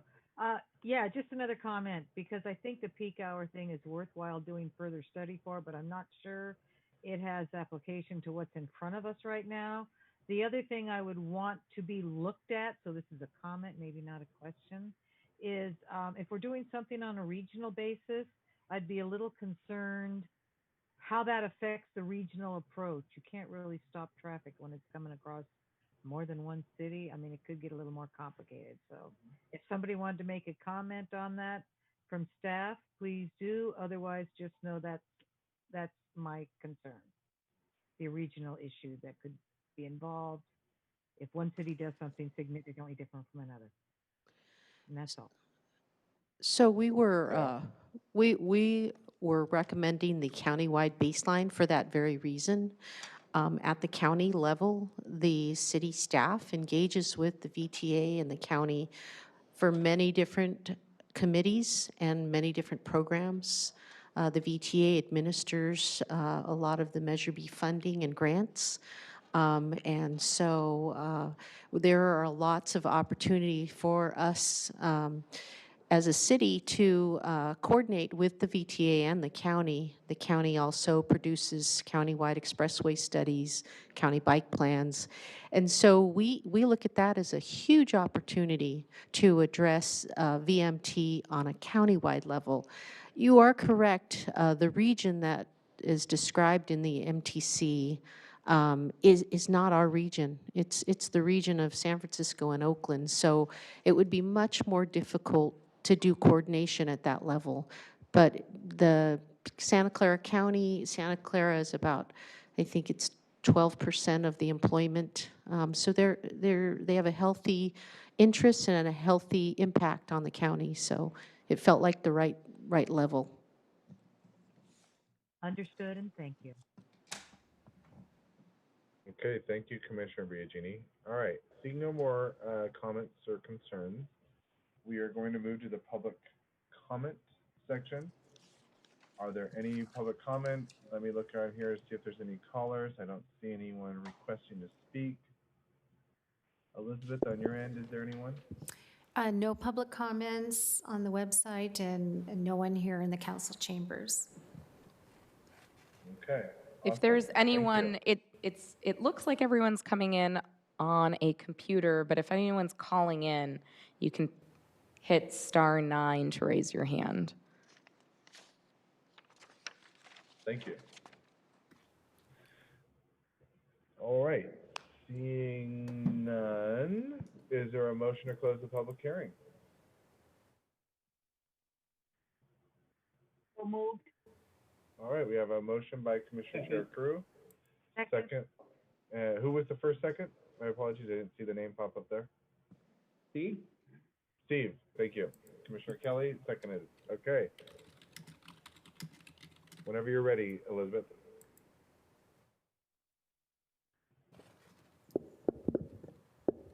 Commissioner Biagini, Yes. Commissioner Akazi, Aye. Vice Chair Saleme, Aye. Commissioner Kelly, Yes. Commissioner Cherukuru, Yes. Chair Becker, Yes. Commissioner Jain. Yes. Thank you.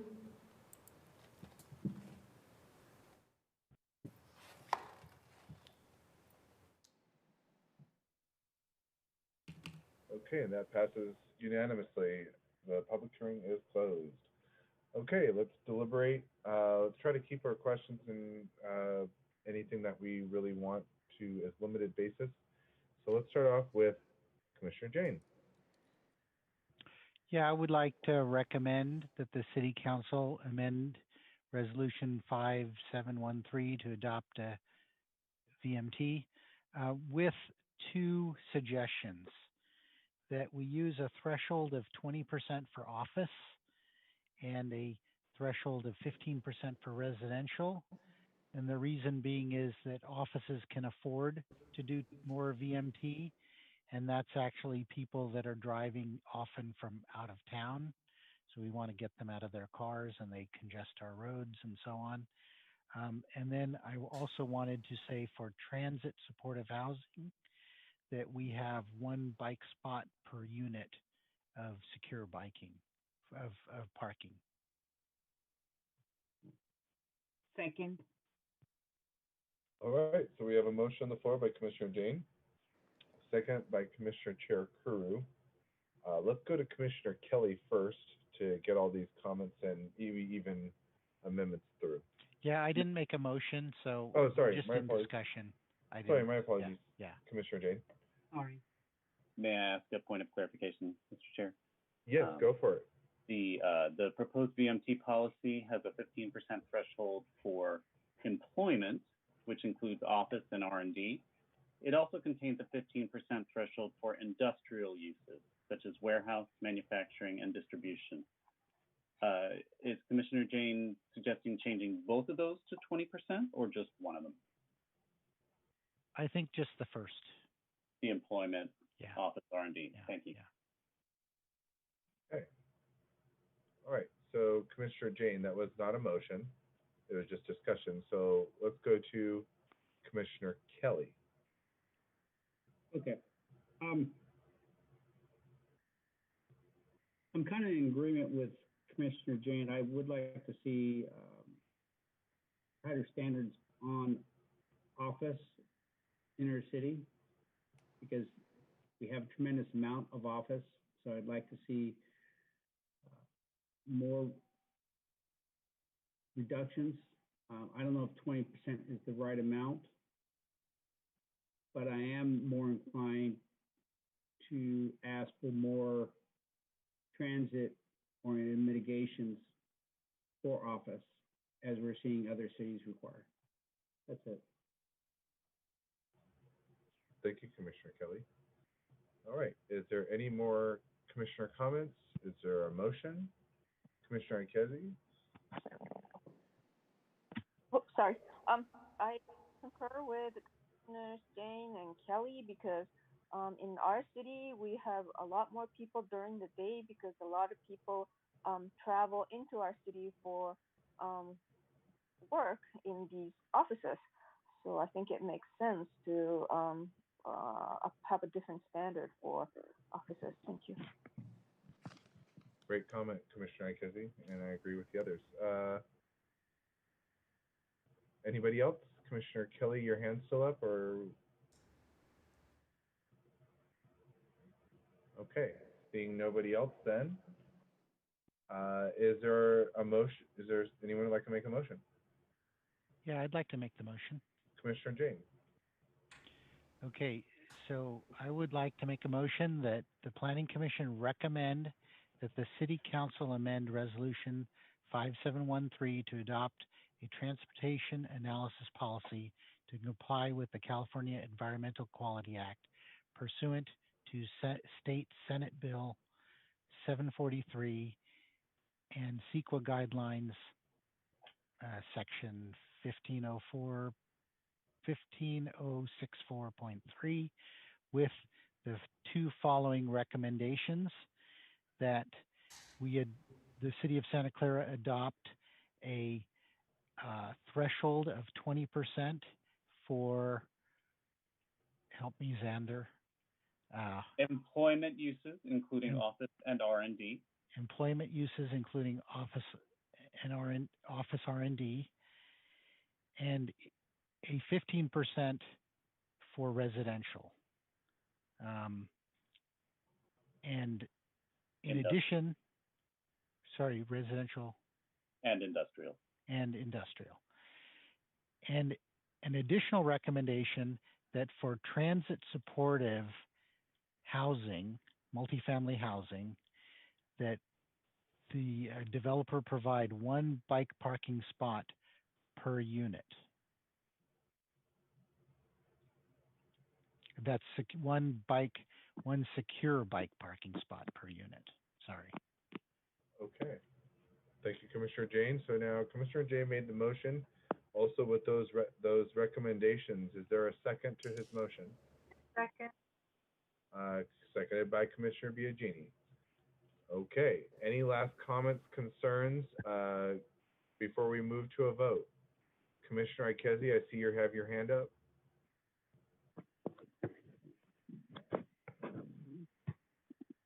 Okay. Sorry. It's okay. All right. Well, let's move to a vote since we have a motion on the floor from Commissioner Jain and a second by Commissioner Biagini. Did you get the motion in full description?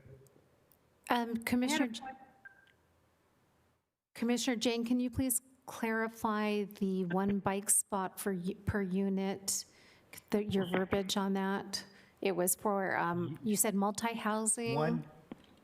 For transit supportive multifamily housing, one secure bike spot per unit. Okay, thank you. Got it, thank you. And the technical term is Class 1. Okay, thank you. Excellent. Okay, whenever Elizabeth is ready to take the votes, we'll do a roll call.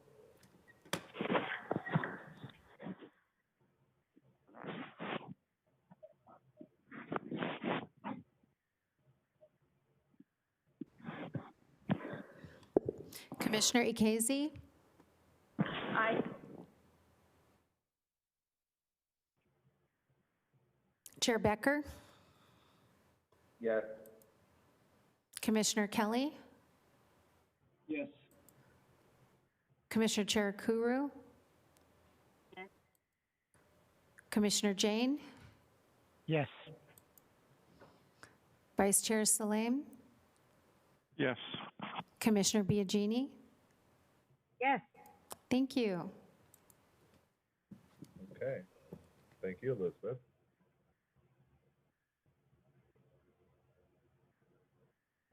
And that passes unanimously, 7-0. Okay. Well, let's move on now. Commissioner Jain, you had your hand up? Oh, there we go. Never mind. Okay, so we're going to move on to the last public hearing item of this evening. I apologize to anyone who has been waiting all night to hear this one. This is the public hearing action on purchase of new iPads for the Planning Commission. Yes, so Chair Becker, as you saw, you had correspondence from a member of the public, and unfortunately, staff did not see this communication item prior to the meeting, so this item was re-agendized, so we'd like you to reopen this item and take a vote on it in the understanding that there is a letter of public comment recommending that you not use funds for that purpose due to the budget deficits that the city is experiencing. This is Rena Brio. I just want to add a little bit more to that. Apologize to the commission. we did not see this correspondence come to our inbox. It was sent on Memorial Day, which was a city holiday, and our staff do check the inboxes every day, and we are all circled up to make sure that that doesn't happen again, that oversight of missing it on a holiday when that correspondence came in. I did have the opportunity to speak to the individual who provided the comment, who is Deborah Von Hune.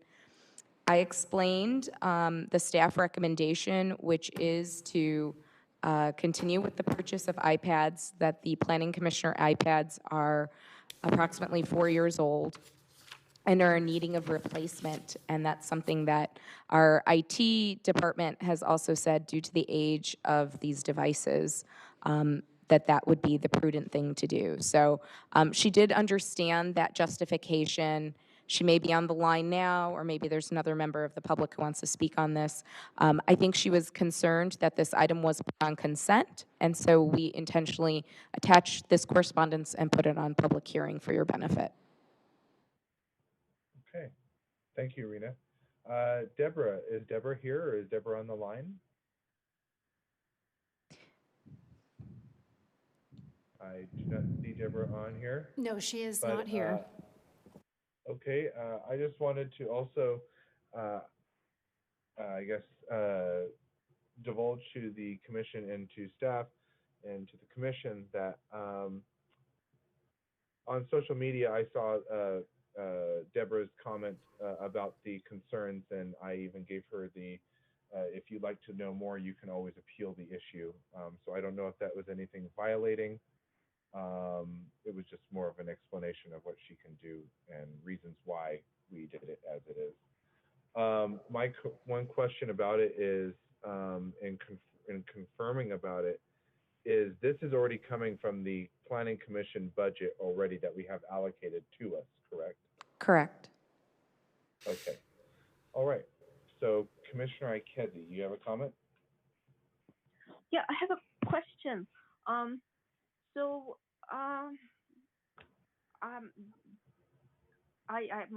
looked at my the iPad we're using now. I still have more than, it's 64 gig. I still have half of the memory available, and so I'm wondering what the new iPad will buy us.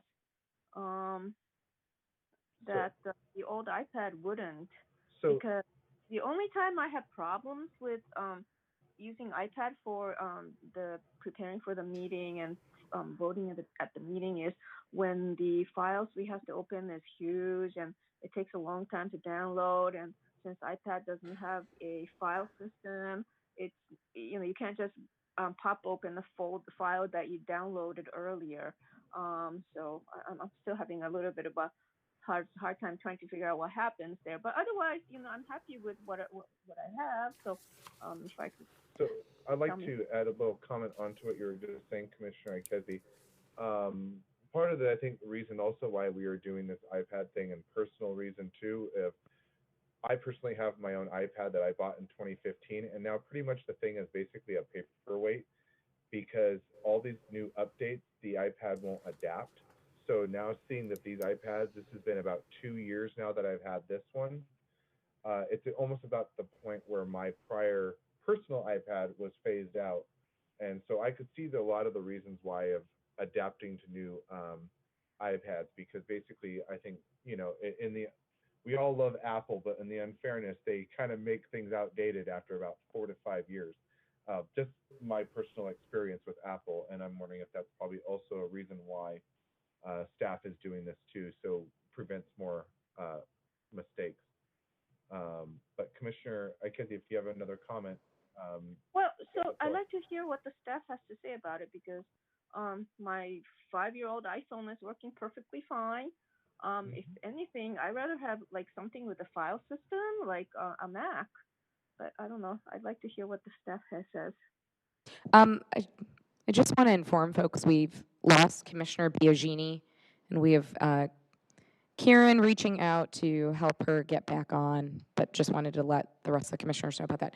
In terms of Commissioner Ikezi, so, we did talk about this with IT, and given the age of the iPads, I mean, there's a lot of software updates the size, the memory.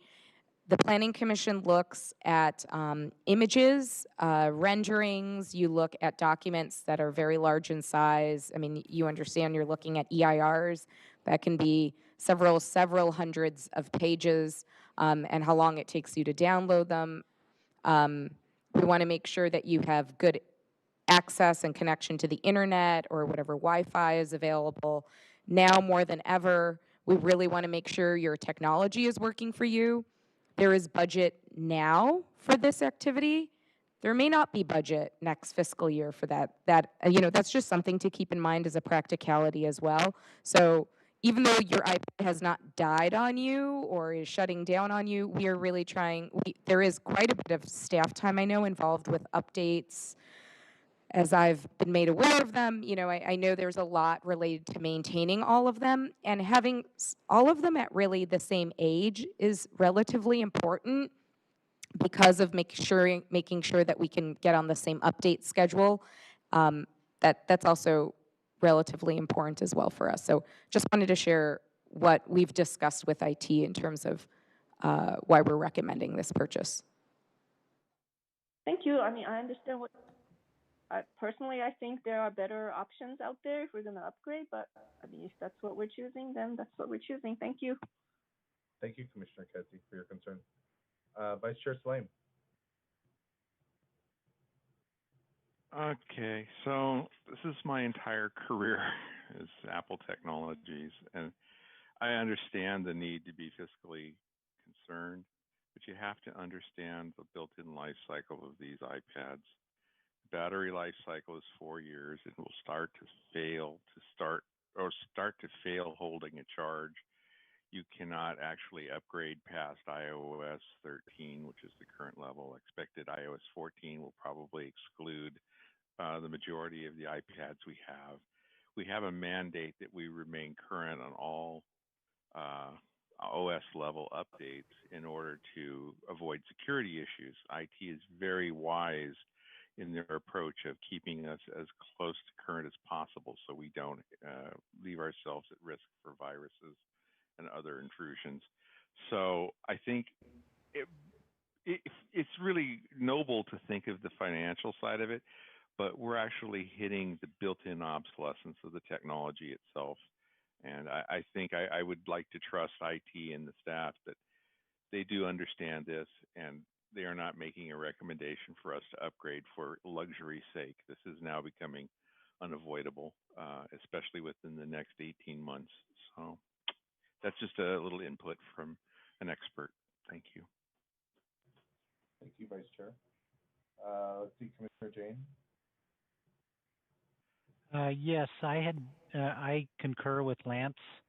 I had mentioned to Rena that I only pull out my iPad every 2 weeks, hours before a planning commission meeting, because I only use it to vote. I use my laptop for basically everything else, but I fully agree that we're trying to make IT's life easy. If these things fail, then it becomes a headache for them, and it then becomes actually more expensive when you have all that staff time to do the care and feeding of these things. So I was convinced by Rena that this is a good idea.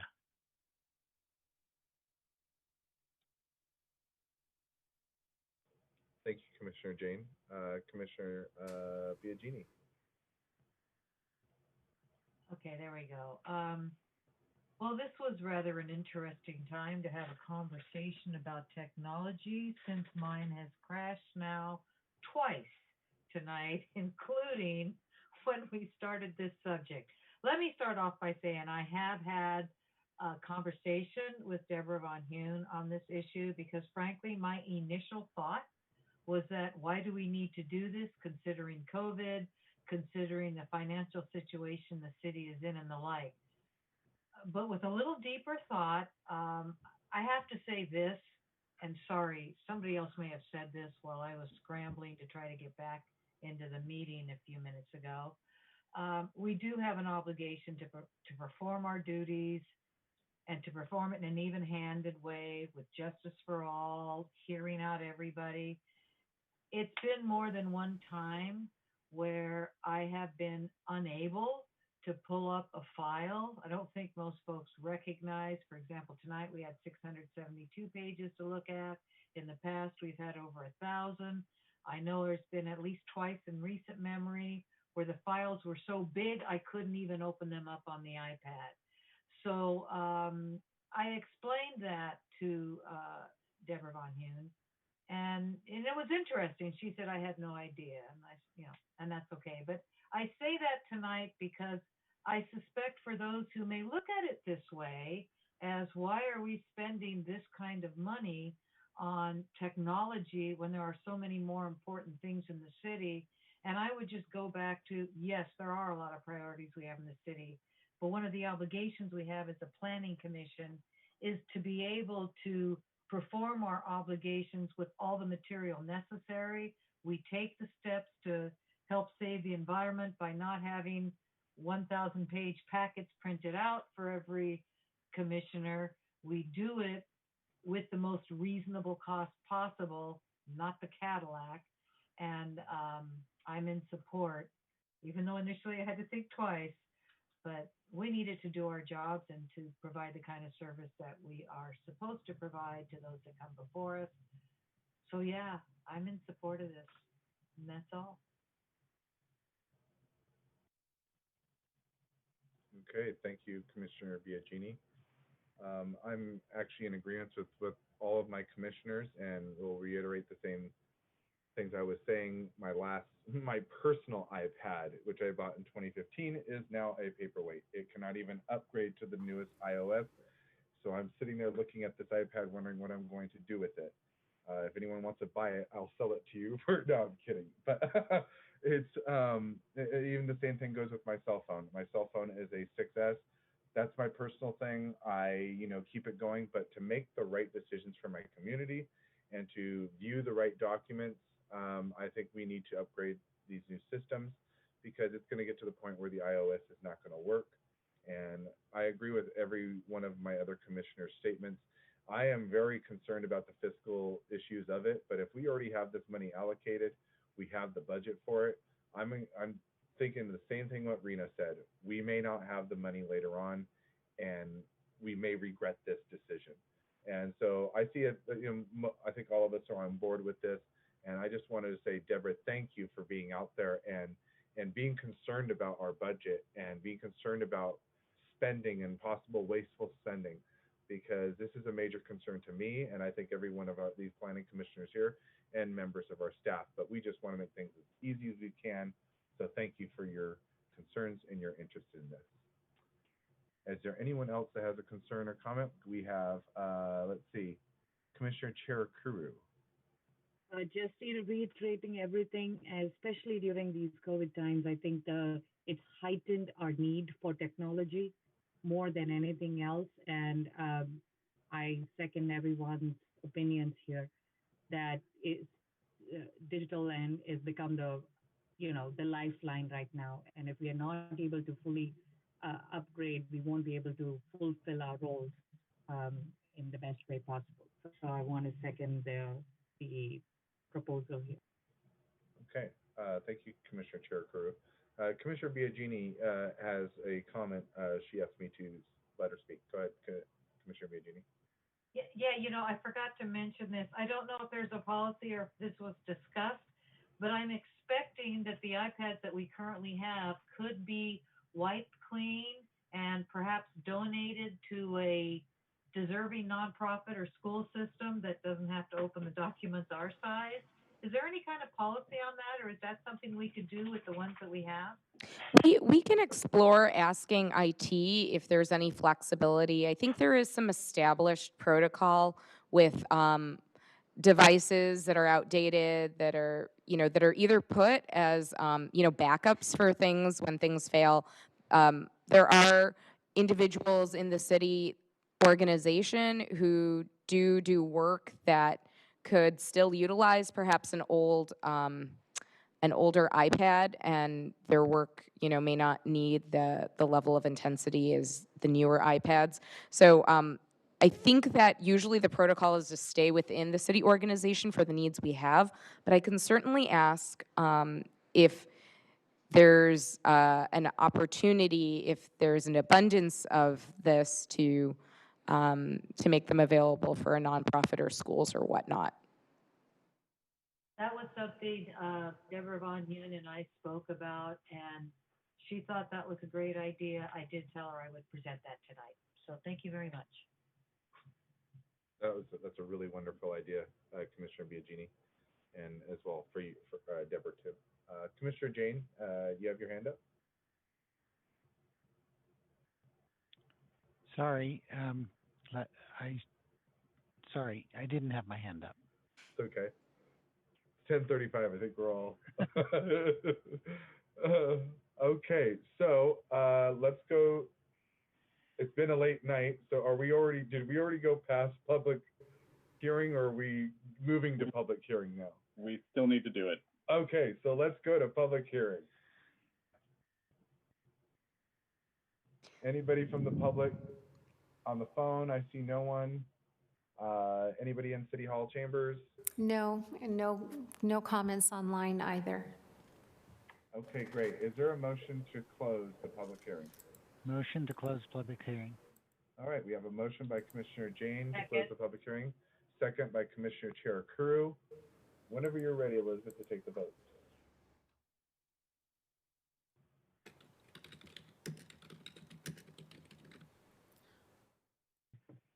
The second was by Commissioner Biagini. I think we're mixing of voices.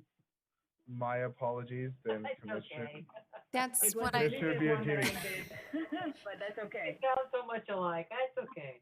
Okay. My little we'll thing leave keeps it. changing every time, so. Okay, we'll leave it as is then. Okay. Motion to close public hearing. Chair Becker, Yes? Commissioner Cherukuru, Yes. Commissioner Kelly, Yes. Commissioner Akazi, Aye. Commissioner Biagini, Yes. Commissioner Jain, Yes. Vice Chair Saleme. Yes. Thank you.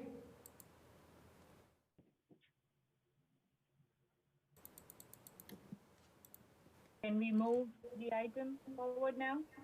Yes. All right, that passes 7-0 for the close of the public hearing. So we have a motion, I think, Commissioner Cherukuru, you were motioning? Mr. Chair, if I could just insert for full Brown Act compliance, we do need two separate motions. The first will be to reconsider your action of May 27th, and then the second will be on the approval of the first BI. Okay, okay.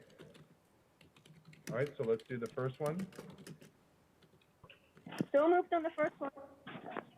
All right, so we have a motion on the first one by Second. Commissioner Ikezi, seconded by Commissioner Biagini. Okay, so this is the motion to reconsider the action of May 27th, 2020. Oh, wait a minute. I don't think I can make the second because I wasn't here May 27th. I second. There we go. Okay, then Commissioner Jain will read second it. Okay, I'm sorry. Who made the motion? I have to redo it. I Akazi. did. Thank you. Motion was by Commissioner Ikezi. Remember, I joined that meeting 15 minutes ago. I think I did, but I haven't. And seen I'm the sorry, minutes. it was seconded by who? It was seconded by Commissioner Jain. Thank you. I can't make sure. Actually, I think sorry, this is a little comical. I think that Commissioner Akazi, did you start off the meeting for the consent calendar? And I can't remember whether I voted for the consent item, so I withdraw that. And maybe I better. Perhaps Commissioner Jain could make the motion. Okay, so Commissioner Jain can make the motion. Okay. So Second, I'll recuse since I wasn't there to be able to vote on a reconsideration. Okay, so Commissioner Biagini will recuse. A second by Commissioner Cherukuru, you said it? Yes. Okay, so we have a motion by Commissioner Jain and a second by Commissioner Cherukuru.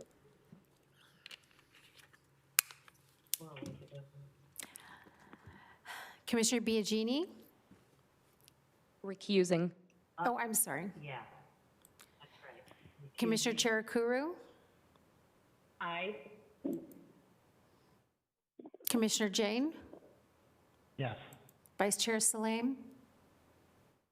Yes. Commissioner Kelly? Yes. Chair Becker? Yes. Commissioner Akezi? Recusing. Recusing? Oh, Biagini and Yeah, Akezi are because they recusing? weren't Both here are for the- recusing? Both? Okay. Just for the motion to, to reopen it since. I make a. Okay, so let's see when it passes 5-0 with two. Okay, so now we will move on to the next part. I move, for the second, I move the approval of purchase of 10 12.9-inch iPad Pros with a cost of $1,091 and allocating up to 10,000 for additional charges and keyboard not to exceed $7,900. All right, thank you, Commissioner Cherukuru. Is there a second? Yes. Okay, seconded by Commissioner Jain. Yes.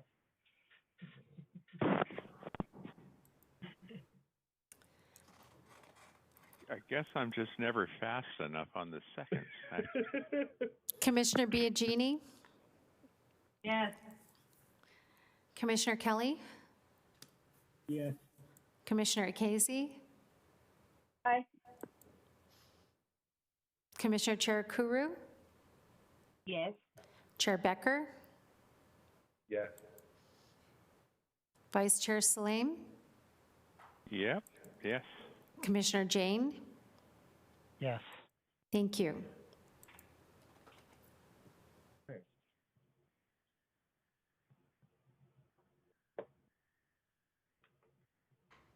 And that passes unanimously 7-0. And respond to you, Commissioner Saleme. It's like Family Feud. You have to get in real quick. Need a buzzer. We need a buzzer. All right. So we're going to move on now. We're all done with our public hearing items. We're going to move on to reports of commission, board, and liaison and committee. We're going to start off with announcements. And first, I would like to start with the announcements, mainly because of some housekeeping here in the Planning Commission. We have an email today based on, well, I'll read it to everyone. Commissioner Kelly's term ends on June 30th, 2020. We have been notified that the city clerk's office hopes to have these vacant seats filled by September 1st, and that pursuant to the charter, the commissioners stay on until their replacements are appointed. All commissions will receive an email from the city clerk's office letting them know. We spoke with Commissioner Kelly today, and he is happy to stay on the commission until a new appointment is made. We just wanted to make sure that this information was given to everybody and also announced at tonight's meeting. So with that, any other, I think my only real concern is if they're going to be picking from the former pool or if that we're going to have a new application process for the new commissioner. And it's going to be really sad to see Commissioner Kelly go soon. It's been great. Thank you, Steve. I mean, it's been a pleasure to learn a lot from you. Gonna miss you, Steve. But he'll be here till September. He'll be here till September, everybody. He's not going nowhere. Good. So everything will be good on that. Unless anyone has any concerns or any comments about this, please put your hands up now. I see Commissioner Saleme's hand is up, and then I see also Commissioner Ikezi. Yeah, mine's actually a corollary in that I'll be transitioning out of my first appointed temporary term into my actual first official term about the same time. So it will be my first actual term. Excellent. And Commissioner Ikezi. Can we, for your service, Go ahead. have like a party, but I don't know, maybe things will be better in September. Let's hope so, because Hopefully. with us for a long time. And, Hopefully. I would like to respectfully ask the council to pick a candidate and is going to make him or herself available. Yes, that's great. Okay, and then the other announcement I have is about the last Friday we had here at the City of Santa Clara at City Hall, we had the Pride flag raising, and I'd like to say that I was happy to be there with Commissioner Jain and Nancy Biagini. And it was a great occasion, and happy that they were all there with me, and we all practiced social distancing while we were there, wearing our very colorful face masks. All right. Any other announcements that we would like to get out? If anyone has any, please raise your hand. Chair Becker? Commissioner Ikezi? Yes. Hi, this is Gloria, your staff liaison. I just wanted to mention that that the Planning Commission adopted a policy some time ago.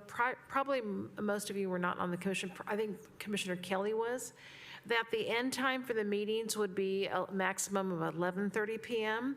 But I wanted to bring this up because that's when the meeting started at 7 p.m.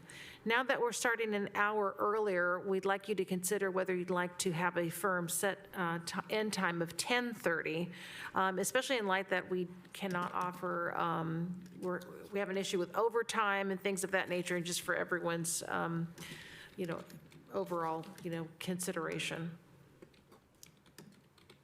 Okay. Do we have to, do we have to throw? Motion forward? We have to make a motion, but let's see, I got Commissioner Jain and Ikezi chiming in, so let's go Commissioner Jain first. Yeah, I think in the past we had an end time, but then we got to vote to extend it. Yes, correct. At a certain time, as I recall. So we would still have that policy? Correct. Okay. And if we extended it, would our budget be impacted by having to pay for the overtime? Right now, the staff is required to use flex time, and that's under this condition, but with the budget cuts, if the COVID situation, and we have the limited, kind of in-house staffing, then we would still be not allowing overtime because of the deficit situation. So what happens is everyone has to use flex time, which means they have to still count the overtime, but they take it as time off, which means we don't have people in the office as much because they're required to take that time off within the same pay period. So it creates a resource and staffing issue for us too.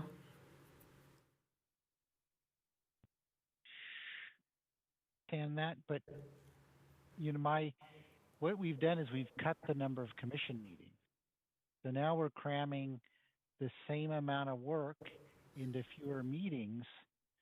So then we get into this problem. Like tonight's agenda was extremely full. Right. It should not have been this full. But we're only canceling meetings if there actually aren't any scheduled items. We're not canceling them to save on the number of meetings. And unfortunately, if the timelines line up and we have to have more agenda items, that's just, kind of the nature of the timing and the scheduling and the noticing, all the things have to line up. So this. Yeah, one other thing to add, Commissioner Jain, we did actually schedule some special meetings, if you recall, with the development area agreement for related. And, so I do think that when we looked at this year's number of planning commission meetings and we pared it down from, say, 18 to 12, I know that we had a discussion with the Planning Commission so that you're all aware that we may need to add more meetings depending on the time sensitivity of certain projects. So that's still, as Ms. Shara was mentioning, we're not changing, the rhythm or the number of meetings we need based on the volume of work. I think we're just sharing with you a new consideration that is part of our workflow now, which is when our staff is here and they stay later, and this is non-management staff, but a lot of the work that you see is from non-management staff. They will have to take off time during the week to offset the time that they're working, and that just reduces some capacity that we have for other work. And that's just a consideration, recognizing that we're starting the meeting earlier at 6 p.m. versus 7 p.m. So we wanted to share just all those different considering factors with you. Okay, thank you, Rena. Commissioner Jain? Okay, you put your hand up. Okay. Commissioner Ikezi, and then we got, or should we have maybe Xander speak first before Commissioner Ikezi? Oh, thank you, Chair. I just wanted to point out that we do have a written set of planning commission procedures. So whatever your direction, I would recommend that we bring back the written procedures with the proposed edits at a future meeting and agendize that, just in case of input on it. Sounds good. All right, Commissioner Ikezi. Thank you. I think the staff's request is reasonable, so I'd like to make a motion to make the change being suggested. I think we're going to have that another, as per Xander's instructions, we're going to have that agendized for the next, for our future commission meeting, correct? Yes, please. Okay, I'd like to request that this item be agendized. Okay. That works. Alrighty, so any other announcements we have from staff, from commissioners? Raise your hand. No? Yes? Okay, we're moving on to, it's Family Feud. We're moving on to Commissioner Travel and Training Reports. Request to attend trainings. If anyone's traveled, I'll be shocked. Seeing none? Okay, we have no traveling. I think the furthest I went to the store. I'm sorry. Commissioner Jain? Mayor Becker. Go ahead. I believe we have a special meeting this coming Monday. That's Correct. a training. Correct. I was going to list that under upcoming agenda items for the next meeting on June 15th, which is on Monday. Reminder to everyone that that is a training that's being brought to you by the Urban Land Institute, and that's going to be on the cost of development, to really share with the commission the variety of different factors that contribute to what makes a project pencil, and some of the contemporary issues that we're facing now with COVID.